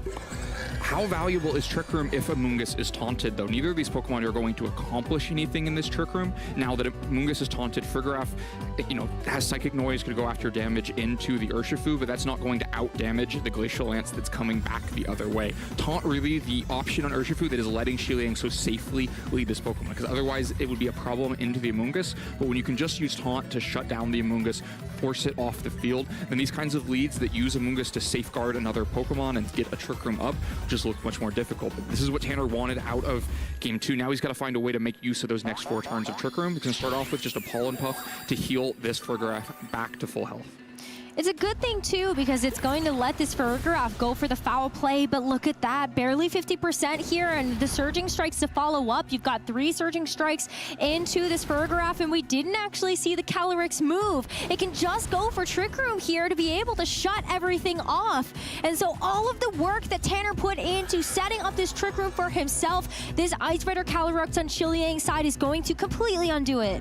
Trick Room has been removed, and now Amoonguss is taunted. Cannot Rage Powder to protect Farigiraf on that turn. Makes it very easy to put Surging Strikes into that slot. Would mean there's no target left to Pollen Puff by the end of the turn. And so the Amoonguss may be forced off the field. Farigiraf pressured where it can't safely do anything this turn. Once again, Tanner really on the back foot. First is going to be the Calyrex switching out, though. You don't need the Glacial Lance in this position. It's Urshifu that's putting out enough pressure, so it's an easy time to reposition different offense on the field while Trick Room's not as threatened. Well, you know, maybe we haven't seen so many things in Regulation G that are a surprise, but Helping Hand Pollen Puff might just be a new one. Helping Hand is going to be the last thing that Farigiraf gets a chance to do in this game number 2, but maybe providing enough benefit over to this Amoonguss for it to actually accomplish something else before it gets taken down as well. Pollen Puff was aiming to go into that Calyrex Ice Slider slot, but with this Landorus Incarnate that is come in, it's just not going to be very effective. Imagine if that had been a Hearthflame Ogerpon or the Calyrex stays in. I'm not sure it does that much damage even in those cases. One can hope. But I think it's perfectly illustrative of how poor of a position Tanner was in. Farigiraf threatened by damage to the point where it could not attack for itself, and Amoonguss taunted where the only thing it can do. It can't threaten a Spore or Rage Powder. The only thing it can do is throw out a Pollen Puff, and so you end up in this position where you can't afford to lose the health of the Pokemon in the back, and so you just try to get what you can done with Pollen Puff. But now Shiliang has all the offense he wants. The good news for Tanner is that with Calyrex on the field, you're at least threatening really strong Glacial Lances back into Landers on the other side, but now there's an even stronger Urshifu on the other side, adding the Water Trastulation on top of the damage that we saw from Game 1. Mystic Water too, there's just going to be so many modifiers to make this Urshifu very strong, and so with the Surging Strikes, following it up into this Ice Rider Calyrex is going to secure a knockout, it feels like, even after we saw the damage from that first game. A double hit here, Calyrex Ice Rider going to be, again, a target of this massive amounts of damage. 2 Pokemon left here for Tanner, Amoonguss and something else in the back. But it just feels such a hard hill to climb when Shiliang has had firm control over the offense in this game. The taunt was really just so devastating for Tanner because Amoonguss has done nothing for these last couple of turns while its partners have gone down right next to it. There was also a very low cost paid for that taunt. The turn that Shiliang didn't go out on the offense because instead Urshifu was needed to taunt, Trick Room went up and then was just reversed the next turn. If that had been, you know, Thunderbolt coming out from Raging Bolt instead, it would be very different. For now, Thunderclap just failed. Earth Power into Raging Bolt is going to be a one-hit KO. Thunderclap failed because Urshifu was going for the taunt again. Yet another safe play there from Shiliang to make sure that Amoonguss is shut down at its fullest. Raging Bolt going down, Amoonguss left to follow, and Shiliang Tang one Pokemon knockout away from moving on to the top 4 and closer to another regional championship title, something he has chased since 2023, and again going to find himself in a top 4 position. Just such a commanding match from Shiliang. At every step, it felt like he was solidly ahead, had the position that he wanted, and just gave Tanner no options of how to come back into that game. Whether it was Surging Strikes just bullying down the coaching boosted Calyrex Ice Rider, or Surging Strikes forcing a KO onto Farigiraf, and then Surging Strikes forcing a KO on to Calyrex Ice Rider in Game 2 with the follow-up damage from Earth Power and no Rage Powder to support because of the taunt. The Urshifu was just such a problem for Tanner, both damage-wise, taunt-wise. It was just the end before it started, it felt like. But congratulations to Tanner, and I hope this is a result that he can be really proud of, because after coming off of a top 128 in the North America International Championships in 2024, look how far he's come at such a stacked regional championship, able to make it to the top 8. That must feel so good to be able to at least get this far. Right, to make it this far and have your strongest finish, you can only think that it's uphill from here for Tanner. It has more tournaments ahead to surpass this best tournament so far. And while this particular match didn't necessarily make the strongest case for the team, he got here with this team. And so there's still a lot of great matches he was able to play in the tournament. Xiliang Tang, just in this matchup for a Calyrex Ice Rider versus Calyrex Ice Rider, had the better composition to be able to take him down. It's really difficult, especially in this regulation, to be prepared for every matchup. And often the mirror is one that you look at a little bit less. You're thinking about what are all those opposing restricteds? How do I deal with the electro drifts coming in or the astral barrages coming in? And you think less about what do I do with my restricted, but played a little bit differently. Tanner just didn't feel like he had quite the same tools for the mirror that Xiliang had with that Urshifu. Well, one Calyrex Ice Rider is going to survive the top 8, and Xiliang Tang moves on to the top 4, where he is waiting patiently to see who is going to be joining him. But this has been some amazing Pokemon. Hopefully it's inspired you to get involved as well. Make sure you check out our event locator to see some Pokemon leagues near you where you can start on your Pokemon journey, or even just find people to be able to play with and get that practice against. We've had so many interviews in our interview lounge with players that, coming off the back of wins, have so many players to thank for the team building process or practice or something. And so maybe you can find some people to practice with yourself. It's really where that community starts to find how to build the type of team that you like with the people that you enjoy playing with. And it's those communities that come together. Things like both Xiliang and Justin in top 8 with the same team that allow players to have so much success in Pokemon. Here are a couple of places that you can check out in the San Antonio area, but make sure that you check out that event locator and see what might be even closer to your own home. That's going to do it for us for now, though, for our journey through the Top Cup bracket at the San Antonio Regional Championships. Still so much more Pokemon to show you, so don't go anywhere. We're going to be right back with some action.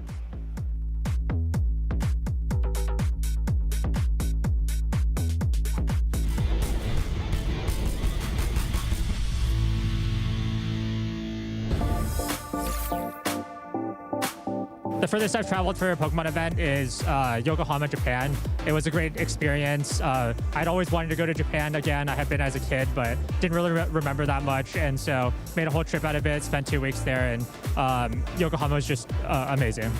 Pokemon Diamond and Pearl. Probably Hydreigon. I don't know, I just think he looks really cool. I really look up to Alex Underhill. He's a good friend of mine, and he really got me to take competition a lot more seriously. I had been kind of, here and there with Pokemon, like treating it as a casual game, but seeing him work so hard, I think he's been a big inspiration for me. I guess it would probably be Cynthia, because I respect her. I love trying the local cuisines anywhere I go. I think Pokemon events are a great excuse to travel, so having the ability to try a bunch of different things is what I enjoy about traveling. I like fruit the most, probably. I don't really like sweets that much in general, but I like, after dinner, just having a nice piece of fruit, and it's just, refreshing and a little bit healthier. Peaches are my favorite, but they're a little bit, they only are in season during the winter, so I think for sure it would be Yokohama in Japan, but I think New Orleans has been a great city. Last year at NAIC, the food in New Orleans was amazing, and that was a highlight of the trip for me. I listen to a lot of J-pop for the most part, so probably my favorite artist right now is Otto. In general, I've been most partial to the fire types, but I've switched between them. Just depends on the generation. I've liked all 3 types of starters.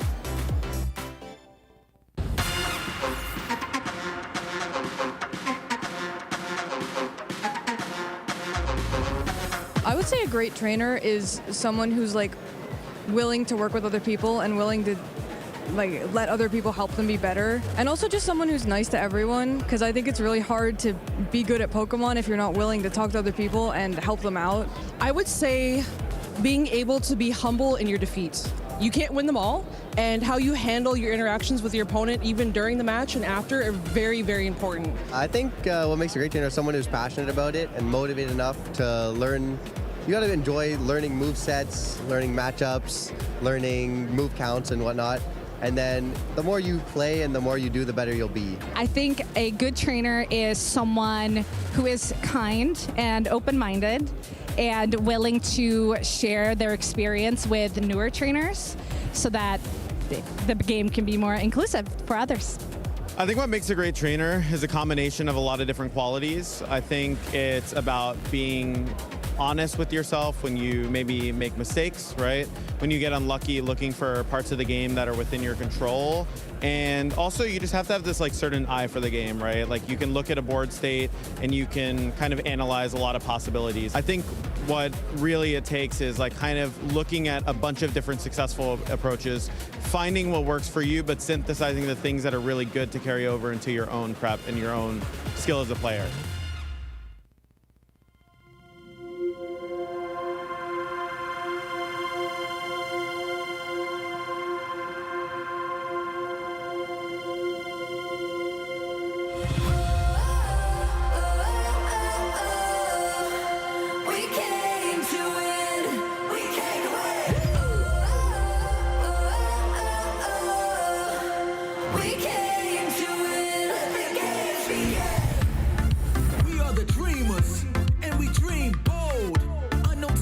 Among us, going for the ultimate goal.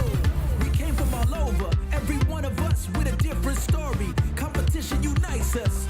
Now it's time to claim your glory. We share the same vision, we have the same mission. So let the games begin.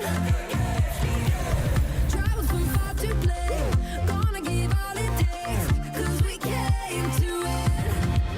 Let's go.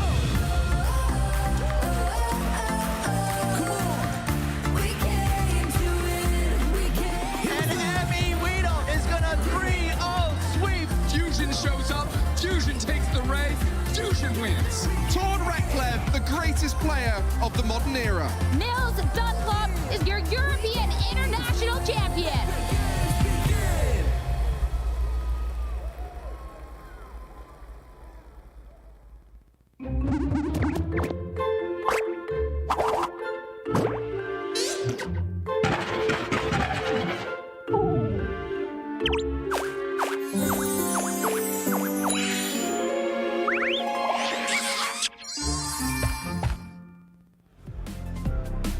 Ooh boy, the London International Championships for the European Union are going to be incredible. I love seeing that retrospective from our previous EU ICs.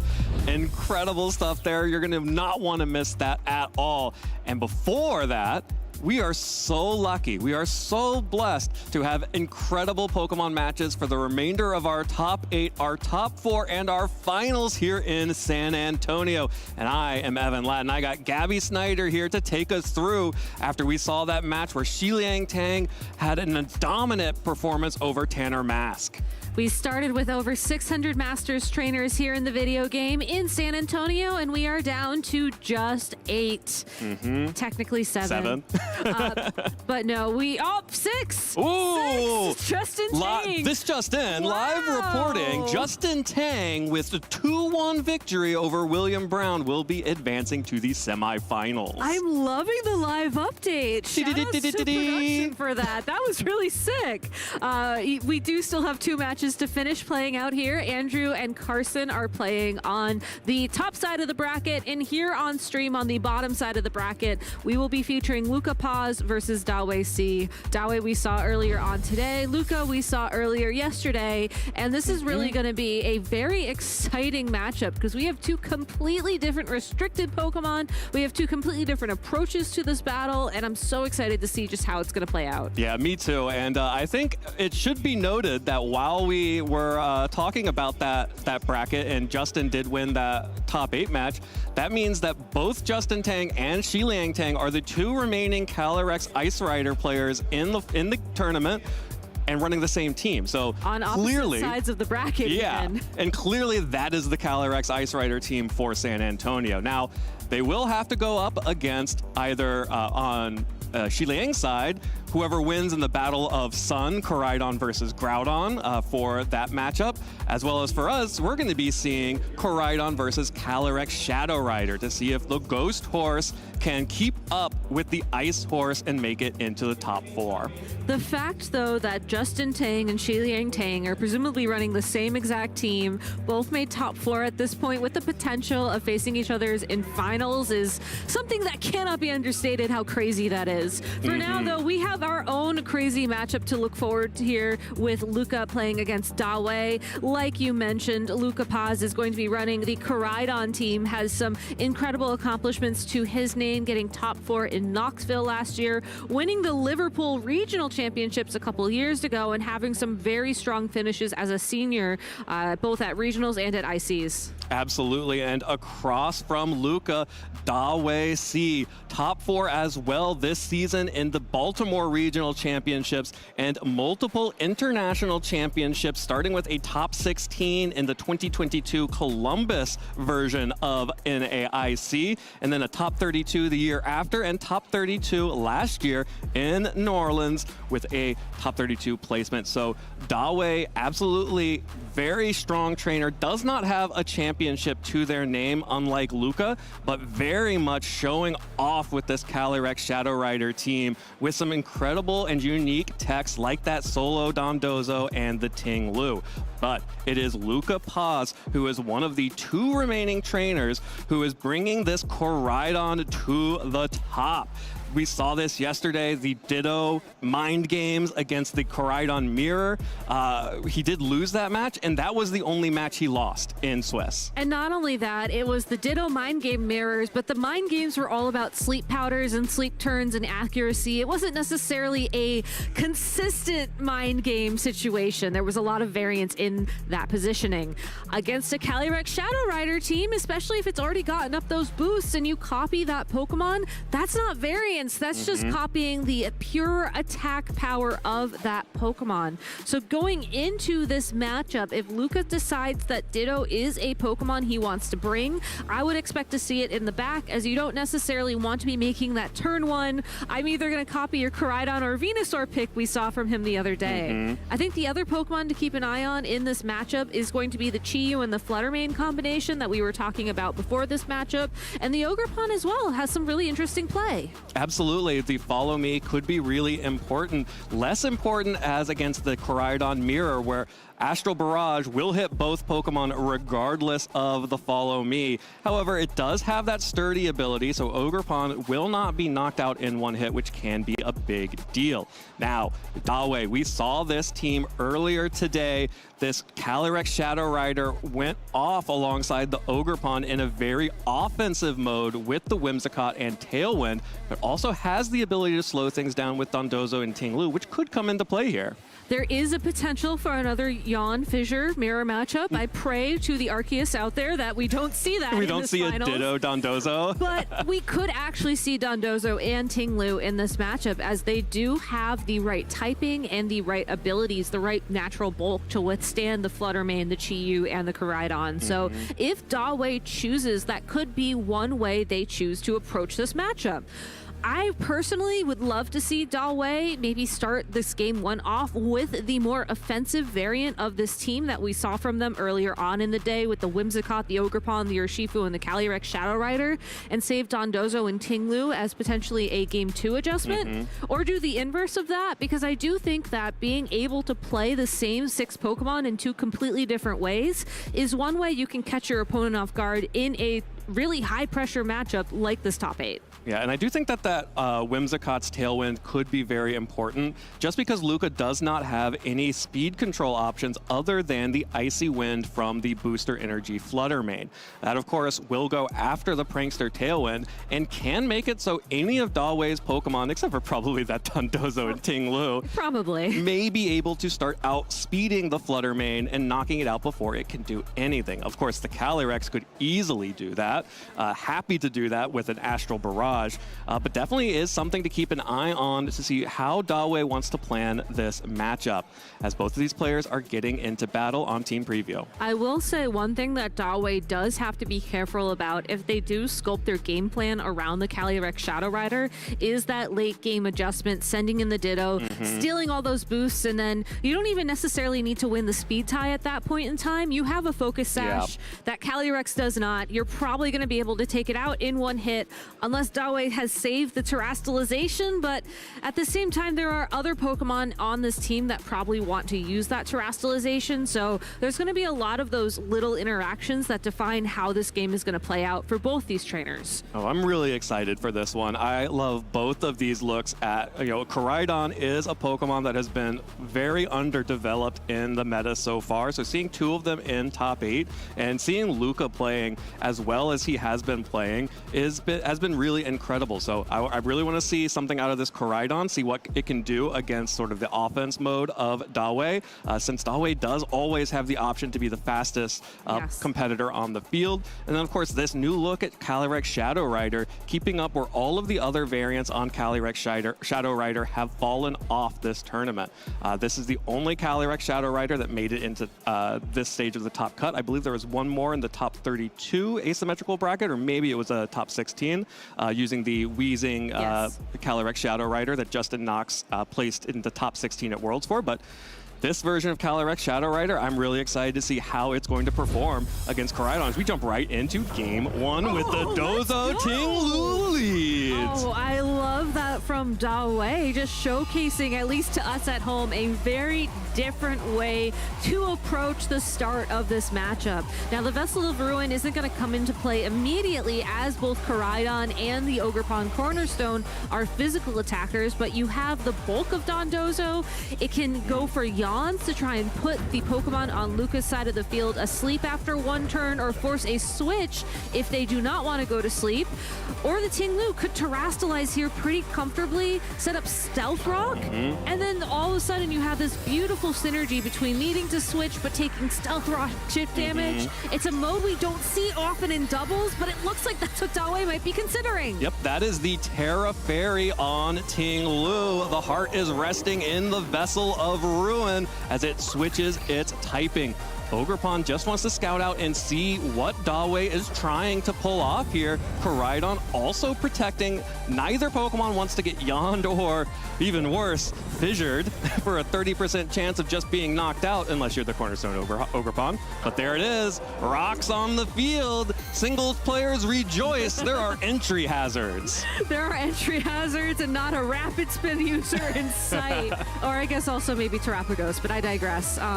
It is a very different approach to doubles. A lot of times when you're playing singles, you want to be switching constantly so that you're taking resisted hits, you're not taking big damage. That is time that typically does not exist in these double battle formats, especially when you have restricted Pokemon, some of the most powerful Pokemon that you can play in the metagame. But if you're running a Pokemon with Yawn like the Dondozo, you are punishing the need to switch. If you switch out, you're going to take damage. If you stay on the field, you're being put to sleep. It's a very tough position that Dawei has already put Luca in turn 1. Yeah, the one problem here is that Dawei has already terastallized, which means that Dondozo cannot make use of its Dragon Terra typing to resist any grass type attacks from the Ogerpon, like this Power Whip, but you don't need to resist if you can just dodge the attacks. Koraidon will go off with a Flame Charge. Interestingly enough, slower than the Ogerpon there, as the Ogerpon's Power Whip whiffed into the Dondozo, and a Ruination is just going to remove half of that Koraidon's health. And there is our first Yawn, yawning into the Cornerstone Mask Ogerpon. And after the Fire Terastallization, Koraidon does not want to switch out, because if it comes back in with those rocks up, it's going to take 25% of its health. And it only has about 50. I was going to say it has exactly 50, as that's exactly what Ruination does. Ting Lu, obviously not a very offensive Pokemon, especially with the moves that it's decided to bring to this matchup. But if you're guaranteed to deal half of your opponent's remaining health when your attack connects, you don't need to invest in those heavier hitters. You can slowly start chipping down Pokemon so that your Calyrex Shadow Rider, who has to be in the back of your party at this point in time, can come in and take those knockouts later. Ogerpon doesn't want to switch out, and it will be decided to go to sleep, but the question is just how many turns of sleep will it end up being? Well, a big Flare Blitz into the Ting Lu is not able to pick up the KO, and so Koraidon will just take Recoil and Rocky Helmet damage. Still is able to survive, though, but the double up onto the Ting Lu, not enough. Both the Ivy Cudgel and the Flare Blitz in the sun with the Terrassalization cannot pick up the KO there, and a second Yawn will connect onto Koraidon. Of course, that Koraidon would be going down to recoil damage regardless at the end of this next turn, but Dawei always has the opportunity to just double protect and let that Pokemon go to sleep or switch out and never be able to come back in because of the rocks. The one thing that Dawei would benefit from if you do opt to double protect this upcoming turn is that's one less turn of sun on the field, and if it is going to be a photosynthesis Pokemon in the back of Luca's party, you're now denying that boost to that Pokemon. It's again a very slow approach, but it's so well calculated. You put one Pokemon to sleep, you have the health of the other. You then do the inverse, and now again Calyrex Shadow Rider, when it decides to make an appearance, is in such a strong position. Yeah, there's a very real world where Calyrex Shadow Rider shows up and all of Luca's Pokemon are at 50 to 25% health, and that is just very easy for the Calyrex to start picking up those KOs. No protects here though, so a collision course will connect onto the Dondozo. Ogerpon takes its first turn of sleep. One of the benefits to using Yawn is that it activates at the end of the turn, so you always get that one guaranteed turn of sleep on the next turn. And with the Sand Tomb into the Koraidon, that Pokemon will go down and force Luca to bring in a third Pokemon finally and start taking that Stealth Rock damage. And Dawei also just playing very safe there, trying to yawn a target on Luca's side of the field. Just in case. Had there been a switch, that now means you can protect and then that Pokemon goes to sleep. Fluttermane is the next Pokemon to hit the field, and while it will initially benefit from the sunlight to activate photosynthesis, when the sunlight expires, it will have that booster energy activate to keep that boost up. So that boost will stick for a little bit. For now, though, you just have to wonder how much damage can this Fluttermane do, and can it avoid getting yawned? I think it really comes down to the Ogerpon waking up and landing an attack at the Dondozo at this point. A Fluttermane alone is not going to be enough damage. Yeah, this Fluttermane needs some help from its partner, Ogerpon, that has just been taking a snooze after those yawns became contagious from Dondozo. And of course, Ting Lu was targeted down by Luca on both Pokemon, still survived, which means that the Vessel of Ruin is still in effect. So this Moonblast will be enough to pick up the KO onto Ting Lu, but had to target that Pokemon down to allow the special attack of Fluttermane and potentially any other Pokemon in the back, although we know that it's Ditto in the back. Could be a problem, but that's just going to be Ogerpon taking a second turn of sleep, while Dondozo once more is just going to click Yawn. And Fluttermane, you got a turn. What can you do with it? You have a turn, and unfortunately for you, that turn is also going to coincide with the next Pokemon on Dawei's side of the field. I also want to call out the genius of setting up Stealth Rock here for Dawei, as one of the win conditions of the end game that we're navigating towards would be the potential copy of that Ditto to, well, has to be a Calyrex Shadow Rider, as Dawei does reveal that Pokemon on the field. But Stealth Rocks will remove the Focus Sash when Ditto enters the field. So all of a sudden, these Calyrex are now on even playing fields. You do still have to worry about the speed interactions of these Pokemon, but if hypothetically Dawei is able to land a Yawn into this incoming Ditto, that is one way you don't have to play the speed control game. Yeah, the other way you don't have to play the speed control game if you are Luca is you have the option of just clicking Icy Wind onto the Calyrex to lower its speed. With the booster energy, Fluttermane is still going to be faster than the Calyrex, but Ditto comes in, copies the Calyrex Shadow Rider on a Protect. Could have been a very risky switch in there had Dawei gone for an Astral Barrage immediately. Instead, though, protects because this will be the turn that Fluttermane goes to sleep from the Yawn. And this could also be the turn where Dondozo gets the opportunity to land something against the opposing Calyrex. It is going to just be Wave Crash into the Fluttermane for some really decent damage on that Pokemon. But the other thing I want to talk about here in regards to Luca's position on the board at this point in time is that even though the Fluttermane is asleep, these Calyrex are guaranteed the speed tie interaction at this point in time. Ditto will copy the exact speed of the target Pokemon. Usually when Ditto is guaranteed faster, it's because it's holding Choice Scarf. It isn't because of any other interactions in play. So Luca is not out of this battle, assuming he can move first and somehow get a big hit onto the opposing Calyrex. But will Dawe even let him have that opportunity? It's possible that Dawe could just switch out the Calyrex Shadow Rider, hope that your Dondozo has enough health to take that one hit, go for the yawn, and then just have Calyrex Shadow Rider return once it is more favorable. Well, Fluttermane will be retreating, which without the sun anymore, and having used up the booster energy means that Fluttermane will no longer have that speed boost.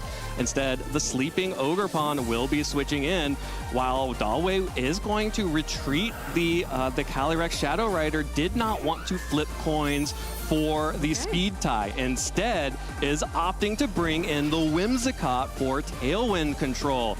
But Luca is making use of one of the techs that Dawe has on their Calyrex and goes for the substitute on Dittorex.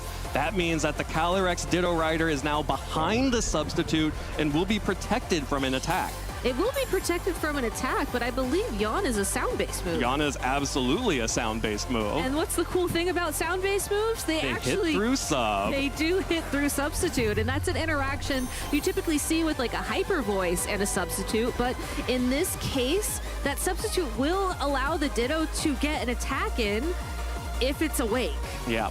And the Encore actually connecting first before anything else, which means that this substitute is trying to go for a substitute, and you can't substitute something that already has a substitute. That's too many substitutes. Then you need just the real thing. Fails. Fluttermane still asleep, and Dawe is in complete control. Encore is yet another sound-based move, so some really great Pokemon tech knowledge here on display of Dawe. What I find absolutely incredible is that they were able to predict how their own Pokemon would have been used against them. They were able to set up the Stealth Rock early on in the game so that Focus Sash wouldn't be there anymore, and then by having your last Pokemon be Whimsicott, which is not typically a Pokemon that closes out battles, you can ensure that you have the Tailwind in case there's too many Icy Winds in play, or you have the Encore to trap a Pokemon into a move so that you can find the advantage. Wow, what an incredible game one there from Dawe C. Of course, the Dondozo avoiding the Power Whip was pretty huge very early on there, because that Dondozo, if it gets turns, if it gets free turns to just start yawning and just cycling, like you were mentioning, the Dondozo plus Ting Lu, going for a Ruination to take 50% of health from one Pokemon while you're yawning the other, and then vice versa, that gets real scary real fast, and we saw exactly how out of control that can get if you have something like your Power Whip miss the Dondozo. That does make me wonder what the adaptation is going to be for Luca, because if you don't want to worry about Power Whip accuracy, you have that Raging Bolt right there. You have the opportunity for a Photosynthesis boost, and if that is in the special attack stat, that could be another way to land those heavy hits into the Dondozo without having to worry about accuracy.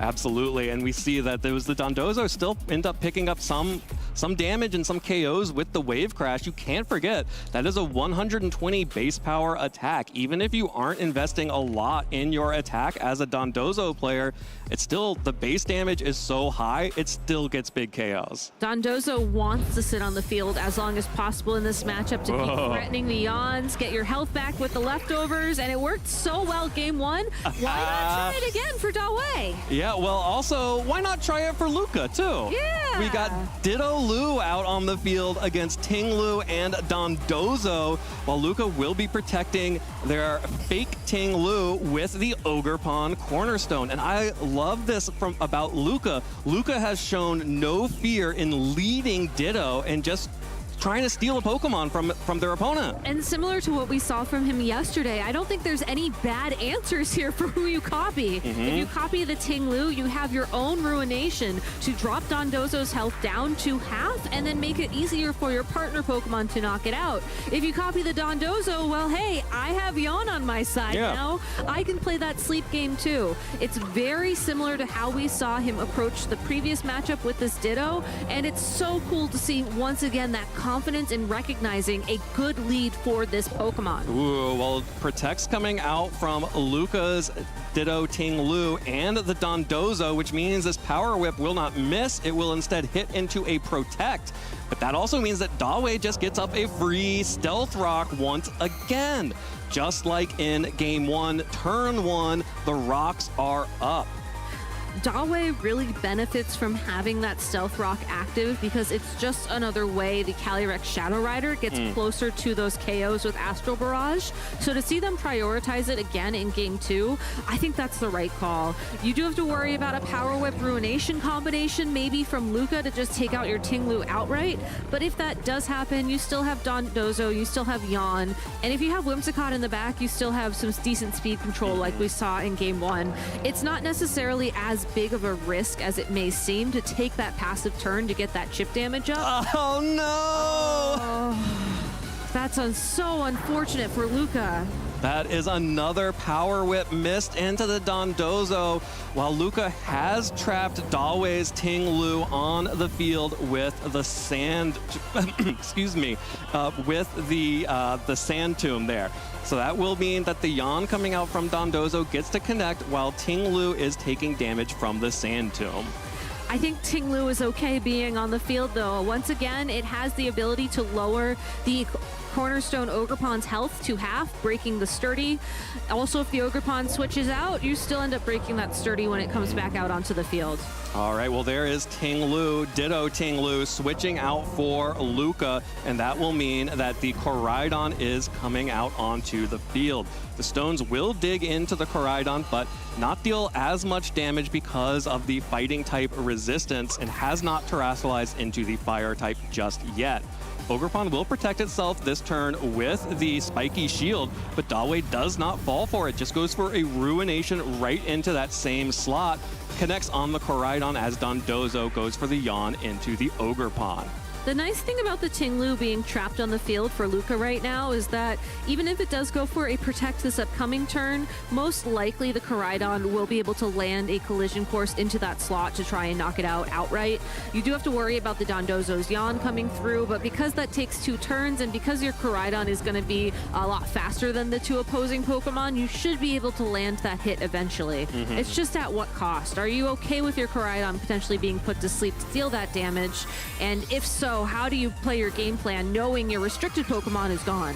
Well, Koraidon's coming out as a fire-type Pokemon right now, so going on the offensive uses the Terrestrialization to get a little bit more damage off on this Flame Charge. Power Whip finally connects, but doesn't actually pick up the KO. And Ogerpon will take that recoil from the Rocky Helmet. However, this Flame Charge will easily be enough to pick up that last little bit of chip damage so that Ting Lu is not able to launch another Ruination into one of Luca's Pokemon. This does mean that Dondozo is free to go for another Yawn here, and that will be the Yawn finally connecting on the Ogerpon. Prioritizing the Ogerpon here means that Dondozo can protect next turn, and it does not have to worry about Power Whips anymore at that point in time, assuming whatever comes in next for Dawei can deal enough damage to pick up that KO. And with the Flame Charge speed boost on that Koraidon, Dawei is forced to reveal the Whimsicott and not send in that Calyrex Shadow Rider if that is their last Pokemon, because at this point in time, I believe Koraidon is faster than that Calyrex Shadow Rider.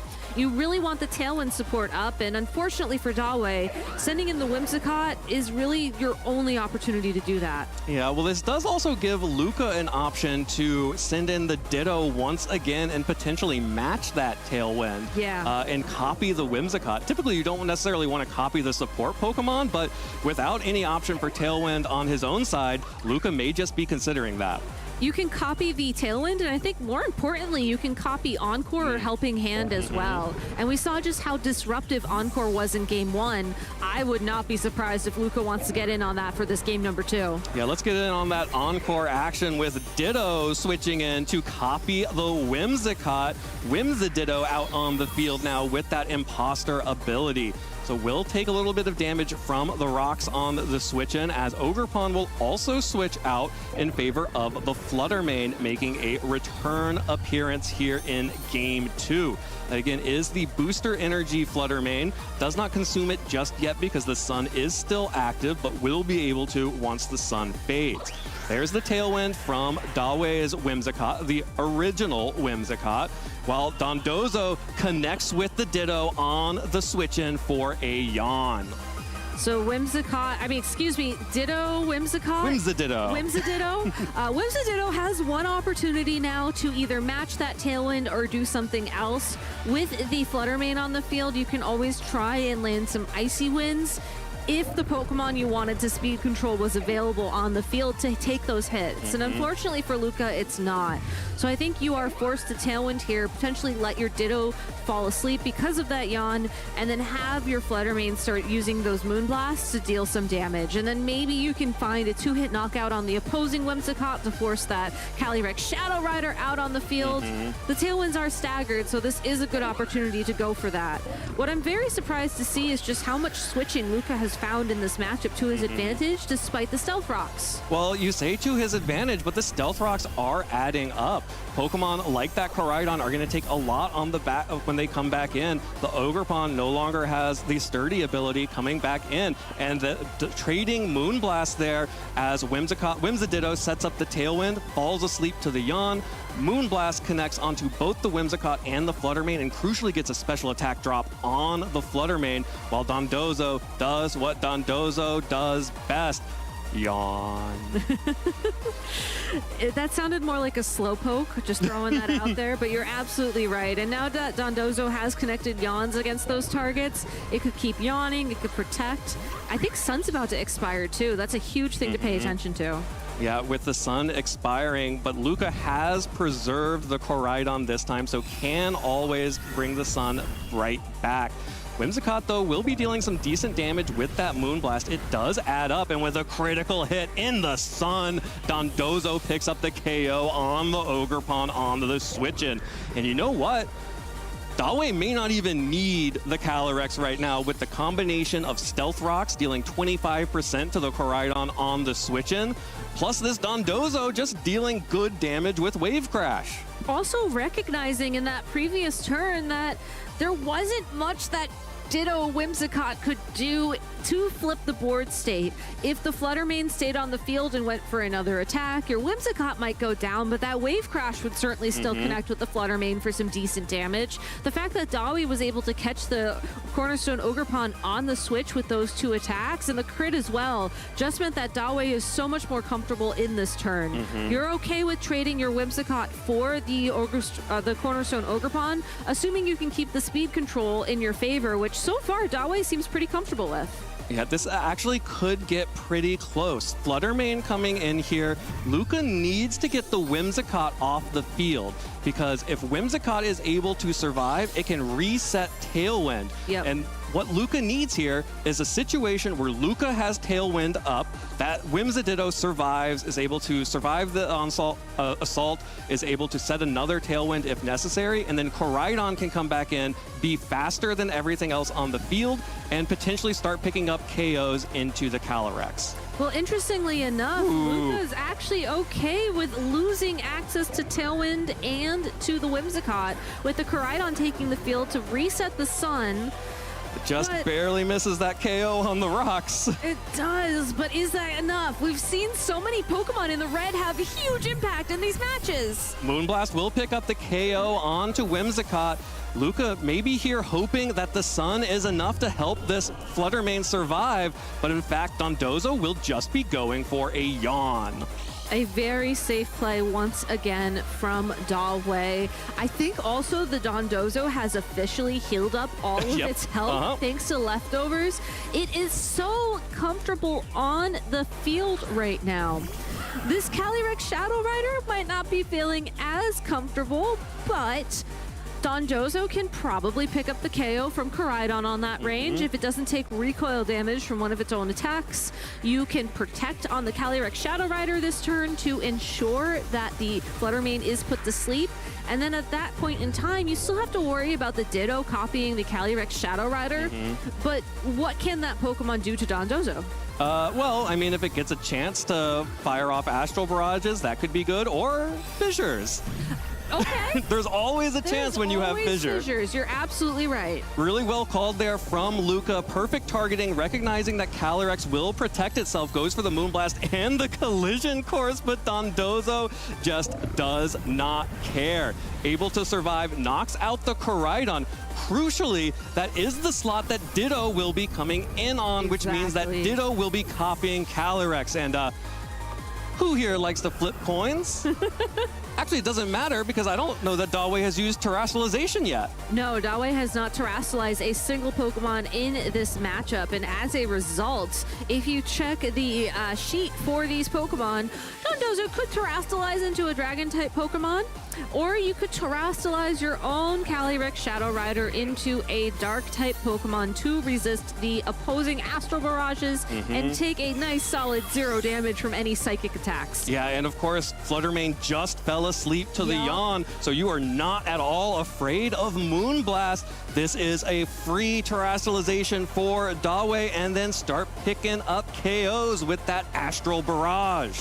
And this is the exact kind of board positioning you want to play with this kind of team if you want to make it to top 4 here in San Antonio. An incredibly well-played match.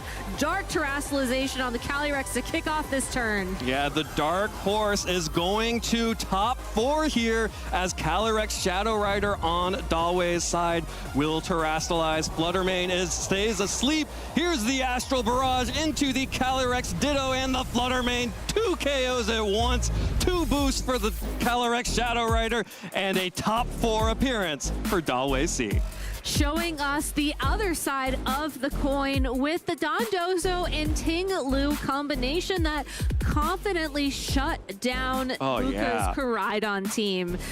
Luca tried his best to find openings. His Ditto play in that game 2 was superb. Unfortunately, though, Dawei was just one step ahead. And I think that knockout on the Koraidon, especially recognizing that you do not want to give your opponent the opportunity to copy your Dondozo, was such an incredible prioritization from Dawei in that spot. Yeah, at the end of the day, I think it was the yawn putting the Fluttermane to sleep that basically gave Dawei perfect outs no matter what. Yeah. The one potential was maybe Wave Crash in the sun wouldn't actually pick up the KO onto the Fluttermane, but I actually love these leads here. Or not these leads from Luca. I actually don't love this lead from Luca. However, Luca is forced into this because this is the sturdy Pokemon and this is the Focus Sash Pokemon. If Luca wants to get any value of the ability or that item, he has to lead them, otherwise Dawei will set up the Stealth Rocks, and Luca no longer has an ability on the Cornerstone Ogerpon, and no longer has an item on the Ditto.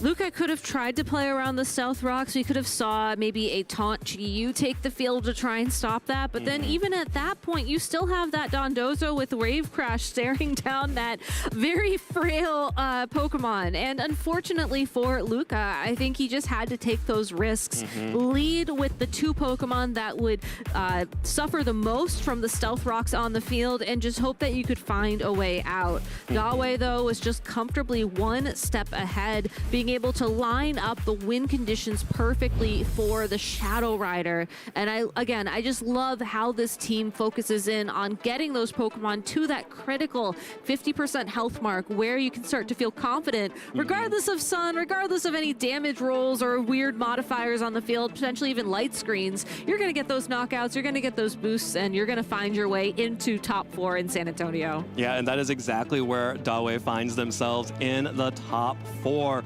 Only 2 games away from becoming the San Antonio Regional Champion. And wow, what an incredible game there. I loved watching that sort of slow play with the Dondozo and Ting Lu as well. Such a cool, unique mode for a Calyrex Shadow Rider team. You know, I remember when I first saw this yesterday and was sort of just scrolling through teams, like, why is there a Ting Lu on a Calyrex Shadow Rider team? Isn't that like crazy anti-synergy? And yes, if you have them out at the same time, but you don't have to. And the amount of extra support that Ting Lu gave Dawei in that game was wild. The Stealth Rocks probably did about a full HP bar of damage across all of the Pokemon, all of the switch-ins. And I mean, it's sort of similar to the Galarian Weezing team with Calyrex Shadow Rider, if you squint, mind you, because you're disrupting your opponent's game plans. You have the Vessel of Ruin ability to weaken the special attack so that your Ting Lu can stay on the field. You're setting up Stealth Rock so that your opponent can't switch and you're disrupting their game plan. It's like very spiritually like the same kind of thinking, but a much different conclusion, and really just a wonderful way to really highlight some of these Pokemon that we haven't seen find a place in Regulation G. Absolutely, extremely cool, and I can't wait to see that top 4 match for Dawei. Now, that does mean we have come to the end of our top 8, and we will be heading into our semifinals, the top 4 here in San Antonio. Before we do that, we're going to take a real quick break to get everything ready, and when we come back, we will have our first semifinal of the day. Stay tuned.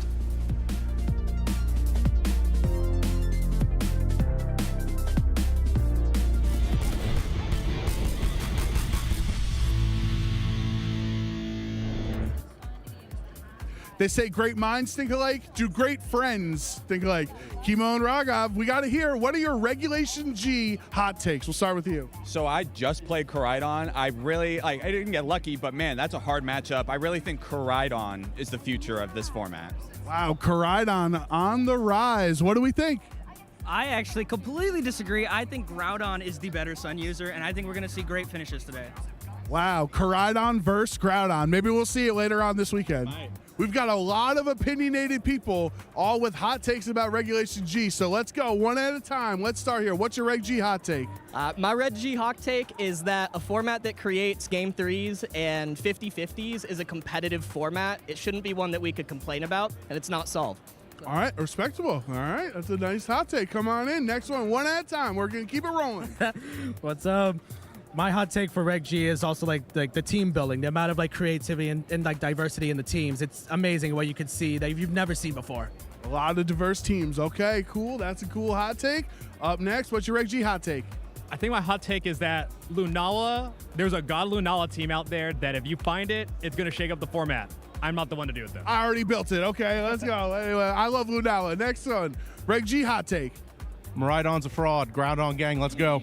Wow, that's the hottest take you might have ever heard. And it came from a cowboy hat, too, so you know it's real. What's your hot take? Heart Trick Room isn't real in this format. Don't plan for it. It doesn't exist. It's not a problem. Don't worry about it. It's not a threat. It's supposed to be hot takes, not gaslighting. What do you mean? Of course it's real. Gaslighting's hot. I don't know. All right, anyway, thank you. Please exit the frame. Thank you, everybody, for your Regulation G hot takes. We'll be right back with more Pokemon VGC action right here in San Antonio.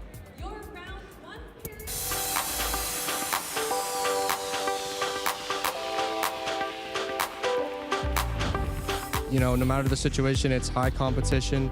Everyone's trying to have a good time as well. So if you can be nice to your opponent and just, you know, be courteous of their state of mind and, you know, things in the game, that's going to lead to a lot of maybe friendships and success in the games. So an unwritten rule with Pokemon Go is that you always have to say good luck, have fun to your opponent before your battles.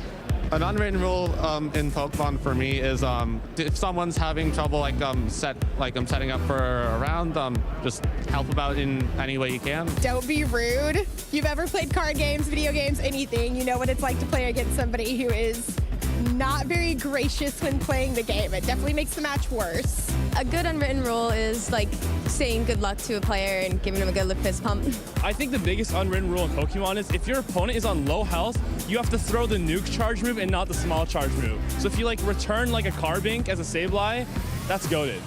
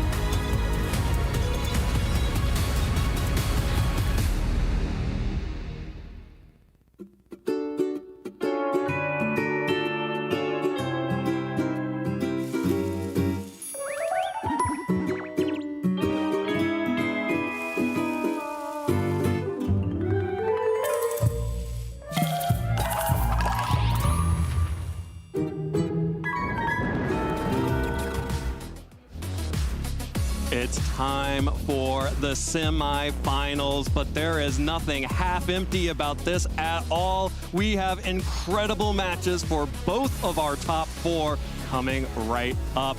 My name is Evan Latt, and I am joined by Gabby Snyder for the final time this weekend as we get prepared for our first top 4 match.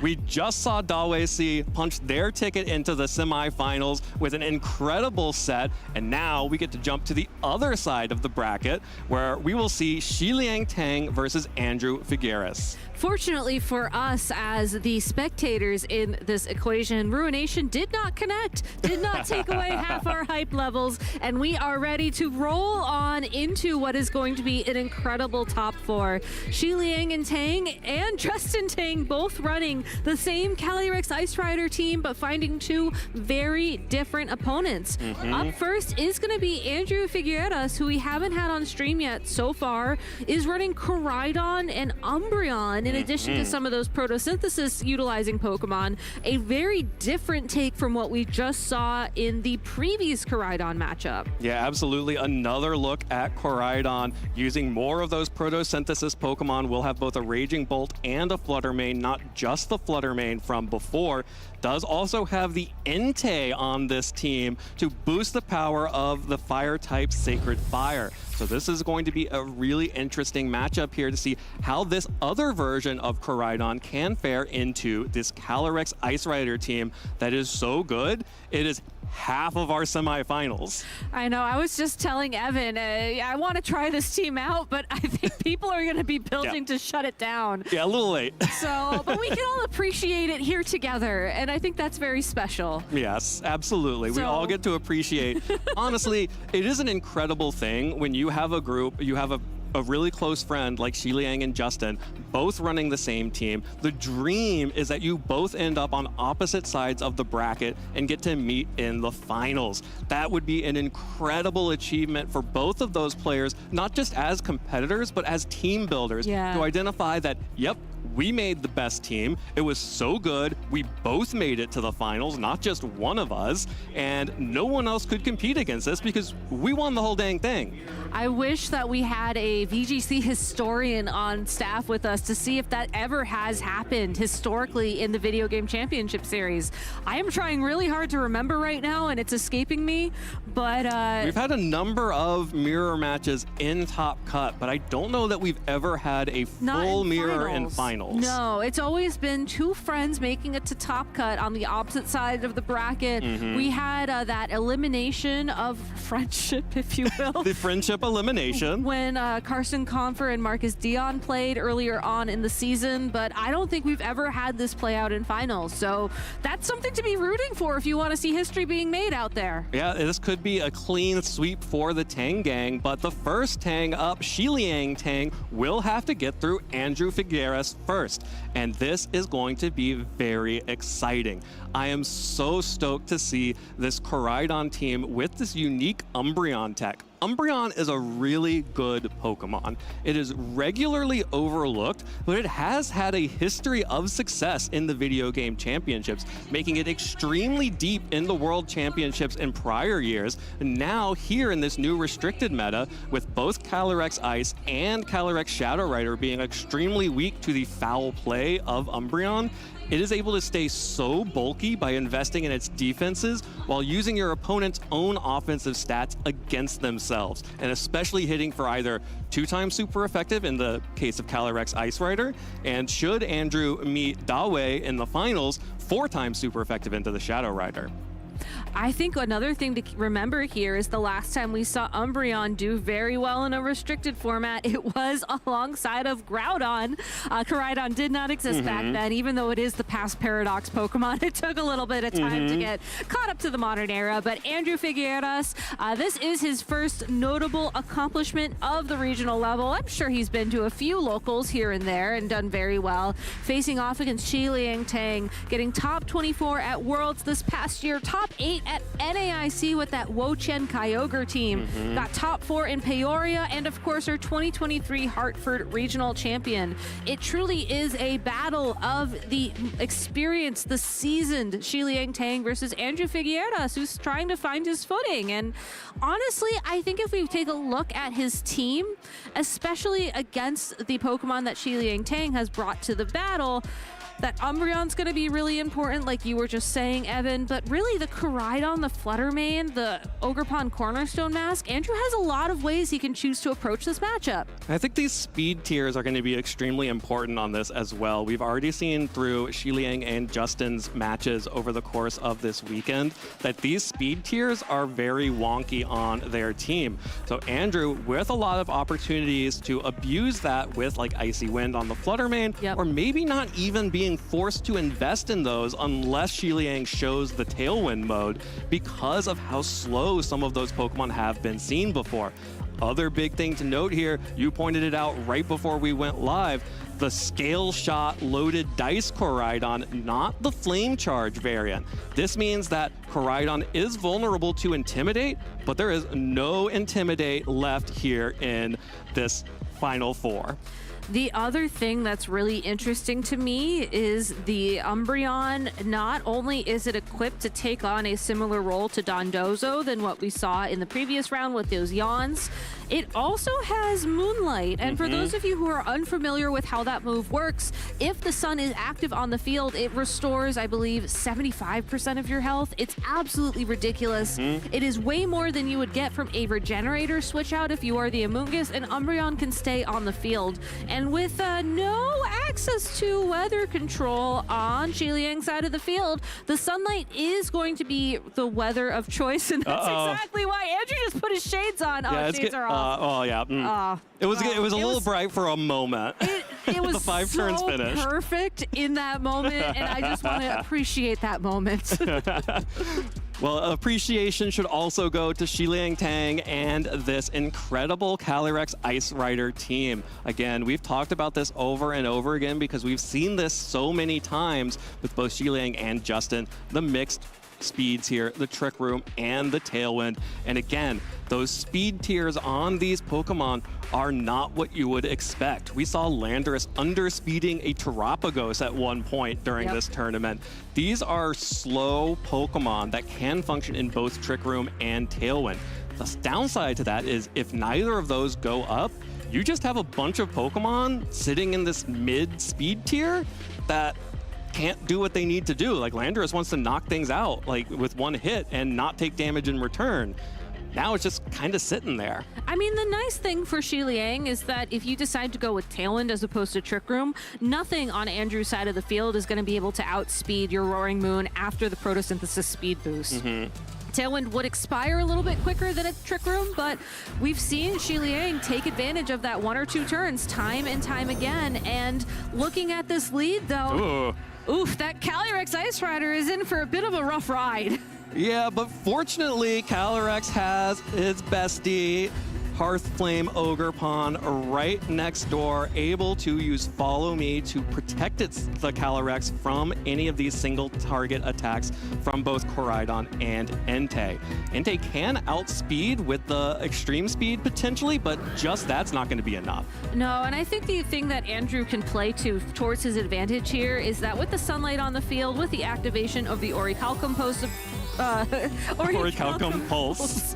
Not post. Ability that Pokemon has, it's going to have the enough attack power to take out the Ogerpon. So even though Calyrex Ice Rider may not be able to attack next turn, it's going to have one opportunity here at the cost of the Ogerpon. Well, there is a Terrassalization for both players. Shi Liang going for a pure fire typing on that Hearthflame Ogerpon to avoid exactly the situation you were referring to. Getting hit by a Terra Fire Flare Blitz from Koraidon in the sun would absolutely knock out that Hearthflame Ogerpon for free. Instead, just going for the Terrassalization and protecting the Calyrex as Koraidon launches that Flare Blitz into the Hearthflame Ogerpon. You can see that only does 50% damage down from 200% damage had that not been or just 100% had that not been Terrassalized. But Entei just went for an attack into Calyrex. It did. did, and it moved before the opposing Ogerpon Hearthflame, and that is great information for these trainers, able to hold on through the Ivy Cudgel as well. And if you were playing close attention, it was the Sacred Fire that Entei locked into. Ogerpon could use Follow Me to prevent that from connecting with the Calyrex, but you're going to get knocked out by the Koraidon at that point in time. If you want to avoid that super effective fire damage and the chance of a burn, a very high chance of a burn, you have to make the switch. Oh, Landorus, buddy, you're in trouble here. Switching in for the Calyrex Ice Rider. Flare Blitz from Koraidon will connect with the spiky shield, will take some recoil damage because of that. Not as much as the Flare Blitz recoil, but Sacred Fire connects, hits the Landorus, Choice Band, Sacred Fire in the sun. Landorus, that's an easy one-hit KO. Entei is one of those Pokemon that has its moment every so often in the video game championship series, and more recently it's always been Sacred Fire. It's been a lot of Choice Band, Sun boosted. It is such a powerful Pokemon. I think some people have forgotten about it because Gouging Fire has a lot more supportive options, but if you can just connect your attacks and do the big damage, Entei, fantastic Pokemon. Yeah, it evolved from Gouging Fire for a reason. The evolution was always right here. Koraidon, though, will pick up the KO onto the Ogerpon, went for the Follow Me to protect Calyrex, and does protect Calyrex from the 100% accurate Flare Blitz, but will not be able to protect it from this Sacred Fire from Entei. The only hope would be a miss. There is no miss. One-hit KO onto the Calyrex Ice Rider. And what does Shiliang Tang do in Game 2 to avoid this onslaught of incredibly powerful Fire-type attacks from these two Pokemon? It's not Amoonguss. It's not Amoonguss, that's for sure. You know, we've seen Shiliang lead Amoonguss alongside of Calyrex Ice Rider to try and redirect attacks, take them, and then have Calyrex land a Glacial Lance or something similar into the opposing Pokemon. But Glacial Lance is not going to be doing a lot of damage to Fire-type Pokemon. And the nice thing about Koraidon is that you can comfortably go for that Fire-type Terastallization and not necessarily worry too much about how that's going to play out down the line.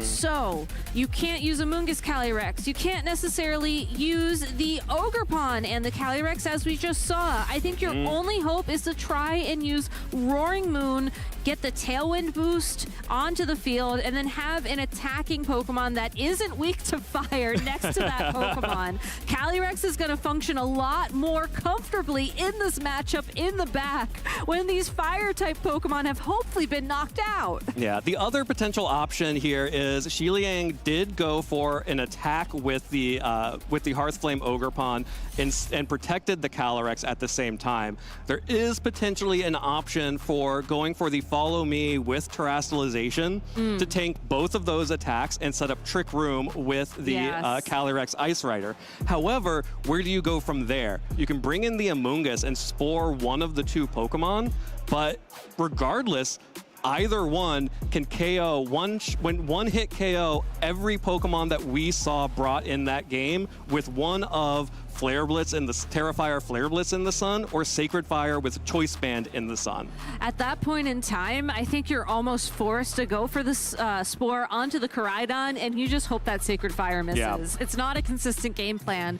And for a trainer like Shiliang, who has found a consistent way to approach the metagame this weekend, I don't think that's your win condition that you aim for. Maybe you try and just leave that option open for yourself if you get into that corner, but you're still bringing Amoonguss against a Sun team. That's not a very comfortable choice to make. And it's Terra Fairy, not even the water type. Exactly. I mean, you could also, speaking of Terra Water Pokemon, there is that Urshifu that Shiliang has, and, you know, the critical hits will help off-put a little bit more damage from the sun, weakening those water type attacks. But again, I think that Shiliang's best approach here would be the Tailwind and the Ogerpon, and let's just see what he locked into. All right, well, it's going to be the Ogerpon and Calyrex again. It looks like Shiliang thinks that there is another option here with this lead, but it's going to be the same two Pokemon from Andrew Figueira's side, the Koraidon and the Entei. And we didn't even see the other two Pokemon that Andrew brought in Game 1. We didn't, and I think that's going to be really crucial information as we approach this game number 2. if Xiliang can find the opportunity to get one knockout. Now, it does look like we're seeing a bit of an adaptation from both of these trainers with no terastallization turn 1, which definitely changes the board state. All right, well, there is a scout out from Xiliang Tang. We'll be checking to see what Andrew wants to go for, and that does include going for the scale shot instead of the flare blitz. Also sees that Entei has locked into Sacred Fire and is again targeting down that Calyrex. So now at least has the information that there will be a Sacred Fire coming out from that Entei, but again, now what?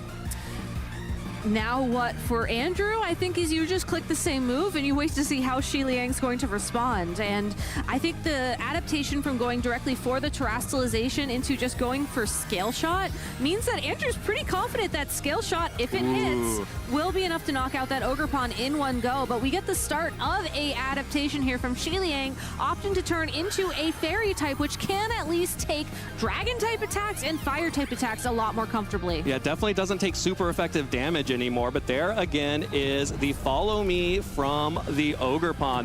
There will be at least 4 hits on the scale shot, but even with 5, that won't be enough to pick up the KO onto Ogerpon. So Ogerpon will go down, assuming that this Sacred Fire lands on that Pokemon, giving the Calyrex, the fairy type Calyrex, an opportunity to make a move here. This could be Trick Room, this could just be offensive attacks like high horsepower into this Entei or into the Koraidon, but there it is, the Trick Room. The side effect of scale shot is that if it hits, your defenses go down and your speed goes up. And we already knew that this Calyrex was naturally slower than the Entei and the Koraidon on the opposing side of the field. So now that Koraidon has that speed boost, it's going to be the fastest thing on the field, which means Landorus and this Calyrex can land attacks into it a bit more comfortably.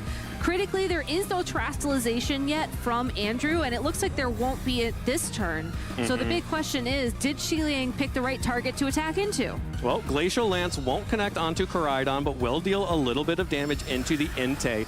And this super slow Landorus was switched in to replace the Hearthflame Ogerpon. Goes for the Sandsear Storm, does not hit the Koraidon, and will actually connect onto the Entei. That stutter is just going to give me a heart attack. But here's the thing, though. If you're not sure, I mean, Entei cannot protect as it's holding the Choice Band, but if you're not sure if that Koraidon's going to try and attack or if it's going to protect, I think going for the spread move, assuming you have a decent Pokemon to maybe switch in or handle a miss scenario, is the best play. And this Calyrex Ice Rider really looked like it was that Pokemon. Had the Sandsear Storm missed, you still have high horsepower the following turn to follow up and deal some damage. And had Koraidon not protected there, that Glacial Lance would have done a ton of damage. It's possible that the Sandsear Storm would have been enough to make the difference between that knockout. So it is a risk, but it's not necessarily as big of a risk as we've seen some of these Sandsear Storm plays in the previous parts of the tournament. Well, Raging Bolt is now out for Andrew as Koraidon retreats for the final Pokemon. That Umbreon is now out on the field. Will not be quite as powerful into this Calyrex Ice because it is a fairy type now, but we are going to see the terastallization coming out from the Raging Bolt. This fairy typing is going to be very important to avoiding the ice type damage from the Calyrex as well as the ground type damage from Landorus. Glacial Lance connects on both of these Pokemon, will deal good damage to both, but not huge damage. And the Draco Meteor, it misses the Landorus. Landorus dodges and a Sandsear Storm connects onto both Pokemon, putting them both in range of another Glacial Lance. A critical miss there for that Raging Bolt. Had it connected with the Landorus, it would have been knocked out, and then Xiliang would have been down to the final 2 Pokemon with Umbreon on the field against the Calyrex Ice Rider. The Calyrex Ice Rider did terastallize into the fairy type, so those foul plays won't be doing as much damage, but I think critically there's only so much damage the Calyrex can do to that Umbreon in return, and knowing that the Koraidon is back in the back of Andrew's party, it can always come back, reset the sun, and use Moonlight to just keep it on the field for long enough to find the damage needed for a win. Well, this time around, Xiliang Tang will be retreating the Landorus, thinking that the Calyrex Ice Rider has everything it needs to be successful right now. Raging Bolt just goes for a Desperation Thunderclap there as Umbreon's Moonlight will, as you mentioned, heal it all the way back up to just about full, as Glacial Lance will finish off this Raging Bolt, with Amoonguss now out on the field to threaten Spores. It cannot spore the Umbreon as it is holding safety goggles, but it can spore the Koraidon, who really is the biggest damage threat Andrew has left remaining in this battle. Also, critically timing the return of Koraidon just as the sun expires, and we saw how much damage that Moonlight mitigated for Andrew.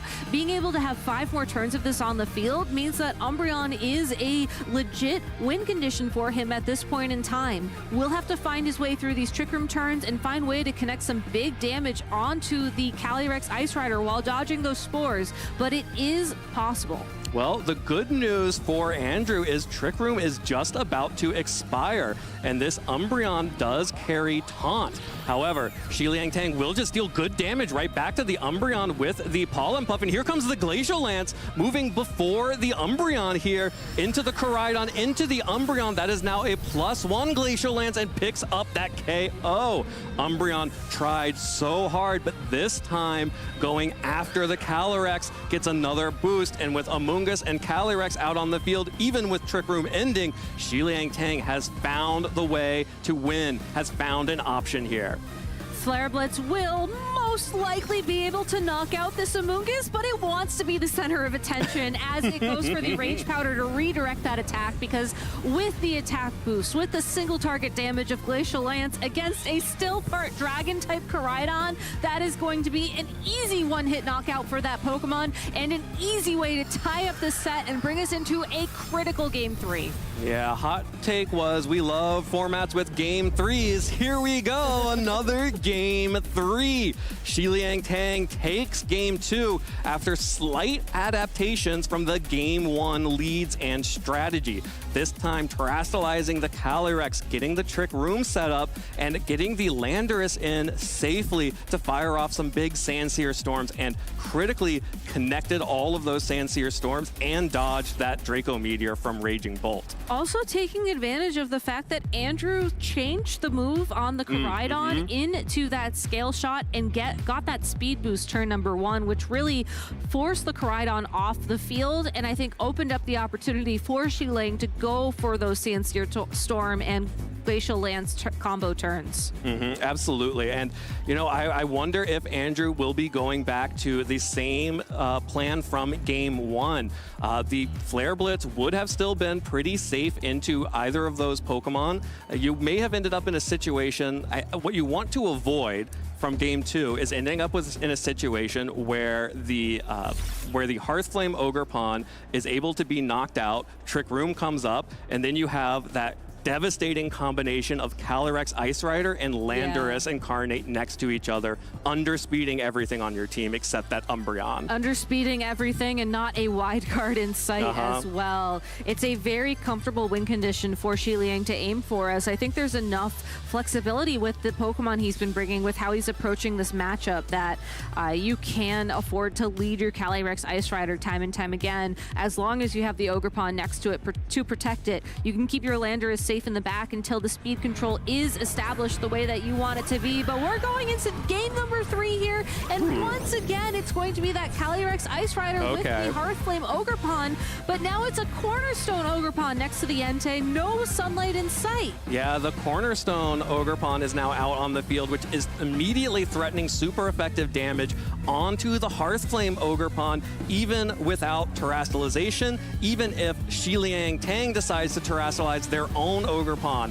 That turn 1 from Game 1 cannot happen again. And you can see Andrew even has the option to just blow it up with Terra Ivy Cudgel. Exactly, and that's exactly why Shiliang does take the opportunity to once again scout out the approach Andrew is taking to this matchup. The one thing I am a little bit curious about is how the Sacred Fire damage calculation works out against the Calyrex Ice Rider in particular without the support of the sun on the field. But that's something we'll have to wait a turn to see, as we do get confirmation it is that move locked into from the Entei. Yep, the Sacred Fire, once again, it is the only move that Entei has used all set long, just the Sacred Fire. Here comes our first terastallization here in Game 3. Again, it will be the Terra Fairy Calyrex.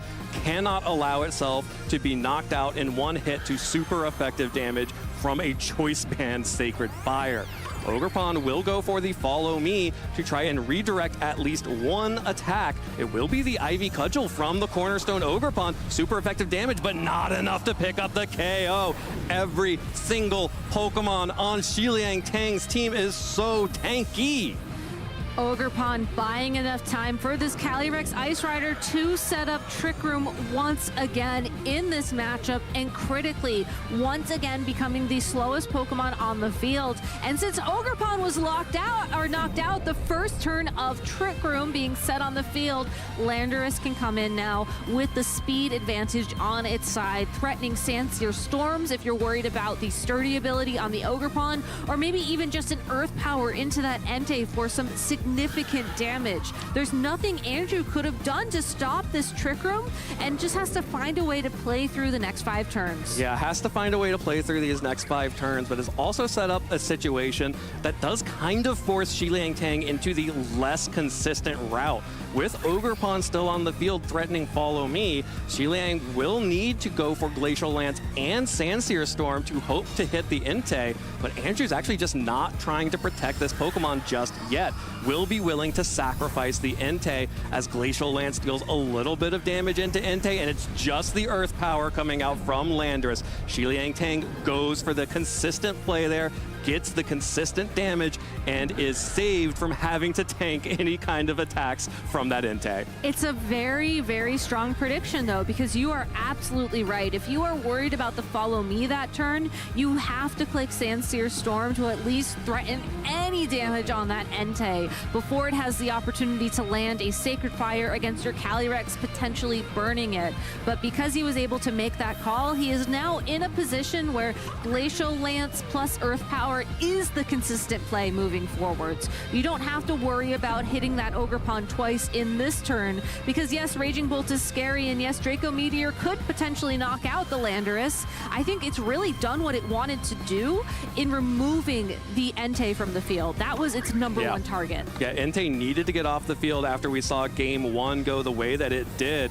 But this means that Raging Bolt is now out on the field. It is slower than the Landorus that we saw in Game 2, but it does not have the Photosynthesis boost this time. There is not an additional damage boost for this Pokemon, and it is the Assault Vest variant of Raging Bolt. So there will be a chance to deal good damage here as the Ogerpon tanks the Glacial Lance, gets the Sturdy, and the Draco Meteor connects this time. No boost and not enough damage. Without the boost, you cannot break Xiliang's Pokemon, and another Sandsear Storm will land. Just doing enough damage to pick up the KO on the Ogerpon, bringing the Raging Bolt down into the red and forcing it to rely on a Thunderclap into the opposing Calyrex if it wants to accomplish any damage next turn. Andrew is down to his final 2 Pokemon in this top 4, down to the final turns of this game, and I think his only win condition at this point in time is hoping that you can find a way through the final turns of Trick Room. You have 1 turn of Protect on the Koraidon this turn, but Raging Bolt is holding Assault Vest. It cannot protect. I don't think that's enough to get you through.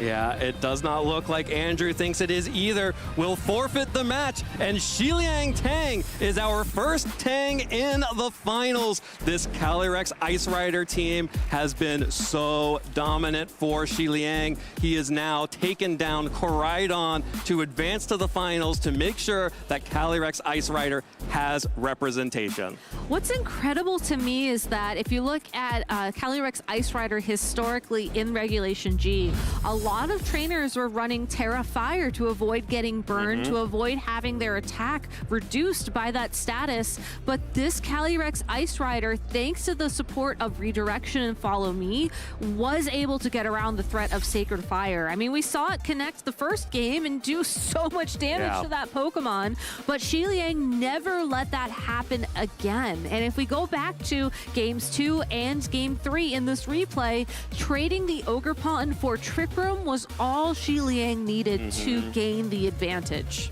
Yeah, and Andrew just came up short over and over again on the damage in both of the 2 games that Andrew lost. You know, there was unfortunate miss on the Draco Meteor in the first game. There was also, the second game. Yeah. Missed that damage, also missed KOs on the Ogre Pond, also missed KOs onto a lot of different Pokemon. The Landorus would not have even been knocked out by that Draco Meteor, did not have the boost from the Photosynthesis in Game 3.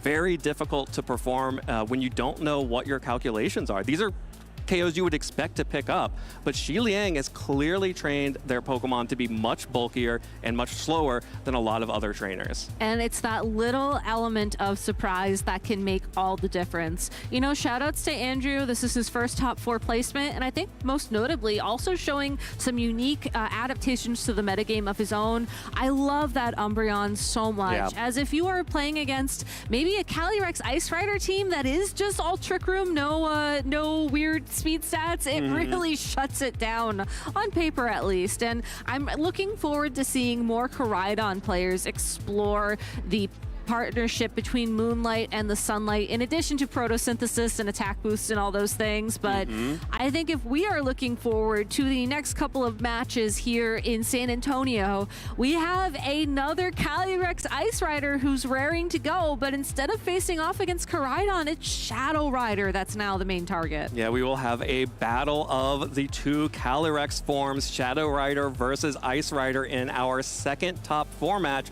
And we're going to take a quick break, and when we come back, we will see which horse reigns supreme. So don't go anywhere. We'll be right back.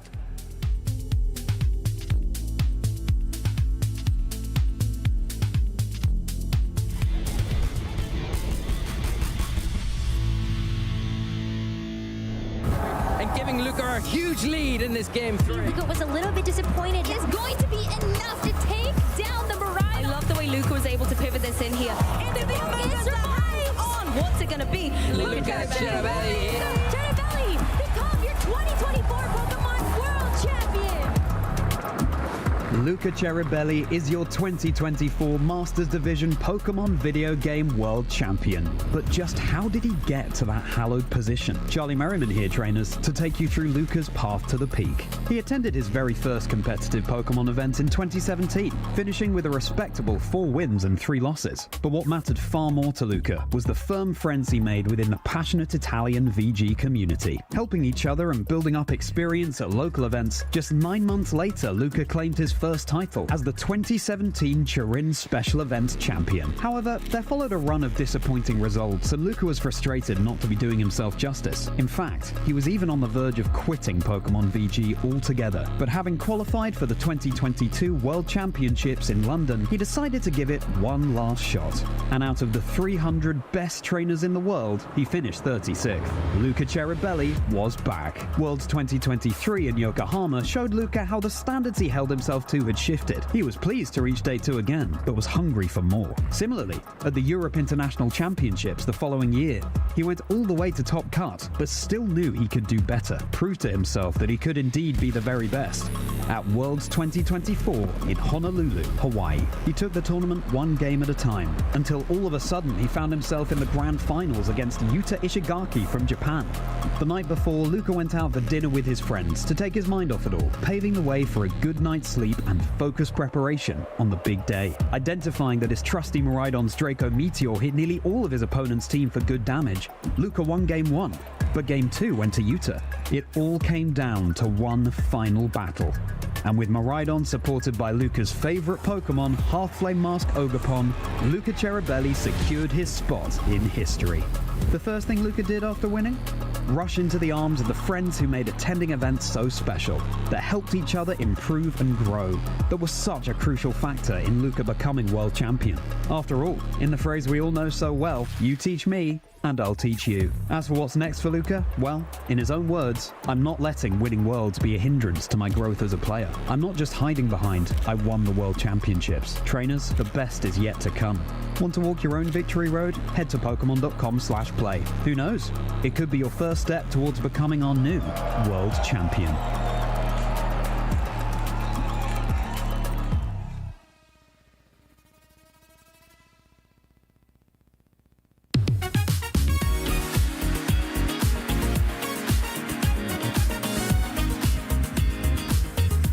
thing I would tell a new player before they do their first tournament is to watch previous tournaments. You have access to high-level players competing with one another, and you get to see a whole lot of cool ideas to build your team around. Like, for example, the team that I'm running today was based off of Lawrence's team that he used at EUIC. A piece of advice I would give is definitely to sit down and talk to the person across the table from you. They're not always going to talk back, but more often than not, someone sitting across from you is just as nervous potentially as you. And every time I strike up a conversation, it eases a lot of nerves and it helps you play a little bit better because you're less in your head and you're more so having a good time playing Pokemon. So something I would tell a new player for their first tournament is definitely reach out to the community. There's so many awesome people in this community. I definitely wouldn't be here if it wasn't for the awesome community. So I definitely say to talk to some friends, make some friends, you know, kind of enjoy yourself, learn from them. A lot of people in the community love to help. So that would be my top advice. What I would tell a new player at their first regional is just try your best to have fun, stay as positive as you possibly can. Even if you lose your first match, first 2 matches, feel like you want to drop, there's side events, but you practice for this, just do your best to have fun. One thing I would tell a new player who's coming to their first tournament is to bring a team that they're comfortable with. Knowing your Pokemon, how the matchups play out, goes a long way. The first thing I would tell someone who is, getting ready for their first tournament is to not be so nervous. I get it's a big event, you don't know how many people are going to be playing. You're going to meet new people, a million deck options out there, but just lock into whatever deck you're practicing with. Bring some extra sleeves in case you break a sleeve, whatnot, and maybe a water, some snacks. Other than that, just have some fun.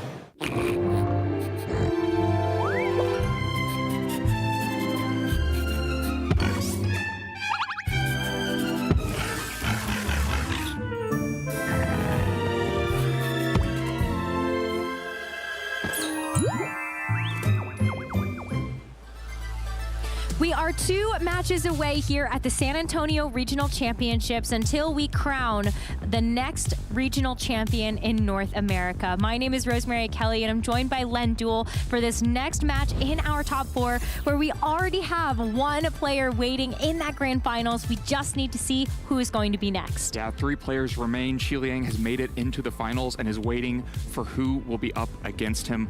Will it be Dawei or Justin? Will it be Justin versus Xiliang, the Tangang finals and a 6 Pokemon mirror match, or will Dawei pilot this Calyrex Shadow Rider team with Tinglu and Dondozo to play at a slower pace up into the finals of our tournament? What's kind of amazing is that we still have this storyline of either Calyrex Ice Rider or Shadow Rider Calyrex going to be the winner of our restricteds at the end of the day. Every other restricted has fallen before them. Miraidon, the top usage heading into this tournament, quickly followed by Kyogre, Groudon, Koraidon. Now it's just the horses left when they were completely absent last weekend in Birmingham. Yeah, it feels like the turning of the wheel has got Ice Rider fully on top. That's been the story of our entire day 2, from the day 2 usage to the top cut, and now 1 already in the finals. And so 2 Calyrex Ice Rider in the final would really follow through on that, but there's still a chance for this new build of Calyrex Shadow Rider to come out on top. We've seen a lot of Calyrex Shadow Rider focused on Nasty Plot and Rillaboom and Incineroar to support it. We've seen ones with Dondozo and going out quickly on the offense. This is played differently. There's no Nasty Plot there, just trading damage, and often Dawei seems to be bringing it out of the back, which is a bit unusual for Calyrex Shadow Rider as well. So just finding a new way to use what a lot of people think is the most powerful Pokemon in the game, if you can find the right way to get it on the field. But Dawei has been an innovator, going all the way back to that Baltimore Regional top 4 at the beginning of the season. Dawei came out with that Covert Cloak supportive Volcarona that took everybody by surprise. It was the perfect meta call for that Regulation H tournament where everything seemed viable and on the table. But Dawei, with such a smart heads-up team compositional choice, able to get that top 4.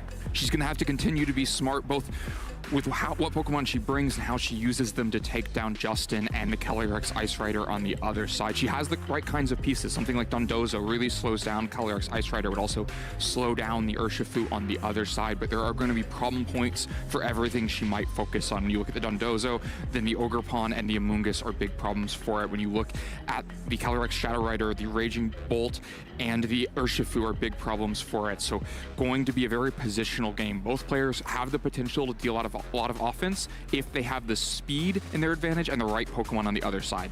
This team is going to look familiar if you just watch the other top 4 match, including Shiliang Tang. Justin Tang, the other partner in building this team, is going to be using the exact same 6. We don't entirely know if the way that these Pokemon are trained are quite the same, but you will see the same moves, the same Terras, and the same held items for these Pokemon. Right, same Pokemon, but now up against a different type of team. Means we're going to see different aspects, different parts of the team. The last game really had a focus on Trick Room and on using the Glacial Lance. I think that could be a really strong path through this game if you have Pokemon like Whimsicott, Tinglu, and Calyrex on the other side. But there's also the potential to flip the speed recipe. I think Tailwind from Roaring Moon could be really powerful in this game as well. It could help get above Calyrex Shadow Rider's speed with some of your Pokemon like Urshifu. And Roaring Moon matches up very well into Shadow Rider on its own because of the resistance to Ghost and the threat of knockoff. Taking a look at the fact that Dawei does have Tailwind, I'm a bit more inclined to think that Justin, in order to get those speeds in his favor, would go for something a bit more like the Trick Room instead. But that doesn't mean that you can't rely on anything else, because you have to cover for so many different things on Dawei's team. The Whimsicott feels so difficult to bring as well because it's so poor into the Ice Rider and then doesn't match up into the support Pokemon or the fast Pokemon that well either. Roaring Moon, Ogerpon would love to just throw one-hit KOs into this Whimsicott that doesn't have Focus Sash. Whereas at the slower pace of Dawei's team, Dondozo matches up fairly well if it can dodge Sleep from Amoonguss on the other side. Tinglu could be pretty valuable, but it might become a Terra Hog because you have to get it out of the Glacial Lance weakness or the Horn Leech weakness from Ogerpon on the other side. But they also, using those 2 Pokemon will help stymie any Trick Room offense and makes Trick Room from Justin very difficult to use because both of them may be slower than the Calyrex Ice Rider if Trick Room goes up. And so Trick Room might become very much about using the Amoonguss. Now Amoonguss has pretty good potential, especially if you don't think Whimsicott is coming to the match and there's only one Grass type and no safety goggles or Grass Terastallizations. So again, ripe opportunity for Spore, which has been one of the storylines of this tournament, how powerful Amoonguss has felt, surging to number 2 in usage in day 2. This is another matchup that really feels like it could be powerful for Amoonguss. But one detail on the Calyrex Shadow Rider, a lot of them have a different coverage move to deal with normal types. Dawei has Psychic with Life Orb, just would immediately threaten a one-hit KO into the Amoonguss as well and might force a Terastallization out of it. And so at least the right tools to slow down Amoonguss before Trick Room is up. Positioning going to be key. As we see the leads, we can start to get a better picture of how this match is going to shake out. Dawei leading with the Ogerpon Hearthflame and the Calyrex Shadow as Justin matches that with the Roaring Moon and Urshifu. The Ogerpon and the Calyrex Shadow Rider would be the perfect leads to go up against the Trick Room part of this. They fare so much worse against this Tailwind view of Justin's team, whether it's a threat of Tailwind and Surging Strikes into either of these Pokemon, or Roaring Moon just going out on the offense its own with knockoff. Justin is in the driver's seat here. Dawei has tools with Follow Me or just attacking and using a defensive Terastallization, but for now just a Protect from one side and Follow Me from the other.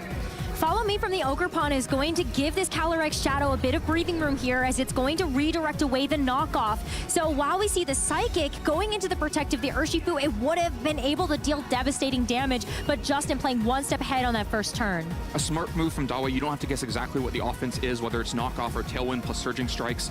The Follow Me works either way and gives you a chance to KO the Urshifu in response. No Focus Sash on the other side would have just been a KO into Urshifu. And having the knockoff land into the Ogerpon doesn't take away that opportunity for the next turn either. Didn't do so much damage that you're worried about it. The only risk is something like Acrobatics, but then that means you're not getting speed control, and the Urshifu would move after the Calyrex Shadow Rider. So still the easy play for a Follow Me and a Psychic if Dawei wants to make it.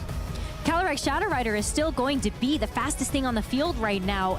The Roaring Moon, yes, it does have that booster energy, and it can go for the Tailwind to help boost up this Urshifu, but Shadow Rider Calyrex is still one of the fastest Pokemon in the format. We see the Terastallization commit onto the Ogerpon, so giving that +1 to its attack with the Embody Aspect ability, but you're also going to be able to look at removing something like that Grass-type weakness if you are going to redirect away something like the Acrobatics. You leave yourself a bit more vulnerable, though, to an Urshifu with the Surging Strikes, as Justin sort of shakes his head a little bit, but with the Tailwind, now you get a chance to see this Urshifu really go all out on the offense.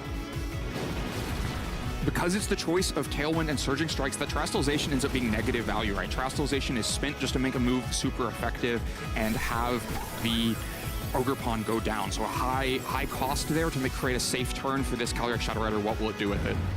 Calyrex Shadow could just go for a Psychic here, but instead goes for the spread damage on the Astral Barrage. Both of these Pokemon going to take at least a little bit of damage, but that Urshifu gets knocked out to a critical hit in one go. That's something that the Psychic would have accomplished, but you don't mind being able to get your KO that way either. Right, and getting the Grimnay boost, that starts to even out what could have been a really strong lead for Justin. If Urshifu had stayed on the field, and now with Tailwind up and the threat of Follow Me removed, things look really, really difficult for Dawei to fight back. But now Surging Strikes taken off the field, and the boost onto Shadow Rider threatens more damage. So now you can make plays like a defense. There's no defensive Terastallization available on the Shadow Rider anymore, though, because the Fire Terastallization was used. So it's very vulnerable to knockoff, and of course, was already faster without the Tailwind, definitely faster with the Tailwind.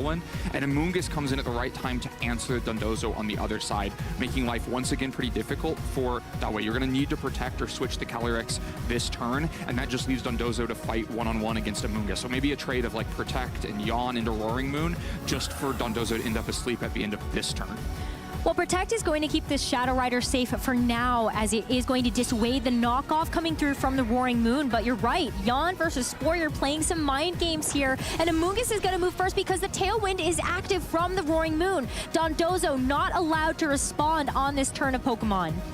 Dondozo will use its first sleep turn now, but the pressure of the knockoff, meaning that Dondozo has to fight against Amoonguss, the one Pokemon that on Justin's side that it really does not want to have to end up against. That means there's also no pressure relieved from this Calyrex Shadow Rider. Nothing has changed about the situation. The knockoff is still going into that slot. It means there has to be a switch now, but that switch just opens up, knockoff and Spore into that slot this turn as well. The switch is going to reveal that the fourth and final is Whimsicott. How does this change anything right now? You've got the knockoff into the Covert Cloak, but Whimsicott could just re-offset the Tailwind.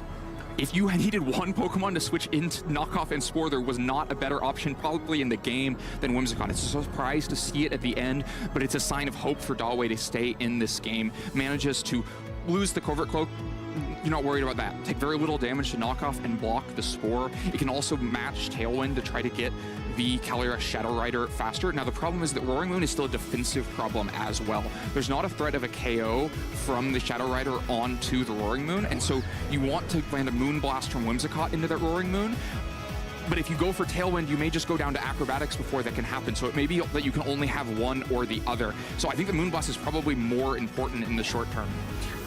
Yeah, but if you don't have the Tailwind, then that Roaring Moon is going to outspeed your Shadow Rider Calyrex, as we already saw those speeds play out in the first couple of turns of this game. We see the Terastallization committed from Justin, though, onto this Roaring Moon. Terra Flying to boost up the power of an Acrobatics and also reduce its weakness to something like those Moon Blasts, but Dawei doesn't go for it. Opts to lean into the Tailwind to make sure you get a couple of staggered turns when Justin's Tailwind is going to expire on this next one. Has to sacrifice the Whimsicott in the process, but Dawei gets that open spot to bring in this Shadow Rider Calyrex without needing to take a Spore. Dondozo wakes up and hits a fissure. Amoonguss goes down in one hit, and that's a huge way to even up the Pokemon count in this game one. Well, the odds may have been low, but they're never zero. The one turn sleep, the 1 in 3 to wake up there, and then the 40% chance to hit the fissure, just so unlikely, but lands it and starts to even out this game. The Terastallization also may have been a mistake. We talked about the defensive problem that Roaring Moon was. It is no longer a defensive problem as a flying type. It's completely vulnerable to Astral Barrage, and of course, Calyrex Ice Rider, now forced on the field without Terastallization available because it was spent on Roaring Moon, is weak to Astral Barrage. So this is going to be a Life Orb boosted, super effective and neutral Astral Barrage at whatever point Dawei wants it. And meanwhile, Dondozo's still very comfortable here. It dealt with the only really big problem in the way for it, which was the Amoonguss. It does not mind Calyrex or Roaring Moon at all. It can take so many turns to withstand their attacks with leftovers healing it back. Dawei fully in the driver's seat now to win this game after the combination of the Terastallization and the wake into Fissure. You can see that Justin Tang is kicking himself right now for not having that Terastallization available, but also having to be on the receiving end of such a low odds turn. Dawei goes for the Astral Barrage. Calyrex Ice Rider is able to protect itself, but this Roaring Moon is not. It's able to hang on, though, with just a sliver of HP to be able to go for a knockoff, and that's going to be able to deal the final blow to the Shadow Rider Calyrex. But can it be enough when this Dondozo is able to resist these glacial lances from this Pokemon and still go for a Wave Crash to finish off this low HP Roaring Moon? Dawei gets the targeting right, and that's going to matter a lot for the final turns of this game. Really significant that Astral Barrage plus Wave Crash was enough damage to pick up the KO there. Of course, it wouldn't have been into Dragon and Dark type Roaring Moon, but easily is into the Flying type. And now, it will take some turns to happen, but if you have to imagine a Fissure is inbound, Calyrex needs so many turns with no boosts to deal a KO into Dondozo, who will be getting Leftovers recovery in the meantime, can protect itself to get even more Leftovers recovery. There's still 7 power points left for Fissure. One of those is bound to hit, and even Wave Crash might be enough to just slowly whittle down the Calyrex, whichever way Dawei wants to approach it. It feels like this game is in their hand. It really does. Dondozo without a Tatsugiri, proving that it can still hang with some of the biggest horses in the Regulation G race. Justin just buying a little bit of time to go for the protect on this Ice Rider Calyrex. Dawei sees another path to victory that makes it a little bit easier, going for a yawn into that Ice Rider as well. Right, you don't want to lose too many of the Fissures if that's the game plan into protect, and so yawn lets you target them into sleeping Calyrex, as Justin meanwhile wants to burn away those power points and hopes to catch one with a protect. For now, though, it's just yawn and high horsepower. High horsepower, look at how little damage it's going to be doing to that Dondozo, and that Leftovers is going to mitigate that damage even more so. Now that the Tailwind has expired as well, Justin has no choice except to give up this game, and we're going to go to the next one where Dawei is up 1-0 in this best of 3 in top 4. Right, Justin saw what was inevitable there. The protect was going to come from Dondozo, end up with Calyrex asleep and healing more and more from Leftovers, which just then gives Dondozo uninterrupted time to go out on the offense either with Fissure or Wave Crash. There was no way for Calyrex to come back and win that game.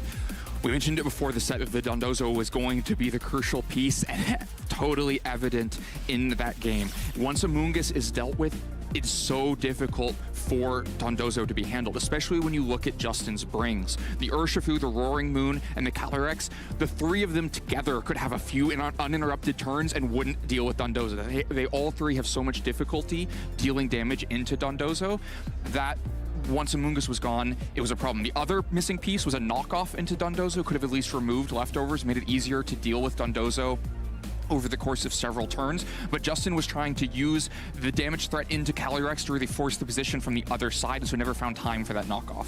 And that turn that just played out there kind of sealed the deal. That turn 1 wake up from the Dondozo into the Fissure hit into the Amoonguss immediately just left every other piece easy to take on. And so Dawei heading into this next game, do you feel confident to be able to run back that game 1 game plan, or do you have to think about Justin making a big change that might throw that off balance? It definitely felt precarious. I don't know if Justin needed the Flying Terrestrialization for the Acrobatics KO into Whimsicott, but if you don't get that, then things are a lot easier in the long run. It also needed the 1-turn sleep and the Fissure hit, so not too surprising to see Dawei shift it up, knowing that she may have gotten away with one in that game 1.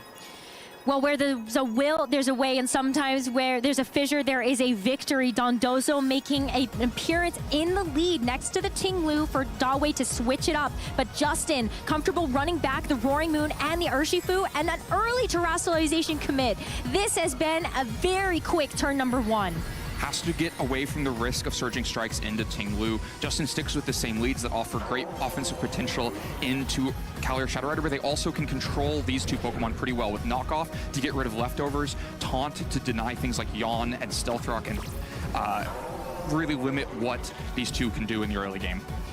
So how can they actually work in this first turn? Stealth Rock negated. Yawn into the Roaring Moon is still a potential here, but you have to worry about that next turn where Urshifu, Roaring Moon still at full HP, and Urshifu can just taunt the Dondozo now. We get a preview of Justin's team. There's no Calyrex Ice Rider in the back, so recognizes that it was going to be difficult to find the right position for it against the Calyrex Shadow Rider. but that means you're playing an uphill battle when you leave your restricted Pokemon at home. You're starting off that uphill battle pretty well with that first turn. For now, Roaring Moon needs to get away from the Yawn, go into the back, and that means Amoonguss is hitting the field against two Pokemon it quite likes to go up against. It can spore either of these and is not at too much risk. But look at this Dondozo taking the Surging Strikes here. At this point, Justin's trying to get out as much damage as possible. But something that you and I were talking about is that if you have to leave your restricted at home, Justin's team is the right team to do it. Look at the rest of the offense that this team is going to provide, despite the fact that that Ice Rider Calyrex is not in the back. Ruination is also a great way to soften up this Amoonguss, and with the follow-up of the Yawn as well, you're putting this Amoonguss on a timer. You're putting Amoonguss on the timer, but Amoonguss is a great Pokemon to come in and take a combination like that, because when you switch it right back out again to undo the Yawn, the Regenerator will undo half of that Ruination from the previous turn. And because the leftovers are now missing off of the Dondozo, those Surging Strikes start to add up. If you're doing that while leftovers is undoing them over time, it feels a lot worse. But knowing that the Dondozo is a really big obstacle for you in the long run, being able to chip it down with the knockoff damage and the Surging Strikes and not having the recovery is really significant. Now Amoonguss can flee, can get the Regenerator, and bring Landorus back on the field. But that's just the thing about that strategy, is that you do force the Amoonguss to have to pivot back into its Pokeball, bring something else out, and that's something that Dawe can actually plan around, forcing that Amoonguss off of the field. Yes, this Dondozo is getting a little bit lower from these Surging Strikes, but you still have to take 2 more sets of that from the Urshifu alone in order to actually get the KO. Tinglu is free to go for the Ruination. Landorus becomes a much easier target as Dawe continues to slow the pace of this game down by angling a Yawn towards this Urshifu. This taunt is going to get shaken off now as well. Taunt is gone. You can kind of see the theory behind Dawe's team with how these turns are playing out, because all these Pokemon are getting whittled down so much that when Calyrex Shadow Rider hits the field, something like Landorus would ordinarily be able to take one Astral Barrage. That's not true anymore. Something like Amoonguss might be able to take a hit, but won't be true if the Stealth Rock was limited, so there's not quite as much damage coming in. But Justin's really going to have to make a play soon before everything is just vulnerable to the Shadow Rider, and getting Roaring Moon on the field is a piece of that. Ooh, Landorus going for the Earth Power. The Dondozo is finally felled, but Justin got put in a position that you have to bring the Roaring Moon out now and make sure that you can set up something like the Tailwind. The Ruination is still going to hit again. Roaring Moon down to now half HP. It still is going to be that Dark typing as we see Dawe make this Pokemon choice. The Shadow Rider Calyrex finally ready to make an appearance in this game too. One key difference from Game 1 is that because Roaring Moon was yawned and switched back out and came back in again, it has lost its booster energy, meaning that it's slower than the Calyrex Shadow Rider. Still, Calyrex Shadow Rider doesn't have the offense in this position to get the KO on it, but that's a problem Tinglu can solve. Tinglu not under much threat from either of these Pokemon. You can easily protect or sub and have the Tinglu start to whittle down these Pokemon to get them both into Astral Barrage KO range. We saw one Astral Barrage, I believe, into it in a previous game, did only like 25%, so it's going to take some time to get there. You can't risk a knockoff before then Terastallization has already been used. But how good is that going to feel, being able to get that Astral Barrage into something like the Landorus on the other side? The 4th and final Pokemon for Dawe is revealed to be that Ogerpon Hearthflame in this game too, and is also going to Protect. You can see Justin excited about that Protect on the other side because it gives him a free turn to go for the Tailwind without a threat of this Landorus getting knocked out. Sandsear Storm coming out could miss this Ogerpon, but we do see it connect, and so Ogerpon takes a huge chunk of damage when it's switched in. It takes a huge chunk of damage, but the Tailwind is so crucial. Both of these Pokemon now faster than both of Dawe's, where the inverse was true before Tailwind. Justin recognizing the one opportunity with Roaring Moon still healthy enough to survive an Astral Barrage, meaning that Dawe was going to need to play a more passive turn, and pouncing on it with a Tailwind to try to push into the advantageous, into the position of momentum. Now, the Ogerpon has to follow me to get rid of threat from the other side, but there's still not enough damage threat coming back. Yeah, I mean, look at that, the knockoff into the Ogerpon. We saw that it was already going to do a decent amount of damage, so I'm not sure how much that crit actually mattered, but it means that this Calyrex is free to be the target of an enormous Earth Power. Astral Barrage, when this Calyrex is still up and kicking, is going to get a knockout onto the Landorus, but the problem remains this Roaring Moon. What can actually outspeed it now? Nothing can outspeed it while Tailwind is up, and you'd ordinarily just want to bring in Dondozo and Protect while Dondozo went after the Roaring Moon, but Urshifu is there. You cannot Protect in front of Urshifu. Justin can make a play of just throwing a knockoff into the Calyrex Shadow Rider while also throwing an attack with Urshifu, and know that that means the Calyrex Shadow Rider will never get a chance to attack again. I don't think Ting-Lu can win a game 1v3. What attacking moves does it really have? It has Ruination, and it also has Sand Tomb. It has the access to set up something like Stealth Rock, but any of those moves are going to start to have a degenerative effect on the damage output. Ruination can only do half damage with what is remaining in terms of the HP, and Sand Tomb takes a while. Can it even hit the Landorus? At least you were able to take that out, but you still have to be able to get that through something like an Amoonguss, which is basically full HP in the back. Knockoff will also give an opportunity to remove the Rocky Helmet to stop the recoil back into the Urshifu, making this a little bit easier for now. Ting-Lu just going to protect itself though. Protect itself for now, but then the Roaring Moon at least has to hit into the protect. The Shadow Rider Calyrex very vulnerable. This Urshifu is able to go for the Surging Strikes, and just one is going to be enough to get that critical knockout, and Dawei is left with just the Ting-Lu versus 3 Pokemon on Justin's side. It looks impossible.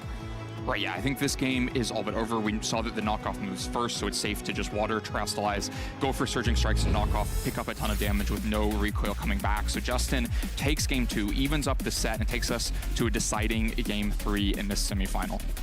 But precarious nonetheless. So as we take a look at this game 2 and look back on some of these critical turns, Justin had to get that one Tailwind turn just right when that Shadow Rider Calyrex protected to be able to have that free and clear. He got it right, but it was also completely safe because of the defense that Roaring Moon offers. We mentioned before the set that Dawei opts here for Psychic and Astral Barrage and Substitute, so not great coverage options, meaning there was no damage threat into the Roaring Moon on that turn. That is Justin's main advantage and a kind of linchpin of this strategy in this game, because he gives up so much switching around, where all the Pokemon are so low that if Calyrex Shadow Rider gets a chance to have uninterrupted control of speed and just go out on the offense, then it's going to lose Justin the game. But the defense of Roaring Moon buys time for the Tailwind and flips that to let him easily pressure these Pokemon down. I think Dawei's going to need a better plan for the Roaring Moon in the next game.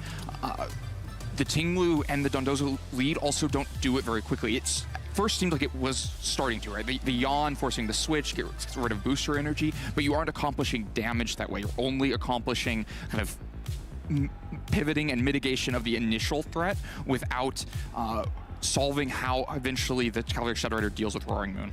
The Ruinations felt like they were adding up, but I think you needed 1 or 2 more on that Roaring Moon to really put it into that Astral Barrage range. Let's get into our final game between Dawei C and Justin Tang, as one game separates them from being a top 4 or a finalist at the San Antonio Regional Championships. So no adjustment from Dawei, back to the Ting-Lu and the Dondozo lead that we've seen before, but now there's a Landorus on the other side instead of Urshifu. That means Taunt is not threatened. Stealth Rock is there if Dawei wants it, but she could also opt to just start getting Ruination into the Roaring Moon, like you mentioned, get it lowered down a little bit more. Options for Wave Crash into the Landorus aren't so bad, and of course you don't really want an Earth Power into Dondozo, so it protects itself now.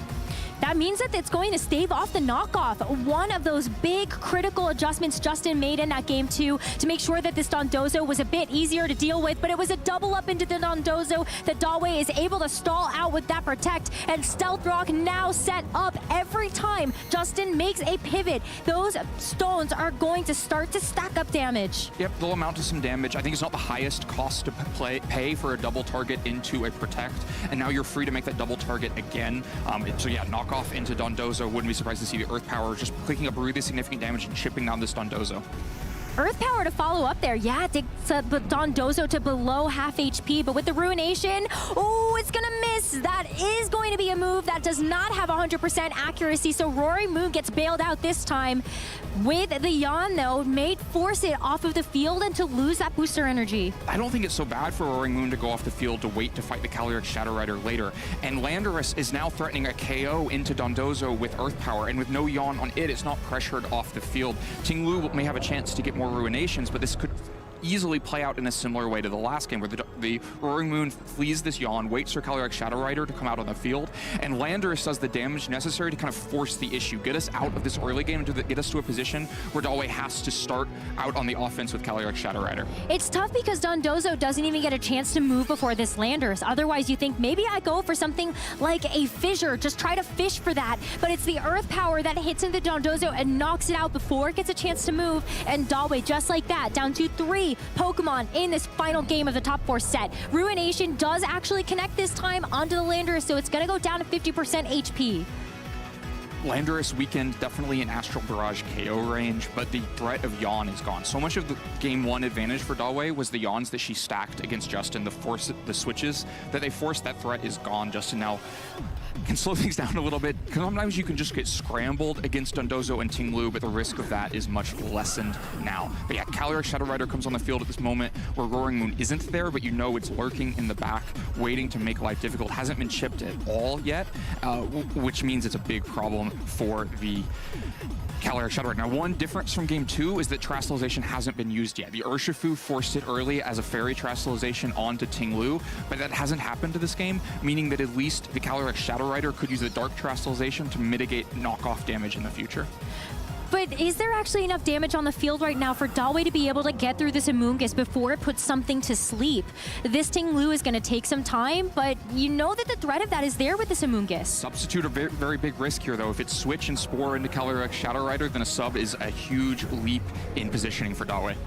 It's going to be the Roaring Moon switch first, as we see the Landorus go back into its Pokeball. Dalway playing it safe, so it's just a protect in front of this Amoonguss that would have loved to put it to sleep. Ruination into the Amoonguss is going to make sure that it's a little bit easier to pick up the KO later, but it's going to be the Spore actually into the Ting-Lu. So now a big deal here for the Ting-Lu to be off, kind of out of threat right now. Yeah, I think a really poor turn for Dalway. You can see what she was hoping for with the targeting going into Calyrex Shadow Rider and just skipping it with Protect, and then getting the chip damage into Amoonguss that makes an Astral Barrage threat into Landorus and Amoonguss. But because it's pivot into Roaring Moon and no targeting at all into Calyrex Shadow Rider, now the position is really poor.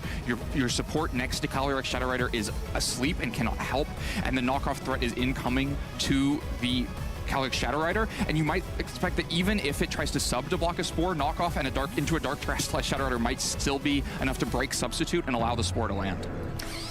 Well, Ting-Lu asleep, not going to take its mandatory turn just yet. It is the Ogerpon. Would have been the perfect target to be on the receiving end of something like this Spore, so it wouldn't get put to sleep. But here's the Terastallization. This Calyrex going to be a bit safer now from a knockoff that you know is something that Justin really wants to at least be able to get rid of this Life Orb and make this Shadow Rider Calyrex's damage a little bit easier to deal with. Amoonguss going to protect first, though, before we see the rest of this turn play out. Take a look at the Astral Barrage. This Roaring Moon is going to be perfectly okay with this outcome. As you see the Astral Barrage come out and take a look at this Roaring Moon, it's going to take very little damage, which is such a different story than what we saw in that game number 1. While we see the Roaring Moon finally get a chance to fire off this knockoff. It's going to take a couple, though. That was a crit, so more damage than you would have liked to see from Dalway. More damage, but I think a missed opportunity for a Tailwind there. The Astral Barrage plus targeting from Ogerpon might be able to bully down the Roaring Moon at this point. Amoonguss just protects itself, doesn't want to go down to Astral Barrage and give up a boost. But, you know, something like Tailwind and losing Amoonguss might have positioned Urshifu on the field. I think this is the kind of positioning Dalway needs to leap back into this game, because Ting-Lu probably is never a factor again, given that it's sleep in the back, and if it comes on the field as the last Pokemon, it will need very little left on Justin's side to win. So Dalway needs to take the most advantage she can of this position, which may come down to that calculation of can Ogerpon and the Calyrex Shadow Rider together do it, but for now, not the offense. Just follow me to support the Calyrex.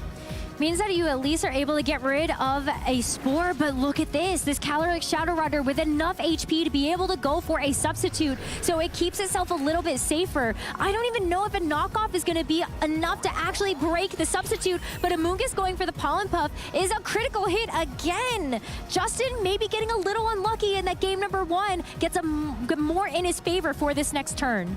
could be helpful damage. Dawei may be expecting Tailwind can't be stopped, so if you're not going to be able to stop it, then having a substitute during it is really helpful. But I think the Tailwind really critical for Justin to flip these speed advantages means that Urshifu is such a huge problem for Dawei now, because it'll be the fastest thing to move on the field, most likely, and threaten a KO into whatever it wants to go after. Likely, it's even a KO into the substitute Calyrex, with the first hit breaking the substitute and later hits finishing the KO, and so it's going to be really difficult to play around. But if Dawei can get past the Tailwind or just deal the damage through it because of the substitute, there's still some opportunity here. I mean, if there's a switch, though, Dawei might be able to make a read to expect that it's going to be the Landorus or the Urshifu on the other side. And then maybe you're able to get a huge KO. As we see the Roaring Moon just go for a Protect, maybe this is a bit of an opening that Dawei needed. Roaring Moon not as big of a target anymore, but you're not taking advantage of it because the Ogerpon's going for the Protect with the spiky shield as well. Astral Barrage, that will be able to pick up a KO onto the Landorus, and you're going to be able to get an increased to your special attack, but then what?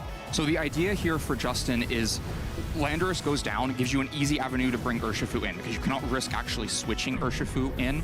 If you can get, we know from the previous game that Roaring Moon is faster than the Urshifu, so with Follow Me still being threatened, you want to have the Roaring Moon able to threaten a KO into the Ogerpon, so that then Urshifu is free to Surging Strikes the Calyrex. The Spiky Shield then on the previous turn to safeguard the Ogerpon from any damage may have prevented that. If Ogerpon is bulky enough to take an Acrobatics, then it will also be able to redirect the Surging Strikes, which would open up an Astral Barrage that would be really problematic for Justin. So we have to see what it's going to be. For now, it is a Terastallization into Flying. It has to amplify the damage of that Acrobatics to try to finish the KO onto Ogerpon.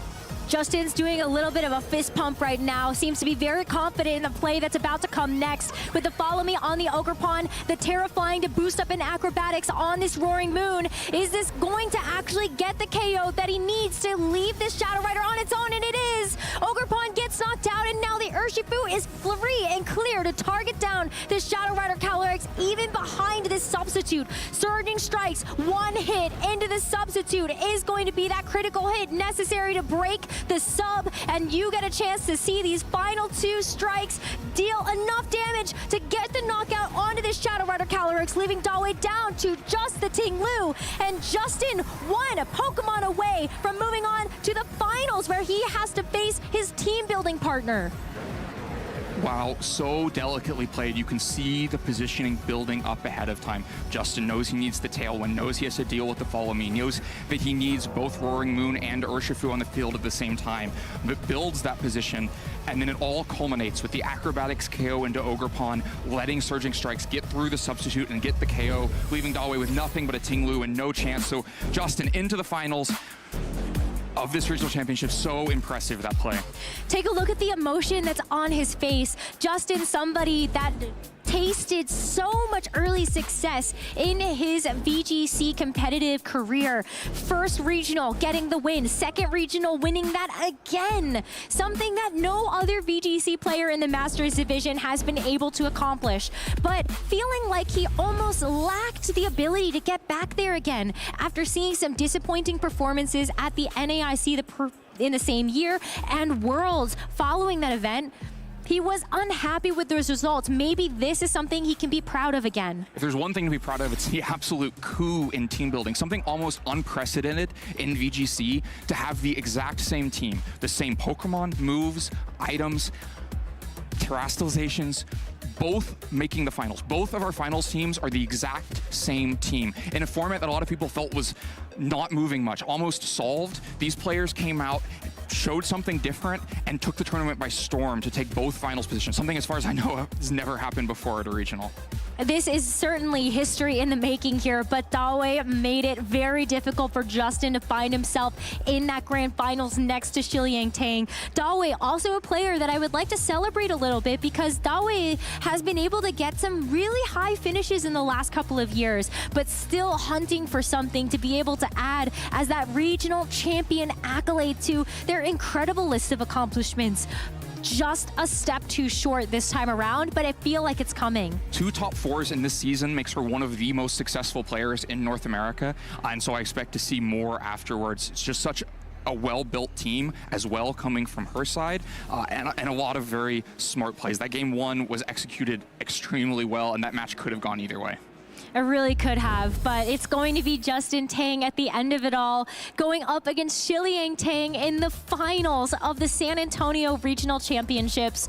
Coming into this weekend, Len, we didn't really know what to expect out of the restricteds. North America's first reappearance back into Regulation G, having a couple of events to also base some opinions on in the Latin America and European regions the weekend prior. But where were the horses? We've been asking who has the horse in this race, but it's Ice Rider Calyrex now that finds itself in both finalist positions. Yeah, whether it was 22 in day 2, 8 in the top cut, 2 in the semifinals, or now 2 in the finals, it has been Calyrex Ice Rider's day, but particularly this composition of it that differs from other ones. We saw the semifinal, or rather the top 8 match that was a mirror match of Calyrex Ice Riders, but built very differently, and the advantage that Shiliang still had in that match, because these two have found a different way to build it, playing at a different pace, able to keep up in speed with something like this offensive Calyrex Shadow Rider team by also having Tailwind, having the Urshifu, and being able to fight at any level of the game. This just makes me so excited to see how the finals are going to play out. We are going to take a short break before we get into it and crown our San Antonio Regional Champion.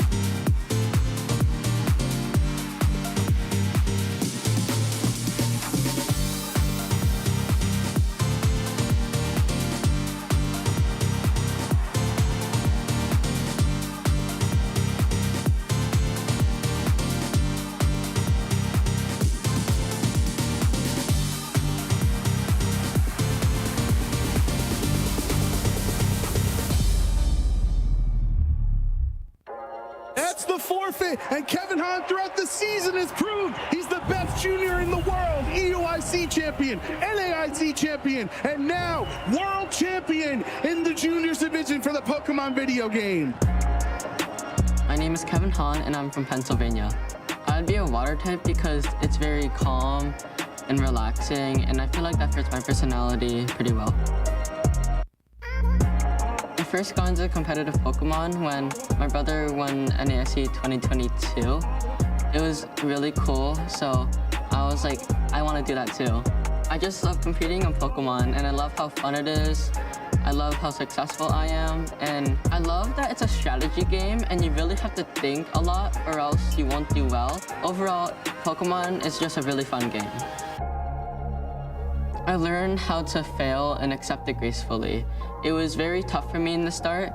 I always wanted to just get first and nothing else. But now that I've competed a lot more and a lot more knowledgeable about failing, I'm completely fine if I get last. Even if I got last in this World Championships, I'd still be fine since I had a lot of fun. One of my favorite memories is when I won UIC. It was my first major win. I've never won an international or World Championships before that. My #1 goal was to win an international. So to have won 2 internationals and a World Championship seems just completely crazy for me. It continues the avalanche of success for Kevin Hahn this season. Even if you're down a game and in a losing position in the World Championships, never give up, because you can always turn that around with some good plays. And you should always never give up, because it might be the only chance you ever get. I want to give a shout out to all my friends and all my coaches. And I also want to give the biggest shout out to my family, and especially my brother. I wouldn't even be into Pokemon without him. He helped me be way more successful, and I always want to be more like him.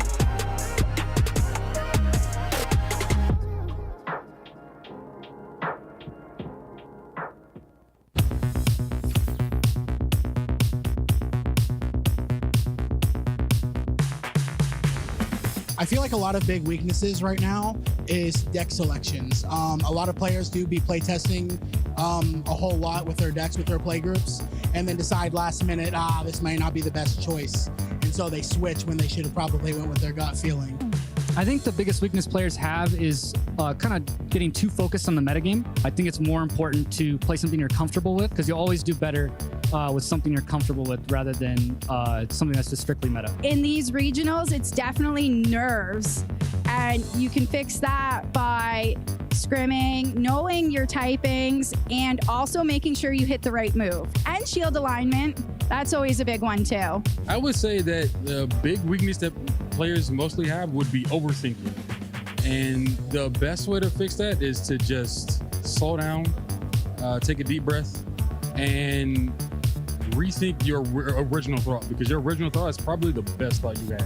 I would say the biggest weakness would be trying to memorize archetypes and patterns to specific mons and not realizing that every player is a different person.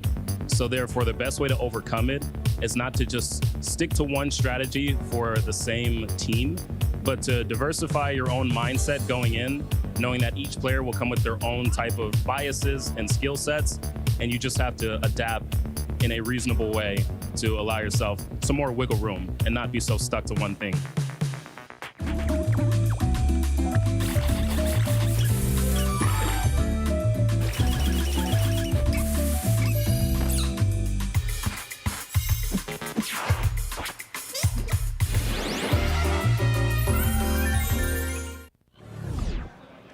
Hundreds of trainers entered the San Antonio, Texas Regional Championships this weekend, and only 2 remain.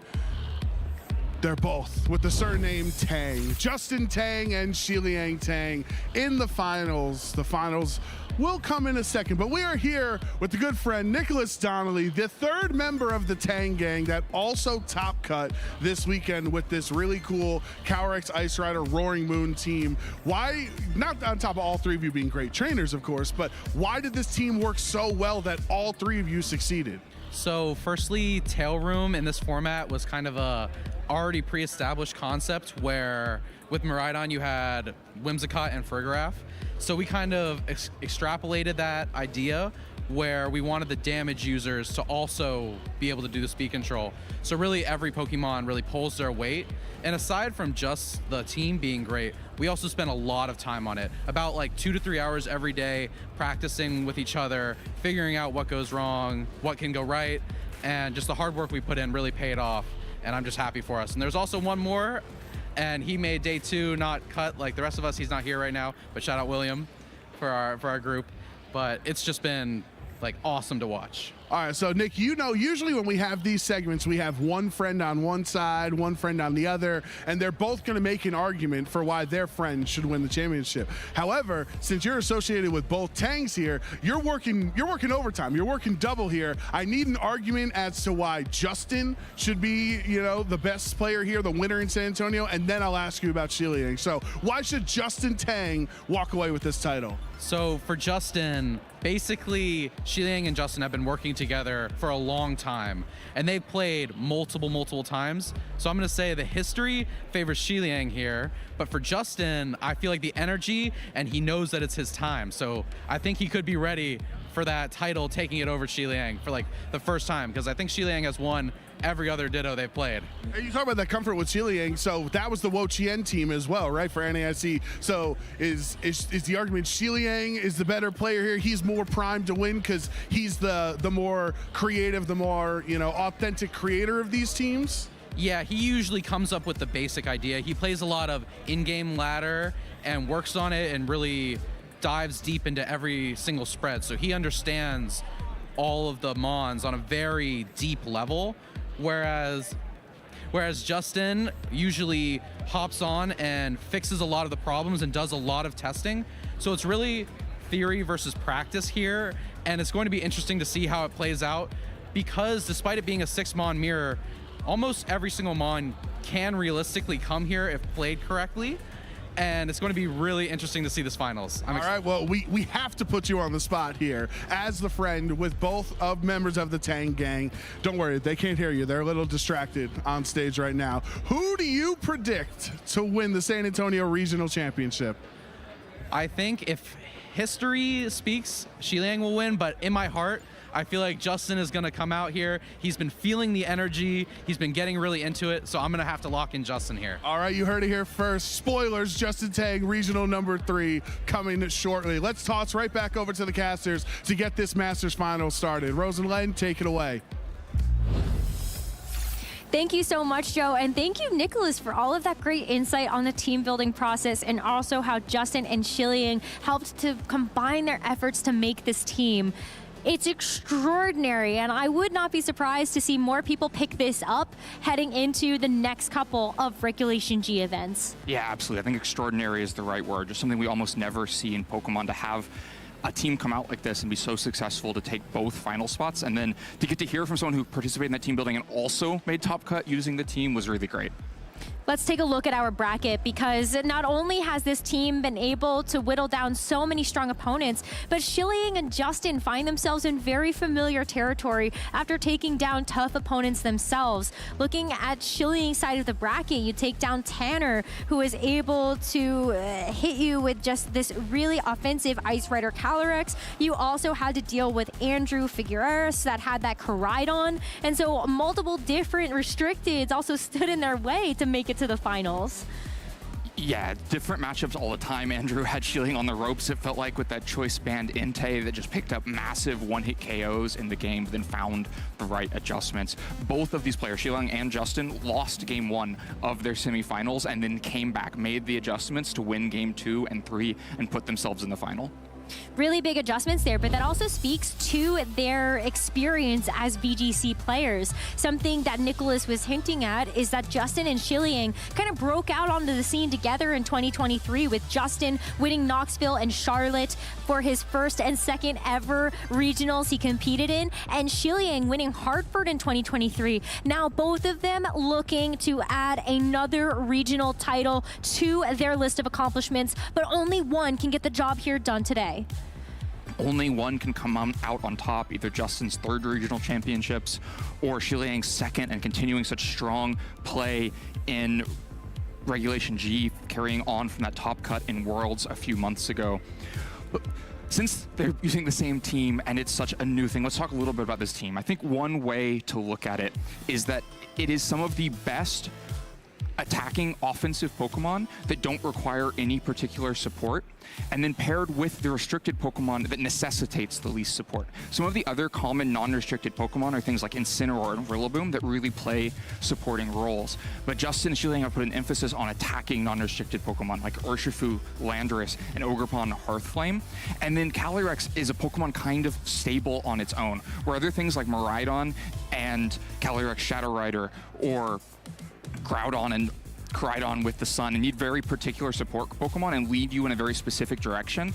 Calyrex can be played just by itself with its own Trick Room and its own bulk, and that lets you bring this kind of array of different attackers with them. But I think something else that stands out about these attackers is the fact that they don't just rely on their sheer offensive power. You take a look at something like the Urshifu, it has Taunt as a supportive option. What about Roaring Moon? You have Tailwind as something that it has access to as well. Yeah, you heard Nicholas mention this in the conversation. All of these Pokemon, whether it's Follow Me on Ogerpon, Taunt on Urshifu, or Tailwind on Roaring Moon, everything but Landorus provides a little bit more than just the attacking. a lot of teams in this format feel like they have their restricted that does all of the damage and support Pokemon, which means that if your restricted gets pinned or is difficult to use, you're in a really poor position because you can't find another way to do the damage. But with such a wide array of ways to deal damage, Justin and Xiliang don't end up in that same position. You can see the best evidence for that with how Justin just won that semifinal, leaving Calyrex Ice Rider at home for both games 2 and 3, and trusting that the Ogerpon, Landorus, Roaring Moon, and Urshifu could do the necessary damage. Two friends meeting each other in the finals of the San Antonio Regional Championships, two team building partners, and two players that have been able to win regionals in the 2023 season. This is going to be a no-holds-barred match between these two incredible players. Let's see who comes out on top between Xiliang Tang and Justin Tang as we see the leads in this game number 1. Roaring Moon and Urshifu for Xiliang, and the Landorus and Urshifu for Justin Tang. Both players opting to get Urshifu on the field. You know, a lot of matchups, you have really specific obstacles in your way because of your team, and you're trying to solve those from the beginning. Of course, with a mirror match like this, you're totally symmetrical. You don't have specific obstacles on the other side, and even sometimes in mirror matches you have really clear win conditions. One Pokemon that's super strong. It does not feel like that is the case in this mirror match. You heard Nicholas mention it. It feels like all 6 Pokemon could show up and have an impact here. That means the team preview is very open. A lot of it is going to come down to what initial advantage these two players can get based on the leads. And for now, Roaring Moon gives a speed advantage for Xiliang's side, but the offense is on the advantage for Justin's side. So there's a Terastallization coming out for Justin to try to press that offensive advantage despite the speed for Xiliang. Well, this Water Terror is going to be very helpful for the Surging Strikes on the Urshifu on the opposing side, as Roaring Moon is free to set up this Tailwind. Look at how, with this Terra Water, this Landorus is able to take these hits like a champion. And so now Justin, with an Urshifu on his own side, to be able to be free and clear to deliver out some big blows. This Landorus can as well. Earth Power into the Urshifu is just a one-hit knockout. That is the power of a Life Orb on a Pokemon like this. And with the Urshifu now able to hit with the Surging Strikes, this is also going to be a pretty good chunk of damage. A free slot, though, for Xiliang to bring something in under those Tailwind conditions. Yeah, very strong trade there. Justin spins the Terastallization in order to get the KO back onto Urshifu and not have to switch the Landorus out. Tailwind goes up. Justin could have had more out of that turn, right? If it had been close combat into Roaring Moon, instead it would have just been a KO, but there was too much risk that the Roaring Moon would instead go Flying type and then just Acrobatics the Urshifu on the other side, or Tailwind but just be a Flying type to resist close combat instead. So instead it's just Surging Strikes. And now the Calyrex Ice Rider hits the field on the other side. Water Terastallization still looks good here. Calyrex Ice Rider hits the field against 2 water types. No lower defense on Urshifu means that both these Pokemon stand up pretty well to Glacial Lance. They don't stand up as well to knock off an Acrobatics, though. Still a lot of damage threatened by Roaring Moon on the other side. But I like the protects that Justin is going for here, because you know that with this Tailwind that's been set up by the Roaring Moon, Xiliang is not likely to go for something like the Trick Room. It makes those speeds very difficult to keep track of. Well, both players probably know better than us, but it's not out of the question that Calyrex under the Tailwind is also is faster than Landorus and Urshifu here, and would just be threatening a ton of damage. So part of that trade from turn 1 was Xiliang getting the Tailwind while the KO happened. Justin can take away part of that value by double protecting on this turn. If he's not expecting to need the protect on the next turn anyway, then just stalling away one of the turns of Tailwind opens things up a little bit more. I think it's so much is going to come down to where this Roaring Moon attacks. A knockoff into the Landorus might be enough for a KO, or at least significant chip to make Glacial Lance a KO, whereas Acrobatics should be a KO into the Urshifu. So key decision for Xiliang here. You know that Protect is not available on either side because of the double Protect on the previous turn. It's going to be the Roaring Moon that takes the Terra, so an increased power to all of those big Acrobatics now that the booster energy has been expended. And Landorus tries to go for a double protect, not going to be able to get it though, so leaves it vulnerable to an attack coming through from this Calyrex, but it is going to be the Acrobatics. Urshifu is able to hang on through that, so now it comes down to if this Glacial Lance is faster, and it is. Urshifu gets knocked out, Landorus hangs on, so it can deliver could have been delivered a big attack, but it went for the double protect instead. Calyrex wasn't threatening much damage there, but it was threatening enough damage to mean that either knockoff or acrobatics could be finished with Glacial Lance, and with the speed from the Tailwind, that would happen before either of these Pokemon could attack, which then also gives over a boost that we saw because the Glacial Lance is what finished the KO. I mean that Justin was very much on the back foot, so Justin made a guess at it, tried to get a double protect on Landorus, hoping the knockoff would go there, and Urshifu would get to attack, but he gets fully punished for it, as Landorus was not targeted by anything but the Glacial Lance anyway, and just wasted a turn protecting and failing, while Urshifu went down. But with the fail, you can at least ensure that the Landorus is going to be able to get the protect off this turn, stalling out the final turn of Tailwind. The opposing Calyrex Ice is going to go for the Glacial Lance, and let's remember that it is at +1 because of the KO it secured in that last game, but not enough because it's resisted damage into Justin's own Calyrex Ice. So dishing out and Glacial Lance of its own gets the KO onto the Roaring Moon. So you've stalled out all turns of Tailwind, and now Chileang does not have that Tailwind setter anymore. The KO was taken. It's definitely the cost of the flying Terastallization. You lose the Terra there, you lose Roaring Moon not protecting on that last turn, and now the boosts have also evened out. The Calyrex Ice Riders on both sides have the boost. The Ogerpon now hits the field in a pretty good position to threaten the Landorus on the other side. We don't know the speed relationship, I don't think, between the Landorus and the Ogerpon yet. Depends on how the Pokemon are trained, but we know how bulky the Ogerpon on the other side is. There's a good chance Landorus is faster and going to be the first thing to move here. So Calyrex goes for a Protect from Justin, and it is going to be the Landorus that gets a chance to attack first. A double connect on the Sandsear Storm with the Horn Leech going into the Ice Rider Calyrex. Looks like the Water Terra Landorus would have been a great target for that. But now that we see the Glacial Lance come out from Chileang's own Ice Rider Calyrex into the Water Terra, well, it's just going to be barely enough to get the KO. That leaves an open slot, though. Justin now goes down to his final 2 Pokemon, but as we see from Chileang, there is going to be a difference here. While Chileang's fourth was at Ogerpon Hearthflame, Justin has this Roaring Moon in the back that he's been saving for this specific moment. Roaring Moon is a great last Pokemon to have here because it gives you the agency in the last turn. The first Pokemon that's going to attack is Roaring Moon, and if Justin wants the Tailwind, the second Pokemon to attack will be Calyrex Ice Rider.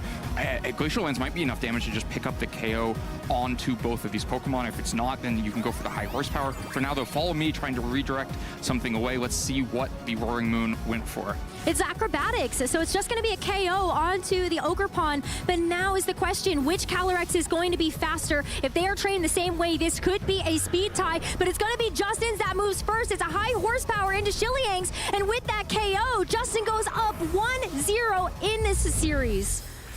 Well, it's often reductive to say that 6 Pokemon mirrors boil down to speed ties at the end of the day, but it sure felt like that one did. On the last turn, 2 Calyrex Ice Riders trained in the same way, with the same speed. One of them is going to move first. Had it been Chileang's Calyrex Ice Rider, it would have gotten 2 KOs with Glacial Lance and just ended the game. But instead, Justin moves first, gets the high horsepower, and ends the game on his own behalf to take a 1-0 lead. So we saw a lot of complex trainings, a lot of situations that weren't down to speed ties that ultimately led us to one Calyrex versus the other. We don't get a chance to see this circumstance a lot, and so it's fascinating to be able to actually dive deeper into the intricacies of a mirror match here.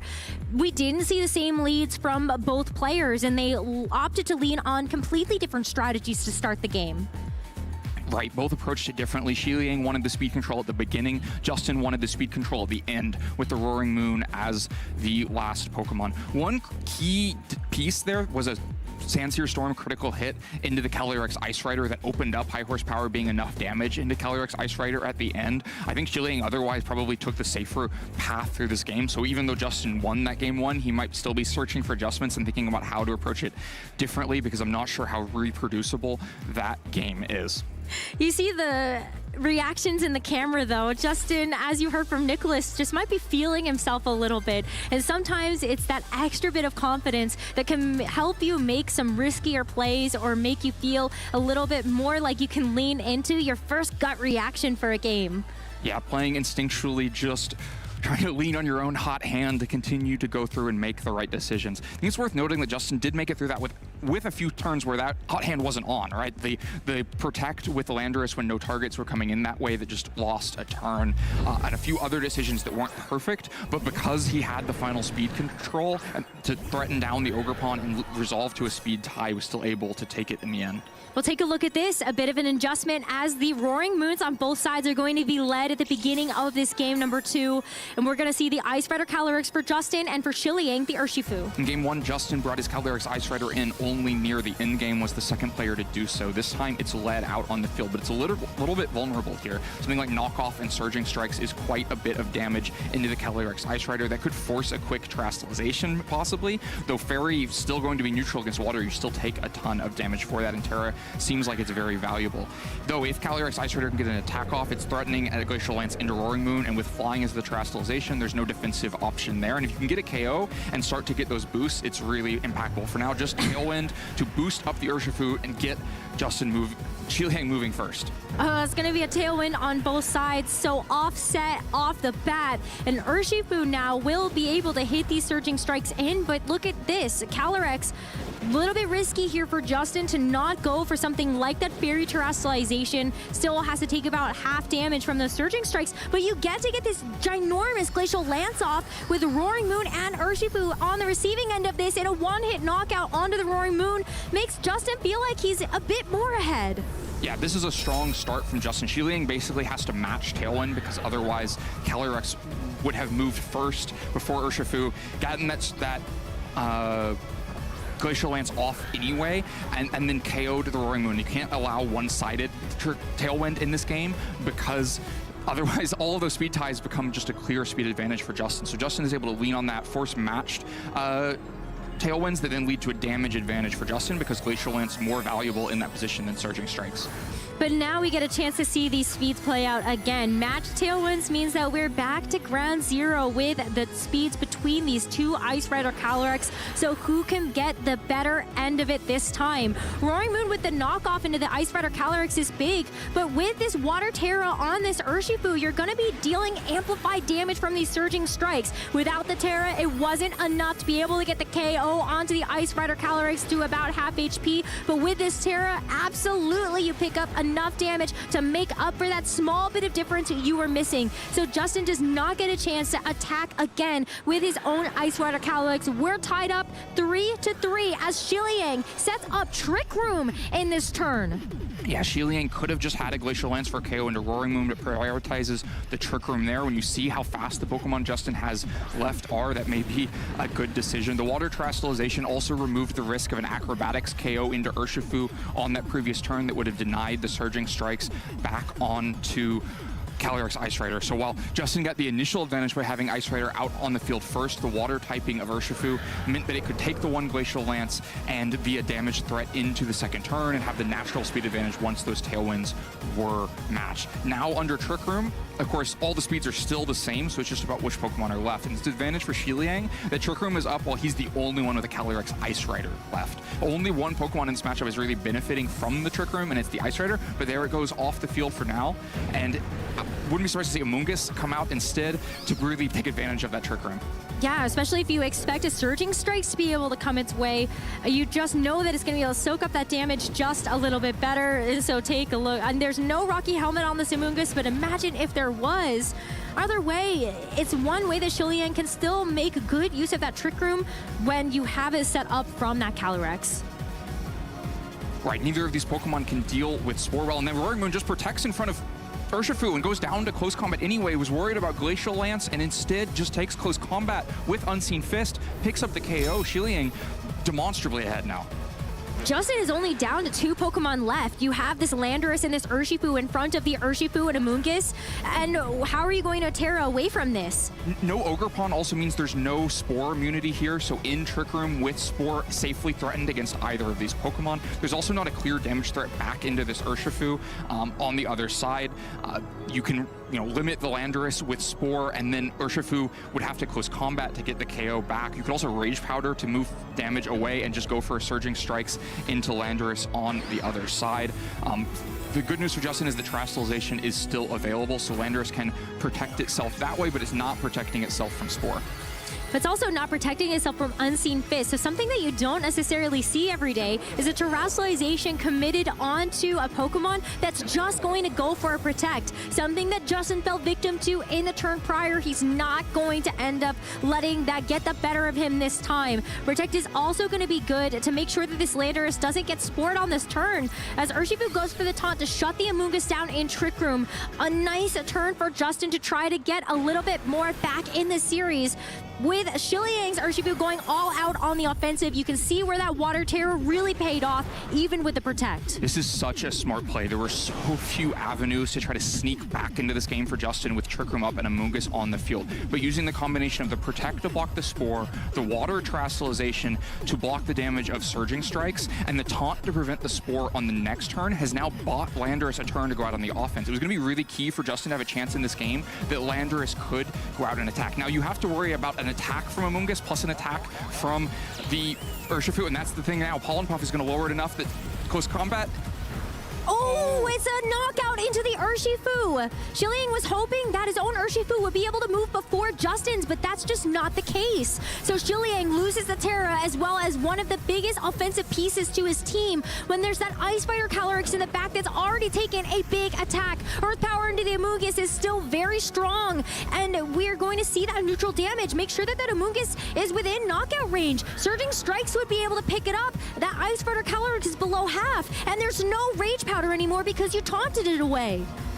Amoonguss cannot Rage Powder. The Urshifu is healthy enough to take a Glacial Lance easily. Trick Room is also soon to expire. It feels like with another speed tie win of Urshifu versus Urshifu, Justin has taken the commanding lead. If the speed tie goes the other way and the other Urshifu moves first, like close combats the Landorus, takes that KO, prevents the Earth Power into Amoonguss, and things look very different. Ooh, but the Pollen Puff into the Ice Rider Calyrex, that's one way to be able to neuter a lot of the damage that Calyrex already took. With a high horsepower into the Urshifu, that's going to be the choice to make sure that that Urshifu does get below half HP, but with no Rocky Helmet on the Amoonguss, you get a chance to have these Surging Strikes hit for absolutely free damage. Shiliang is down to just the Ice Rider Calyrex left in this game 2, where it is dire. Justin Tang is one Pokemon away from becoming a 3-time regional champion, and Trick Room is over. Trick Room is over. Calyrex will be the last thing to move. The Pollen Puff really crucial to give a chance that Earth Power plus Surging Strikes is not a KO here, but based on the damage we've seen, I expect it is. I think these two attacks will just come in and decide this game for Justin. Earth Power from the Landorus brings it to below half HP. The Surging Strikes look like it's going to be very, very close. One hit, two, it's in the red, and with a third Surging Strikes, Ice Fighter Calyrex goes down, and Justin Tang, 3-time regional champion, winning the San Antonio Regional Championships. So many smart plays. That avenue with the Water Terrestrialization, Protect, and Taunt to buy at least the chance for the speed tie is so clever. Justin finds a way in the end to make it down to 50-50 and then wins that coin flip. Wins the speed tie, gets the close combat off before Shiliang can, gets the KO on the Urshifu on the other side, and makes himself one of very few 3-time regional champions. A long time coming, it felt like. After Justin had such an explosive start to his competitive career, he was really eager to seek out that next big win, falling a little bit short at some of the international championships and worlds he found himself at, but in such a stacked field of competition and against one of his best friends, able to secure another regional championship title. It's really all stocks rising for the Tang gang, though. Shiliang also getting that second place is huge. Yeah, it shows how powerful this team is, how flexible it is to play with different options, including in this mirror where both players could approach it differently with what Pokemon were led out on the field. Ultimately, it revolved around the same few things, though. The speed control of the Roaring Moon, the offensive and defensive pressure of the Urshifu on the other side, and the Glacial Lances, whether they were finding the right targets or not quite putting out enough damage. Pollen Puffs were so nice in this game as well. I know we've seen a couple of changes to the Amoonguss sets, not necessarily on the Ice Rider Calyrex Amoonguss, but still, like, having the Sludge Bomb, you have that poison damage from the Landorus as well, but the Pollen Puff felt so nice to be able to make sure you could do just a little bit of chip, but also heal up your partner Pokemon. Look at the celebration, though. Shiliang and Justin both just happy to be able to be in the finals next to each other. Both should be absolutely thrilled with their weekend, to build that kind of team, to come out on top, to see your friend in the final and know that you took 1 and 2 on the weekend. Nothing could be better. And also with Nicholas Donnelly getting a top cut as well, the whole team building group was so successful this weekend. And it goes to show you that you can have friends around you to make sure that you can team build together, practice together, and maybe come out with dominance like that. I mean, just utter dominance in a way that we very rarely see in VGC. Look at those 6 Pokemon, all the same at 1 and 2. The variety starts after that point. There's different kinds of Calyrex Ice Riders. Down in the top 8, you can see Smeargle and Frigoraph, kind of more traditional partners for Calyrex Ice Rider, but those weren't the builds that came out on top. It was the Landorus, Ogerpon, and Urshifu combined with Roaring Moon that set Justin and Shiliang apart and set them at the top. I would just like to point out we also had an Umbreon in our top 8. We had a Ditto in our top 8. We've got some really unique Pokemon here that make me so excited to see where Regulation G is going to go next. And if anybody can top the sauce that Justin and Shiliang came into this weekend with to get those first and second places. The wheel will keep on spinning. You have to imagine in the next few weeks before the European International Championships in London that every player is going to be testing against this team, trying to find how to beat it and trying to keep moving the metagame forward. What comes next in that wheel? Is it Shadow Rider Calyrex's time to shine? If I could give you the right answer to that, I'd be in London trying to win it myself. Someone else will have to figure it out. There are so many options, but for now, we should celebrate what's on top. These 2 players, these 6 Pokemon, what an incredible weekend for them. And Shiliang is just a couple sets away, I feel like, from being able to get another regional championship title as well. If this team building group can continue to create these masterpieces of teams, then you should expect to see them in the top cuts of even more events to come. Absolutely. If they can stay on top of the metagame, we'll have to see what they're cooking for London, or maybe it is all about the mastery in Regulation G, and they'll be able to just prove that this team is on top there as well. In a lot of the sets that we saw from both of these players, they had a good handle on the situation. Even if it was going to be that first game that doesn't go their way, they had some really great adjustments in those games 2 and 3 that you called out that showcase that mastery of the team. It's an immensely flexible team, both to play at different speeds with both Tailwind and Trick Room, to play at different levels of bulk with Amoonguss and the Calyrex versus Frail offensive Pokemon like Urshifu, but also some of the dedicated bulk, like the very physically defensive Ogerpon Hearthflame that we saw take a cornerstone Ogerpon Ivy Cudgel earlier on in the day, prove that the team kind of has the tools to handle anything. And so you can see how that plays out in both top 4 matches, where they start to get a handle on what they need to deal with, work out the solution, and the team holds that solution somewhere inside. Yeah, those defenses were stellar. I think everybody was surprised when the Ogerpon survived. And you have to take a look at that and go, wow, but that's the training and the thought that everybody in this group put into this team to make it as successful as it was this weekend. Can it withstand the test of time, though? That definitely remains to be seen. But for now, I'm looking at these 6 as the best Pokemon in the meta right now, and we've got the stats to back it up. It really feels like the most flexible restricted Pokemon with the most powerful non-restricted. You know, team building in Pokemon is about the big picture and the little picture. It's your big thought about how to approach the metagame and what Pokemon you want to use, and the little details of what items and training and moves to use. And it feels like this team just executed at both levels so well. I think Roaring Moon is the Pokemon that kind of comes out on top, though, when you look at the metagame developments over the last couple of weeks. At the end of Regulation G, in 2024, I felt like Roaring Moon wasn't necessarily one of the most prominent Pokemon that people were looking at, but the perfect 6th on this team to really glue it all together. It's really a great typing for this format, right? You restrict the same type attack to boosted moves of several restricted Pokemon, whether it's Electric or Ghost from Miraidon and Calyrex Shadow Rider, respectively, but you also resist the offense from the most important non-restricted Pokemon. Ogrepon Hearthflame cannot hit Roaring Moon very well. You resist Surging Strikes, even if not the close combat, to try to mitigate the presence of Urshifu on the other side. And so Roaring Moon definitely so valuable throughout this tournament and even in that finals. And in a lot of other teams as well. But let's celebrate our players. We have our finalists and other top 4 competitors on the stage with Joe Brown. So let's see them get their awards. Thank you very much. What an incredible weekend it has been here in San Antonio, Texas. And it's time to give some applause to our finalists here in the finals. Let's start with the runner-up, Shiliang Tang.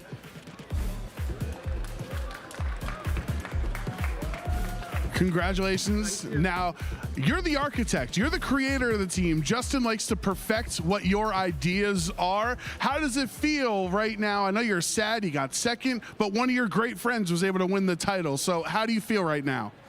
We have been working together for so long, and all our teams, we create a pace, we call it Tang's first regional win.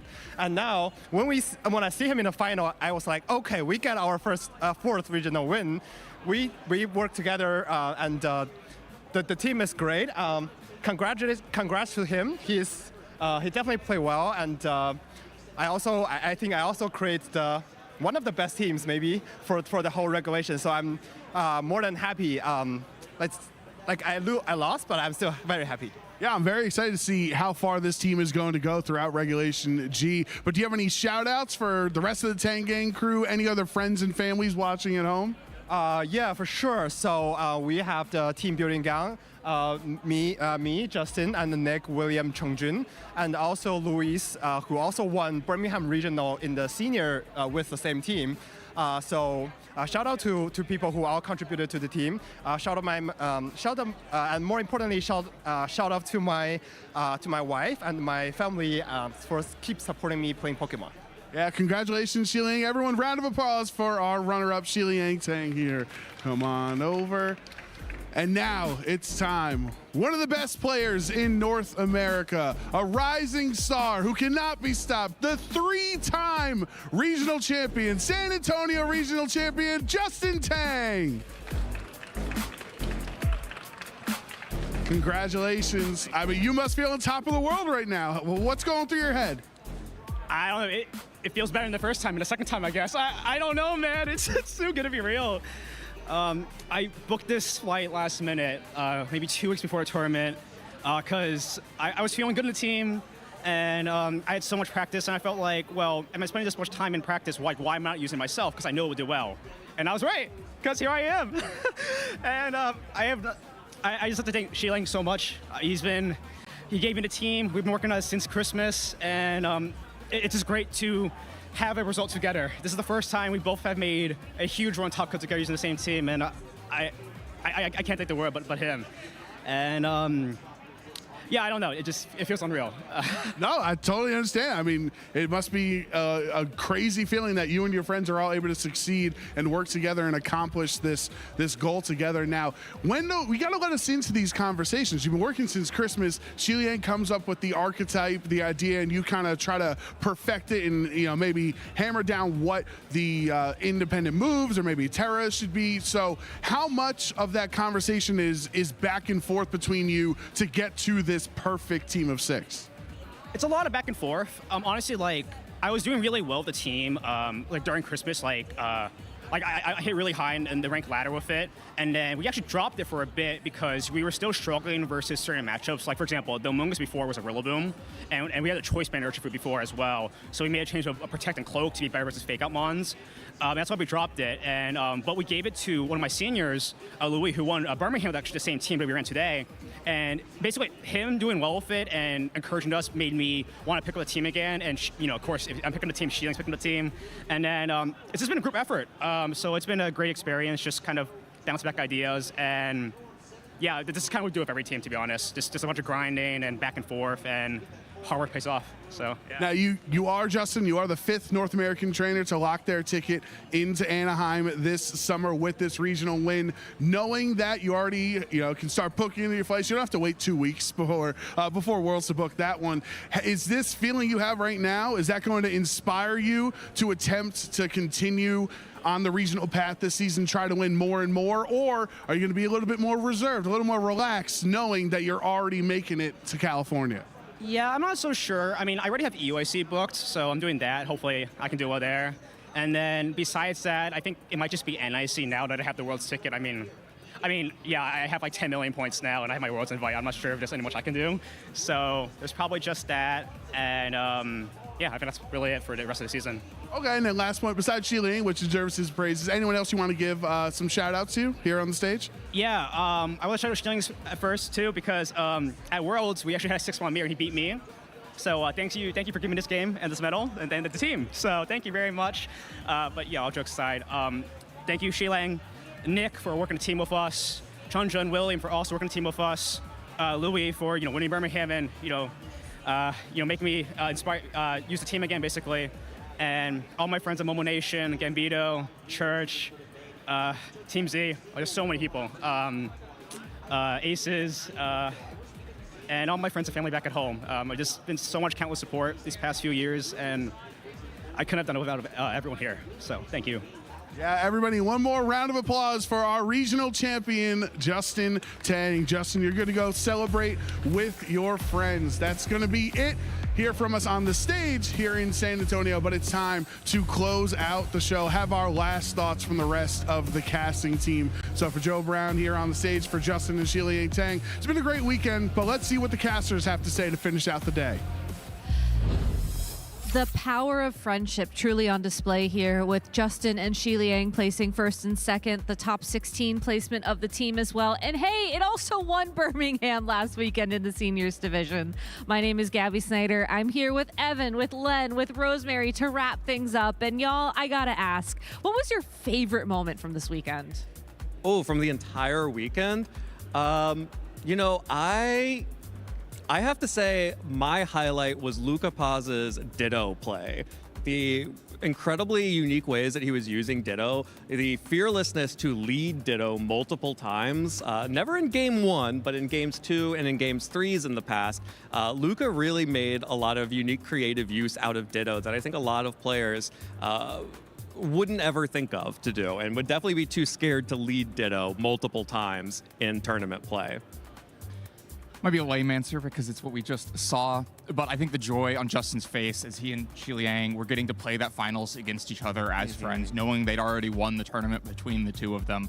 It was just so much fun to watch. You stole my answer. Answer it too. I guess on top of that, I would say that one of my favorite things about this weekend was Evan's Maridon rant. I don't think I agree with your characterization of... Oh, you don't think that was a rant? No. I definitely, that was a rant or a grandstand? Or it was definitely grandstanding. Or it was an inspiring and factually true statement about the potential of Maridon. Let me tell you, when that Hadron engine starts purring and your hair starts standing up... Okay. If you want to be inspired by Evan's clearly motivational speech, you can sign up for Vancouver Regionals. Registration is open right now. It is going to be one of the next stops on the regional tour here, at least in North America. So make sure to go to the Pokemon website to check out that registration info. And of course, if Vancouver isn't in the cards, there are other events coming up as well, like Stockholm. Mm-hmm. Yeah, that's the Vancouver regional overlay, though. I was like, I'm pretty Gorgeous. sure that's not in Europe, but I'm not 100% sure. No, that is in Canada, one of the most beautiful cities, one of the best cities on our circuit. I love the Vancouver Regional Championships. Ever since I went there the first time in 2013 for the World Championships in Vancouver, I love that city. I love that venue. So definitely check that out if you haven't already made plans. Such a fun, gorgeous city to visit. Yeah, make it happen. Good food. Good. Oh, Incredible food. Also, really good food in Stockholm. So if you haven't been there, you can head over to that event. That is our next EU regional event coming up in later on this March. So make sure to check out the registration info on the Pokemon website for that. If you decide that that is more your speed, of course, though, we're kind of leaving the elephant in the room, as the next European event is really the International Championships coming up next month as well. So all of the information on how to participate, how to watch, how to, cheer on your friends who are competing can all be found on the Pokemon website. And if you need a reminder to do that, you can always follow the channels. You can ring that bell on your website of choosing. You may be watching us on YouTube, you may be watching us on Twitch, but make sure you follow to make sure you can tune in and watch all the incredible action from these upcoming events. Yeah, it's going to be incredible. And by the way, Stockholm, March 23rd, that's my birthday. So if any of you players want to give me a present, let me tell you about the Dragon Electric type that gets multiple 1.3 boosts to its special attack. I thought you were going to say Sunflora. Well, I mean, I would like people to succeed. I'm not mean. Evan, I love and appreciate you. I think you are a fantastic partner. But if I allow you to start this grandstand once again, we will be here for a while. And I don't know about y'all, but I think we had a fantastic weekend. I think it's time we celebrate with friends, and we save the Maridon calculations maybe for Monday morning when we're putting off work. So that is going to be it for us here in San Antonio. Thank you all so much for watching, and we will see you again real soon.